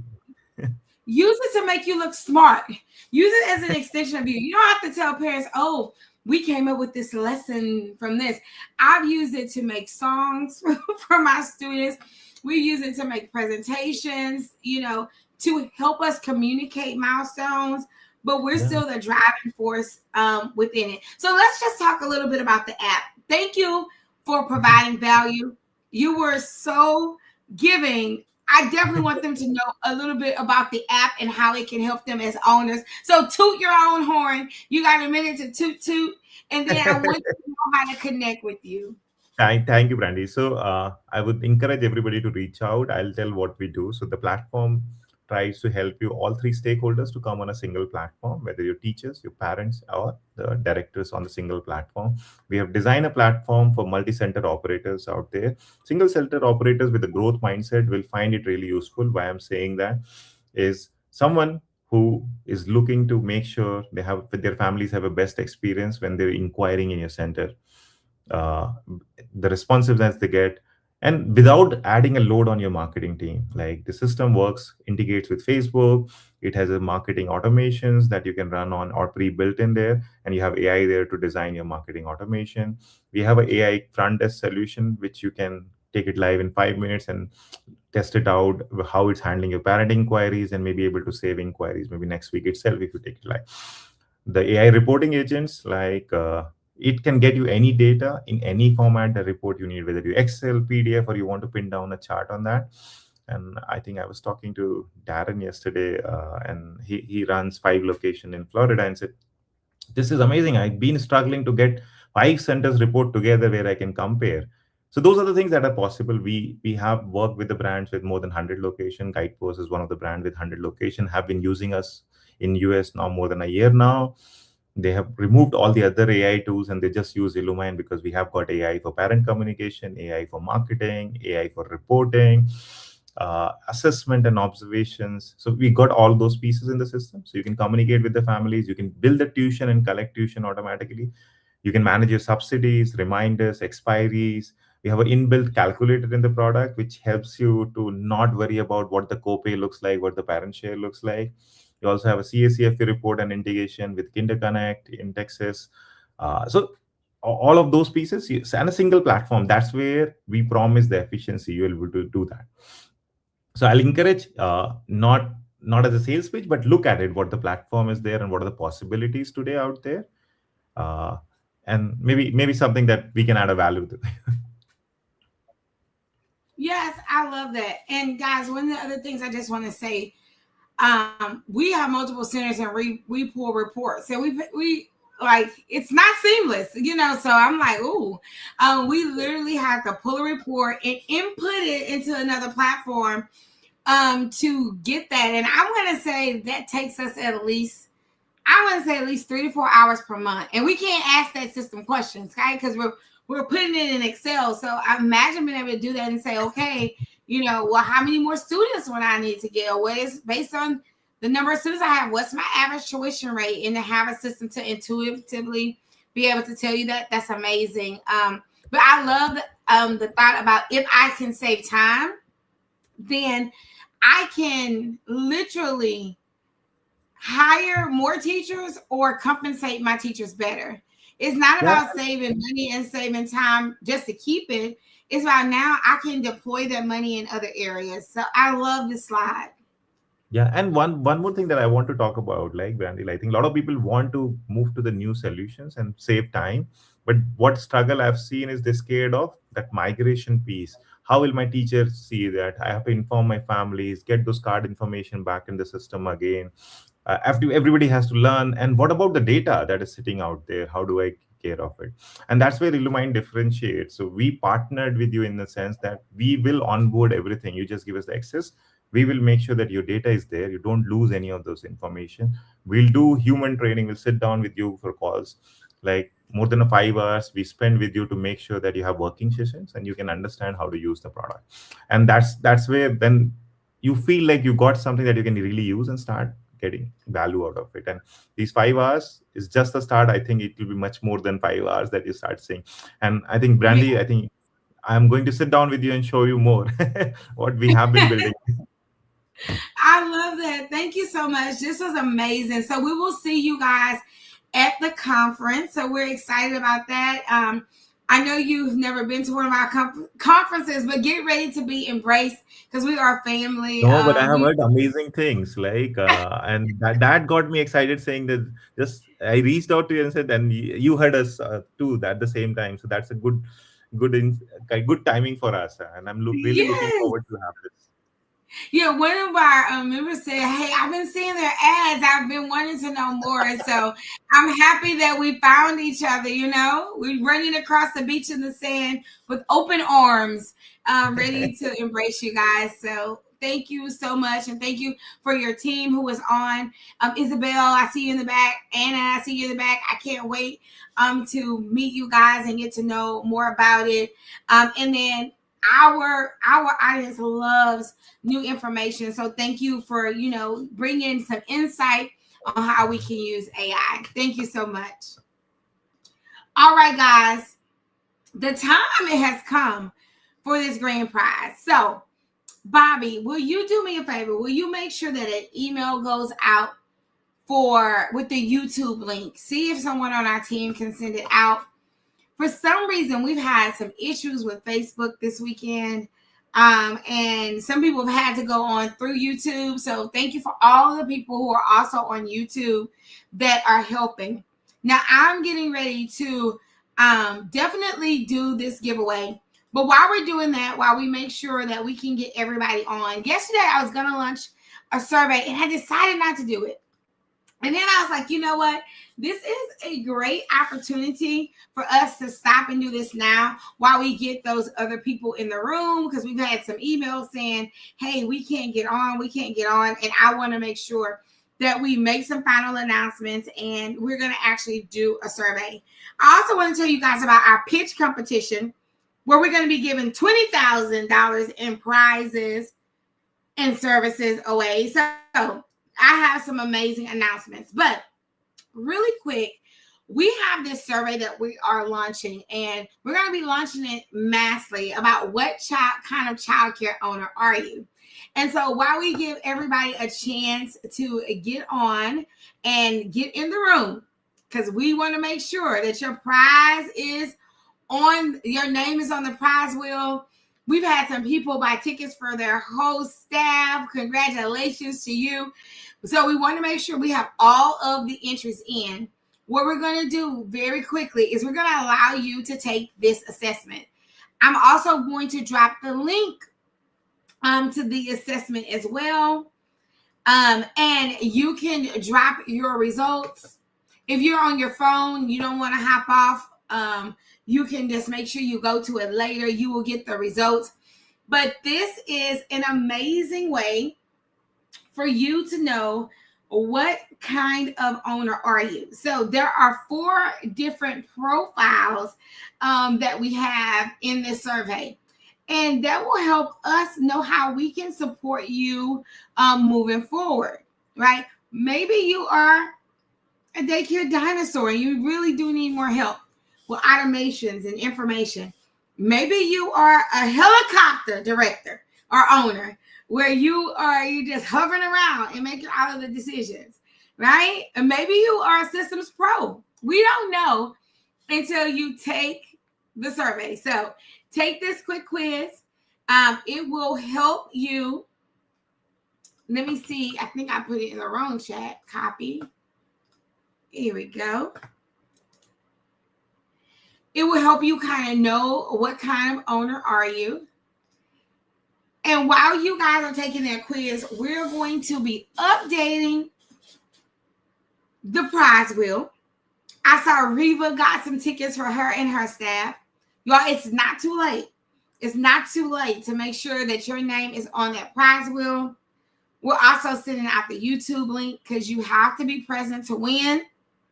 So you can be present on Facebook or YouTube. So we're really excited about that. Thank you for all of you who joined. Did you have a good time? Did you have a good time? We are so excited that you were here this weekend. All right, while you guys are doing this, we're going to be updating that prize wheel. And I would love to see your results. What kind of owner are you? Now, we're going to be relaunching our ECE Learning Lab, but it's also a link on there once you take the survey if you have questions. Yay. Thank you, Z. I miss you so much, girl. I got to catch up with you. Thank you. Thank you, Dr. C. All right. I got Chrissy G in the background.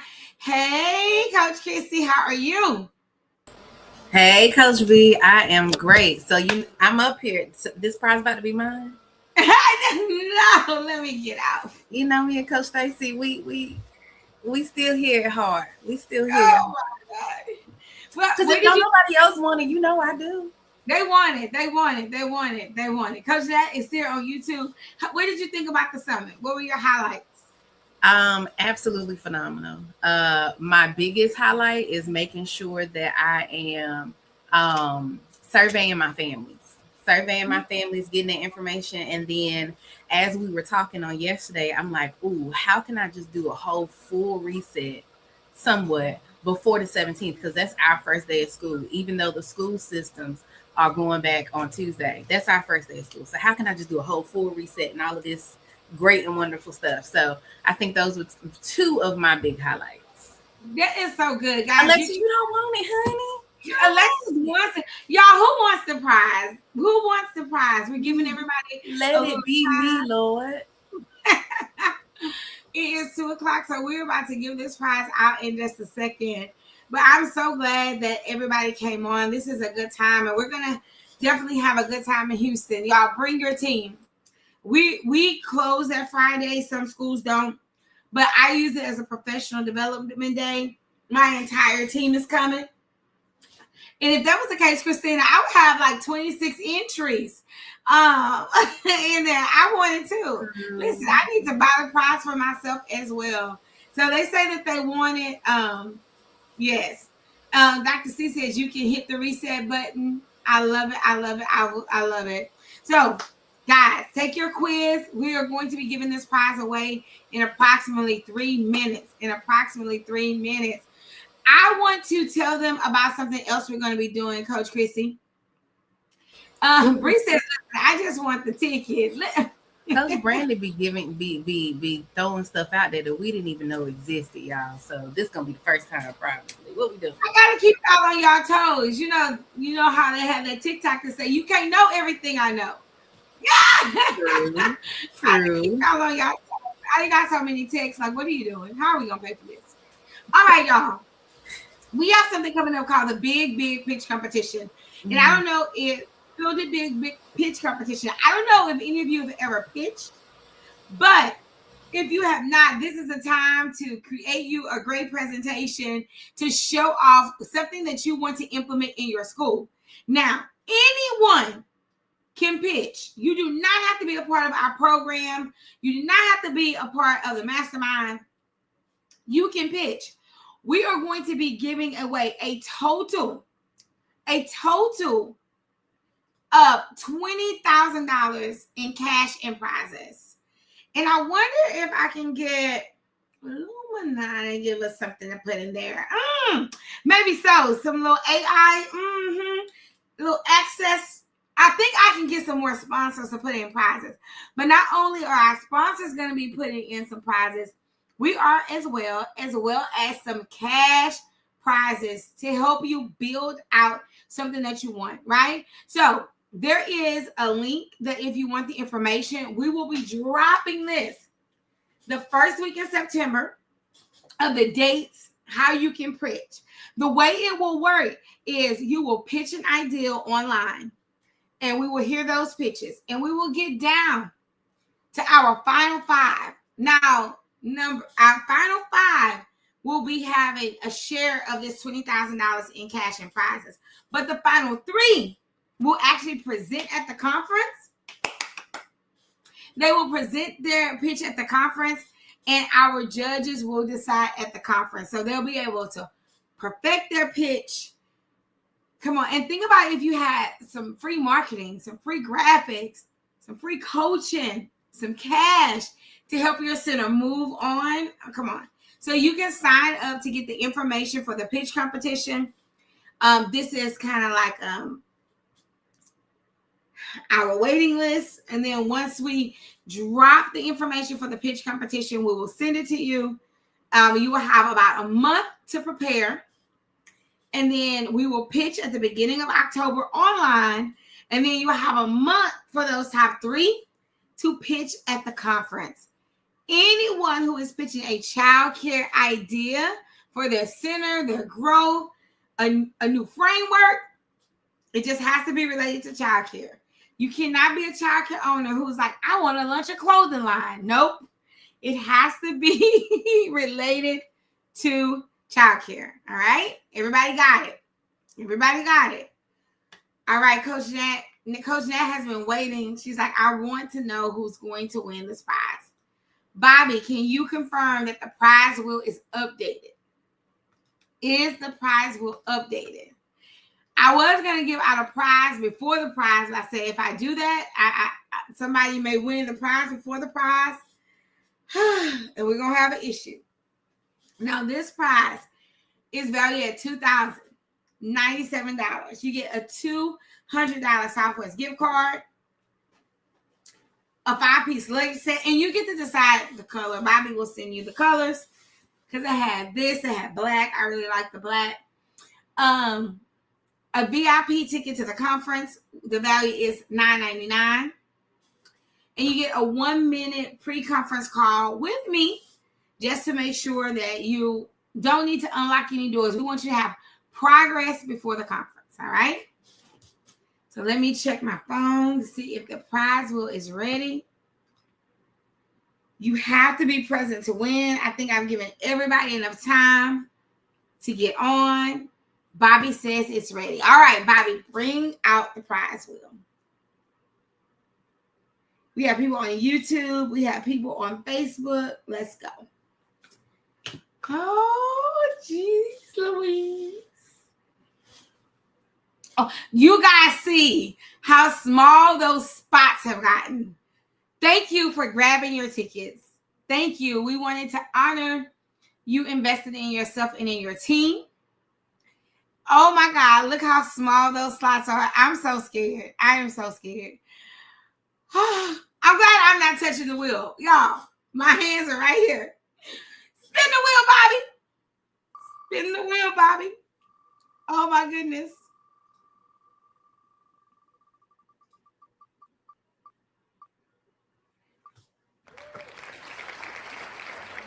Maria, you have to be on. Are you on, Maria? I don't know if she's on. I have not seen this name in a while. We're gonna give Maria about 30 seconds. We're gonna give her 30 seconds. 30 seconds. Let me set my timer. Maria, are you on? I haven't seen a name Maria today. I'm not gonna lie, y'all. 10 seconds. 10 seconds. 9, 8, 7, 6, 5, 4, 3, 2, 1. Oh my God, you're out of here. Maria, where were you at? Okay, y'all. Okay, let's go, Bobby. Thank y'all for filling out your what kind of director are you? They're coming in. Oh, man. Who prayed for Maria not to be here? Marika Labrie, are you here? These are new names. All right. Are you here? I don't see it yet. Oh, goodness.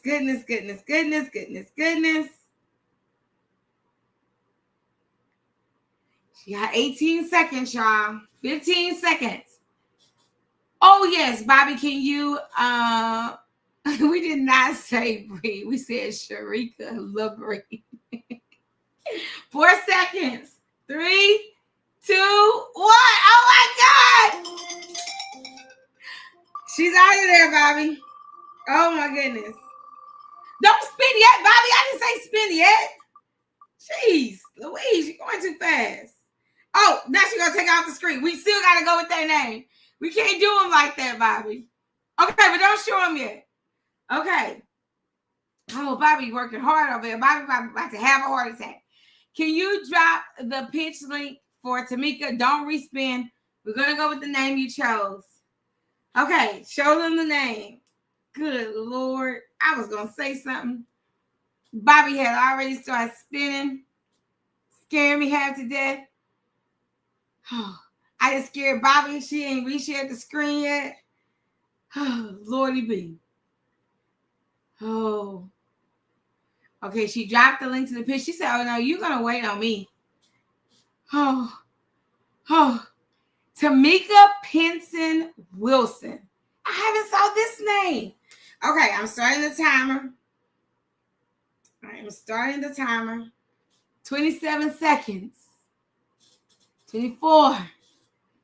Oh, man. I didn't think we would have to spend this many times. Oh, we're down to 10 seconds. Tamika, it does not say Tamika King Jackson. So close. So close. So close. And that is time. That is time. Oh, my God. Okay, don't do it yet, Bobby. I need y'all to be here. Spin the wheel, Bobby. Spin the wheel. Oh, my goodness. In a minute, I'm just going to give it to myself.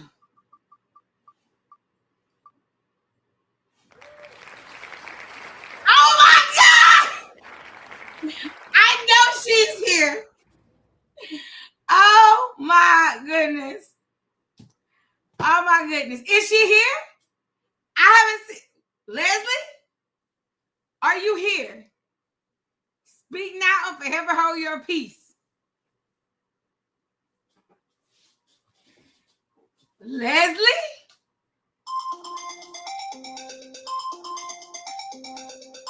I do not see Leslie Bugs in this chat. I did not reset this timer either. Okay, 10. This is going to hurt my heart. 9. 8.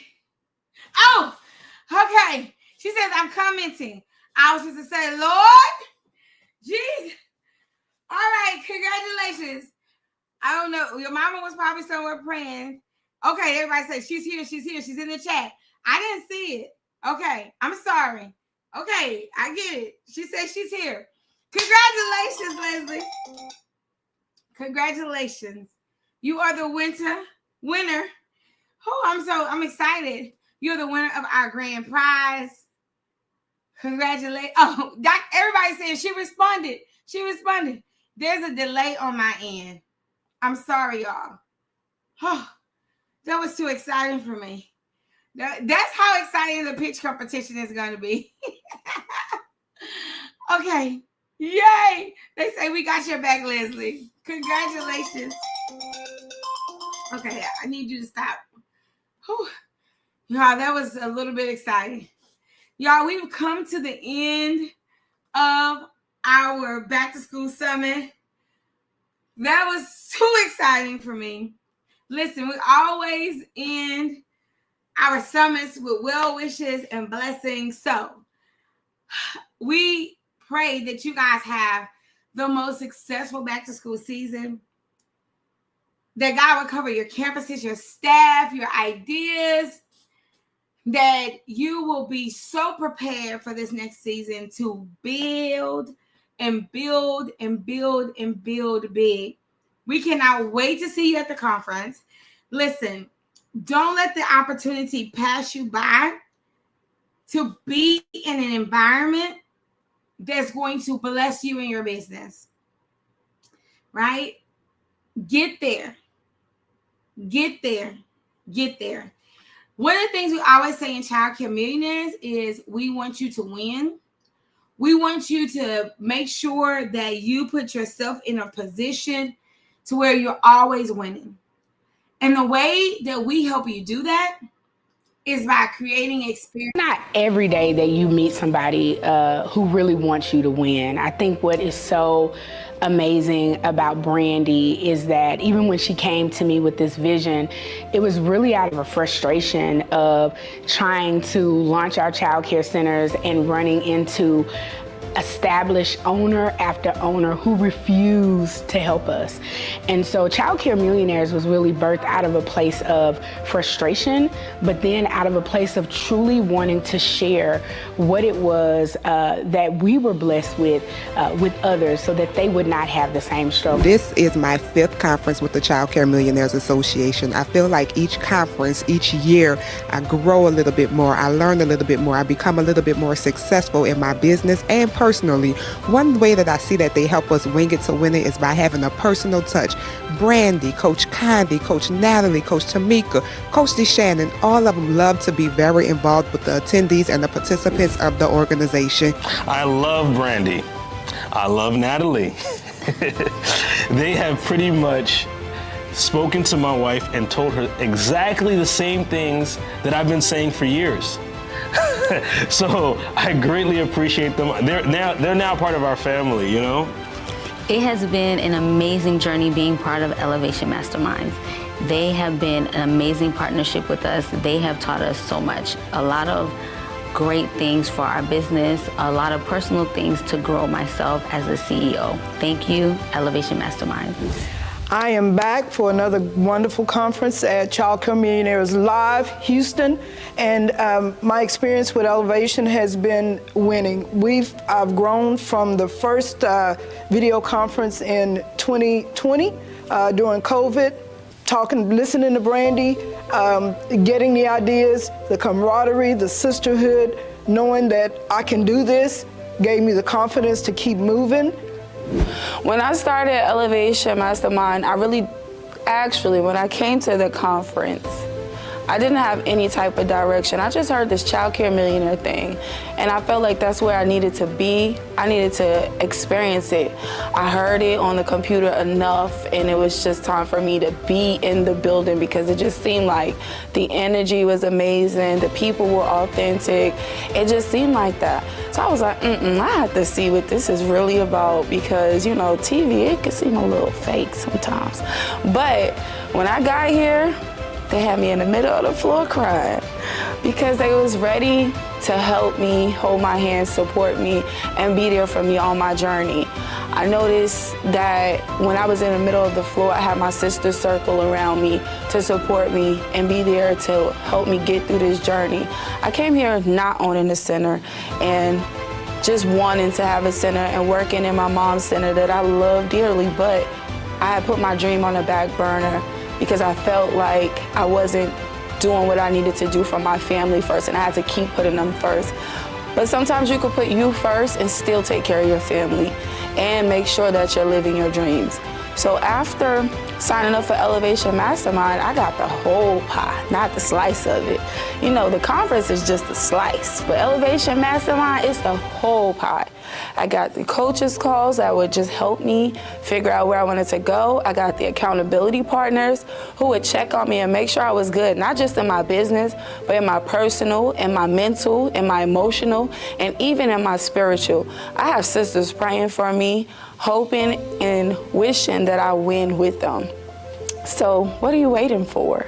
Because we want you to win. Like, no, for real. We want you to win. You should come, join us. We want you to win. We want to see you win. We want to see you win. Have you heard? Your losing streak is over. At Childcare Millionaires, we want to see you win. Welcome to your winning season. I can tell you for a fact that Brandy really wants you to win. And it's one thing for people to say it out of their mouth. It's another thing for them to literally put their effort, their support, and their action where their mouth is. And I think that over the years, we've seen Brandy do this time and time and time again. And so I can tell you there's not a better coach, there's not a better cheerleader, there's not a better advocate in childcare than Brandy Woods-Smith. And I'm not just saying that because she's my sister. All right, guys, we definitely want to see you at the conference. We are really gearing up for an amazing conference. Again, you guys know that right now we're on that flash sale and it ends tomorrow. Don't wait to ask your staff, do they want to come? Don't wait to ask them, do they want to come? Ask them this weekend because you do not want the price to jump up. The general admission will go to $5.99. It graduates up like every 2 weeks from here on out. But on Monday, the tickets will be $2.99, and then that will be the lowest price. Like, so you don't want to miss out because you're waiting. You want to make sure that you get your ticket and you get your staff tickets. The other thing we do is we have amazing room rates for you guys. So the rooms, they are already like at one of the most amazing prices that they can be at. So we want to make sure that you get in, you know, with the rooms at this price. And we want to make sure that you are making that big impact inside of your business. Now, they always talk about our Sunday brunch, right? So I wanted to make sure that you guys had to get a glimpse of that as well. As many months, and this will be our last video. As many months as we have planned for this homecoming celebration, half of what happened this weekend was not in the plan. Half of what happened this weekend was not in the plan. When I tell you there was a spirit moving through here, let me tell y'all this. I'm a strong believer in open windows and open doors. And what that means to me is when God provides you the opportunity to walk through or jump through, you need to take that opportunity. Some of you all had the opportunity of open windows and open doors this weekend. There has been so many personal stories shared with us as coaches about how the devil tried to stop you from coming, about how your finances wasn't there. Your leader who you was bringing couldn't find a babysitter. Somebody fell and hurt their knee, getting in the car coming here and still got in the car and made it right. That is a testimony to this was where you were supposed to be. You see, when something good and better and greater is coming for you, the devil gonna try everything to stop you from getting it. Here's my worship, all of my worship. Receive my worship, all of my worship. Here's my worship, all of my worship. Father, receive my. We cannot win without a team. We cannot win without our leaders. I want you to grow and glow all at the same time. Take that energy and bring back to your team. Owners, it is important that we continue investing in ourselves, our knowledge, our growth. When you connect with the right people, your mindset grows. Your energy gets infectious and contagious. with wanting to do more and get more.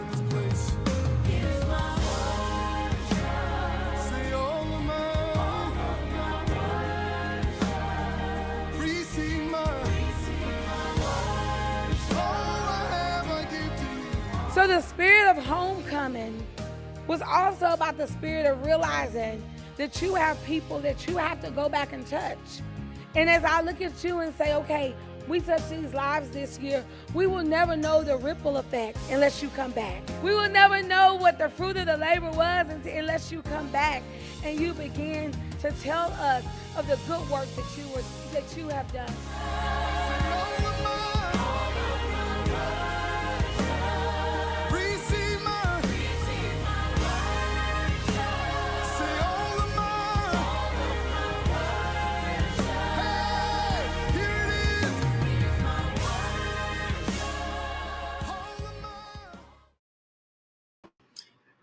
All right, that Sunday brunch is literally one of the highlights of what we do at CMA. Just sealing it, you know, with some love. I just cannot wait to be back in the space with you guys where we are just able to, you know, love on you, hug on you. And we have created an event. I can't even tell you how amazing it's going to be. Our sponsors are so amazing. I cannot wait to do the pitch competition as a way to give back. I'm telling you, but I need everybody's on here. It's like 22 of you. We figured out over the weekend, like our video was suppressed. And so like as people were trying to get on, they could not. I just need you guys to help me do a favor. Even if you shared it before, can you share this video? Can you just click the share button? You don't even have to write something. You can put watch this if you want to. But I need us to get up to like 20 shares for this video. Typically, we have like 100 shares on the video. But I need us to share this video. We'll try to get the word out. We'll try to get, you know, maybe some reels and some replays out. But we want owners to make sure that they get this information. But here's what I do know. If you made it here, then you were meant to be here. And the second thing that I know is that we are really in love with this industry. If there's any way that we can support you, let us know. There's some people out there who are like, I just want to speak at the conference. Send us an email. Now we're almost fully booked for November. However, if there's something that you want to do, want us to know, if you want a band or you know a vendor that should be there, we are an ecosystem. We are a family. And so I want to, you know, give space. Our email is membership@childcaremillionaires.com. All of our prize winners, it is super important that you respond to the email. The way I know you got the email is because when Bobby sent it to you, she sent it to me, okay? In order to actually get your prizes, you must fill out the form with your address and do what you need to do to make sure that we can get your prize to you, okay? But we are super, super excited about what's next for our industry, and we are totally in love with you. But once you've shared this video, can you put share in the chat? Do me a favor and just put share in the chat, put share in the chat, and that way we'll know that you shared this video. We really thank you. Thank you to all of our sponsors. Thank you for CLAD, who was our main sponsor for this event. If you need to talk to them, we'll be sending out a recap email. Thank you, Camille, for sharing and for getting tickets for your staff. Thank you so much. Thank you, Tanya. I see you said, I got my ticket. Listen, the way you can bless us, if you're thinking, man, how can I bless this organization? Come to the conference. Come to the conference. Be an early ticket purchaser. Come to the conference. You know, I know maybe, you know, not sure come. Right now, the tickets are cheap. The hotel is reasonable. We're in the Galleria. If there's any way you can bless us, and if you can't come, sponsor someone to come to the conference. We want to make sure that we reach our goal this year, and you can be a catalyst to help us do that. All right. So thank you guys so much. Thank you for sharing. Thank you for sharing. Thank you for sharing. Yes, man, I know. All right, God, we just thank you for this time that we've had with you. God, we ask you to bless each and every center that's represented. God, we ask you to cover them completely, not just their business, but also their family. God, cover their mind, their reputation. But God, I know that you are a God of favor. And when the favor of the Lord is on our life, it gives us the power to move, to be, and to do. So God, I ask that in this season, give us crazy favor. I'm talking about the kind of favor where our rent is paid, the kind of favor where we don't have to have any worries, the kind of favor where people are just looking for us, that our names are being mentioned in rooms that we did not even walk in. God, and on top of favor, God, in this season, can you anoint us for the call, anoint us for this person? God, things that were once hard, can you make it easy? You said that your yoke is easy and your burdens are light, God. Father God, as we move forward in our business, God, can you order our steps? Can you let us know exactly where we can go? Can you give us a spirit of discernment of who we should hire and who we should let go? In this season, can you be our business partner? Lord, we don't want to move without your blessing. We don't want to move without your anointing, God. So in this season, we are asking, God, that you will partner with us.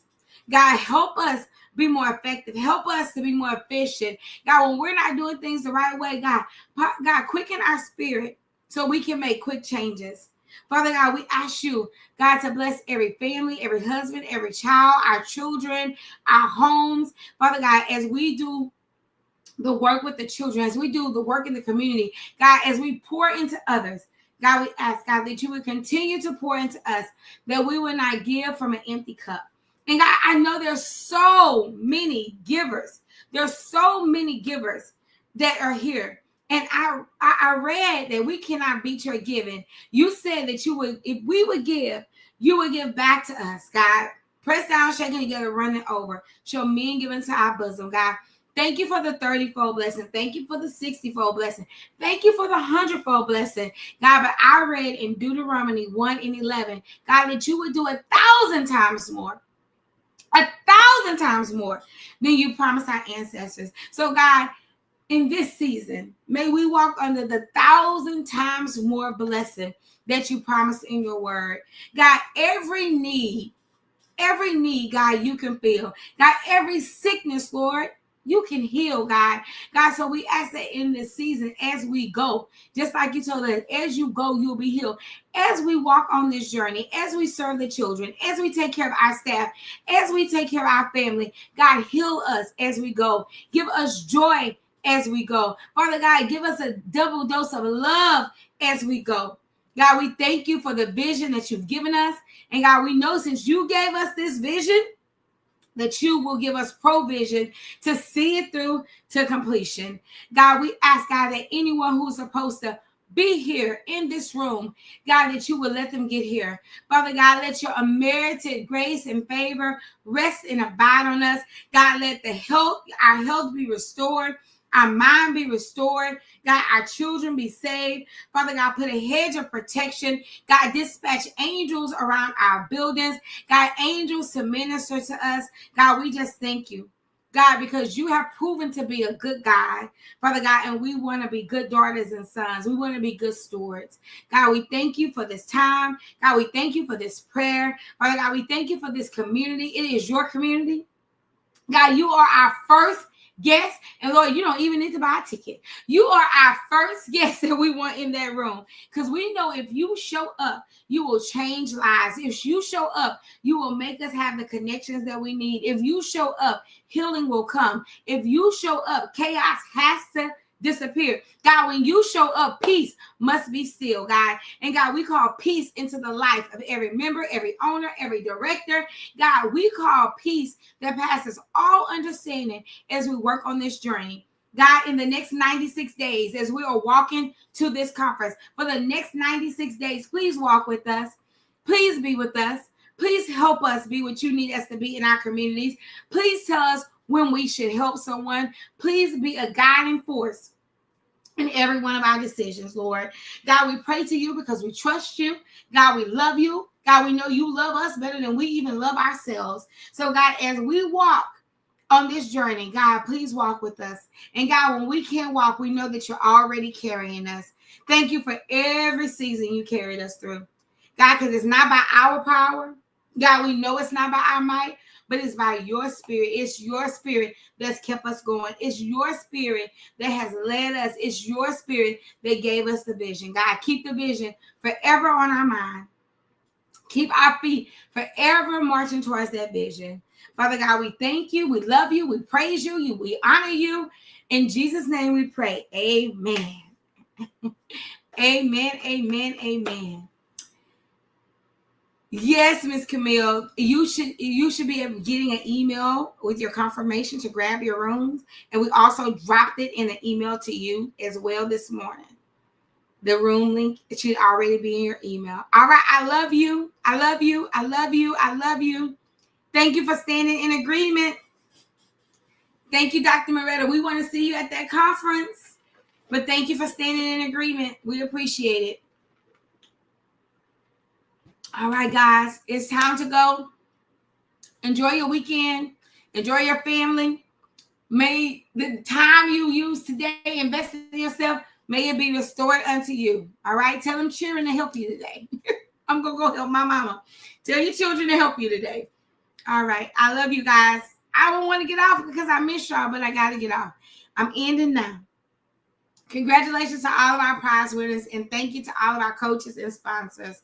Love you guys.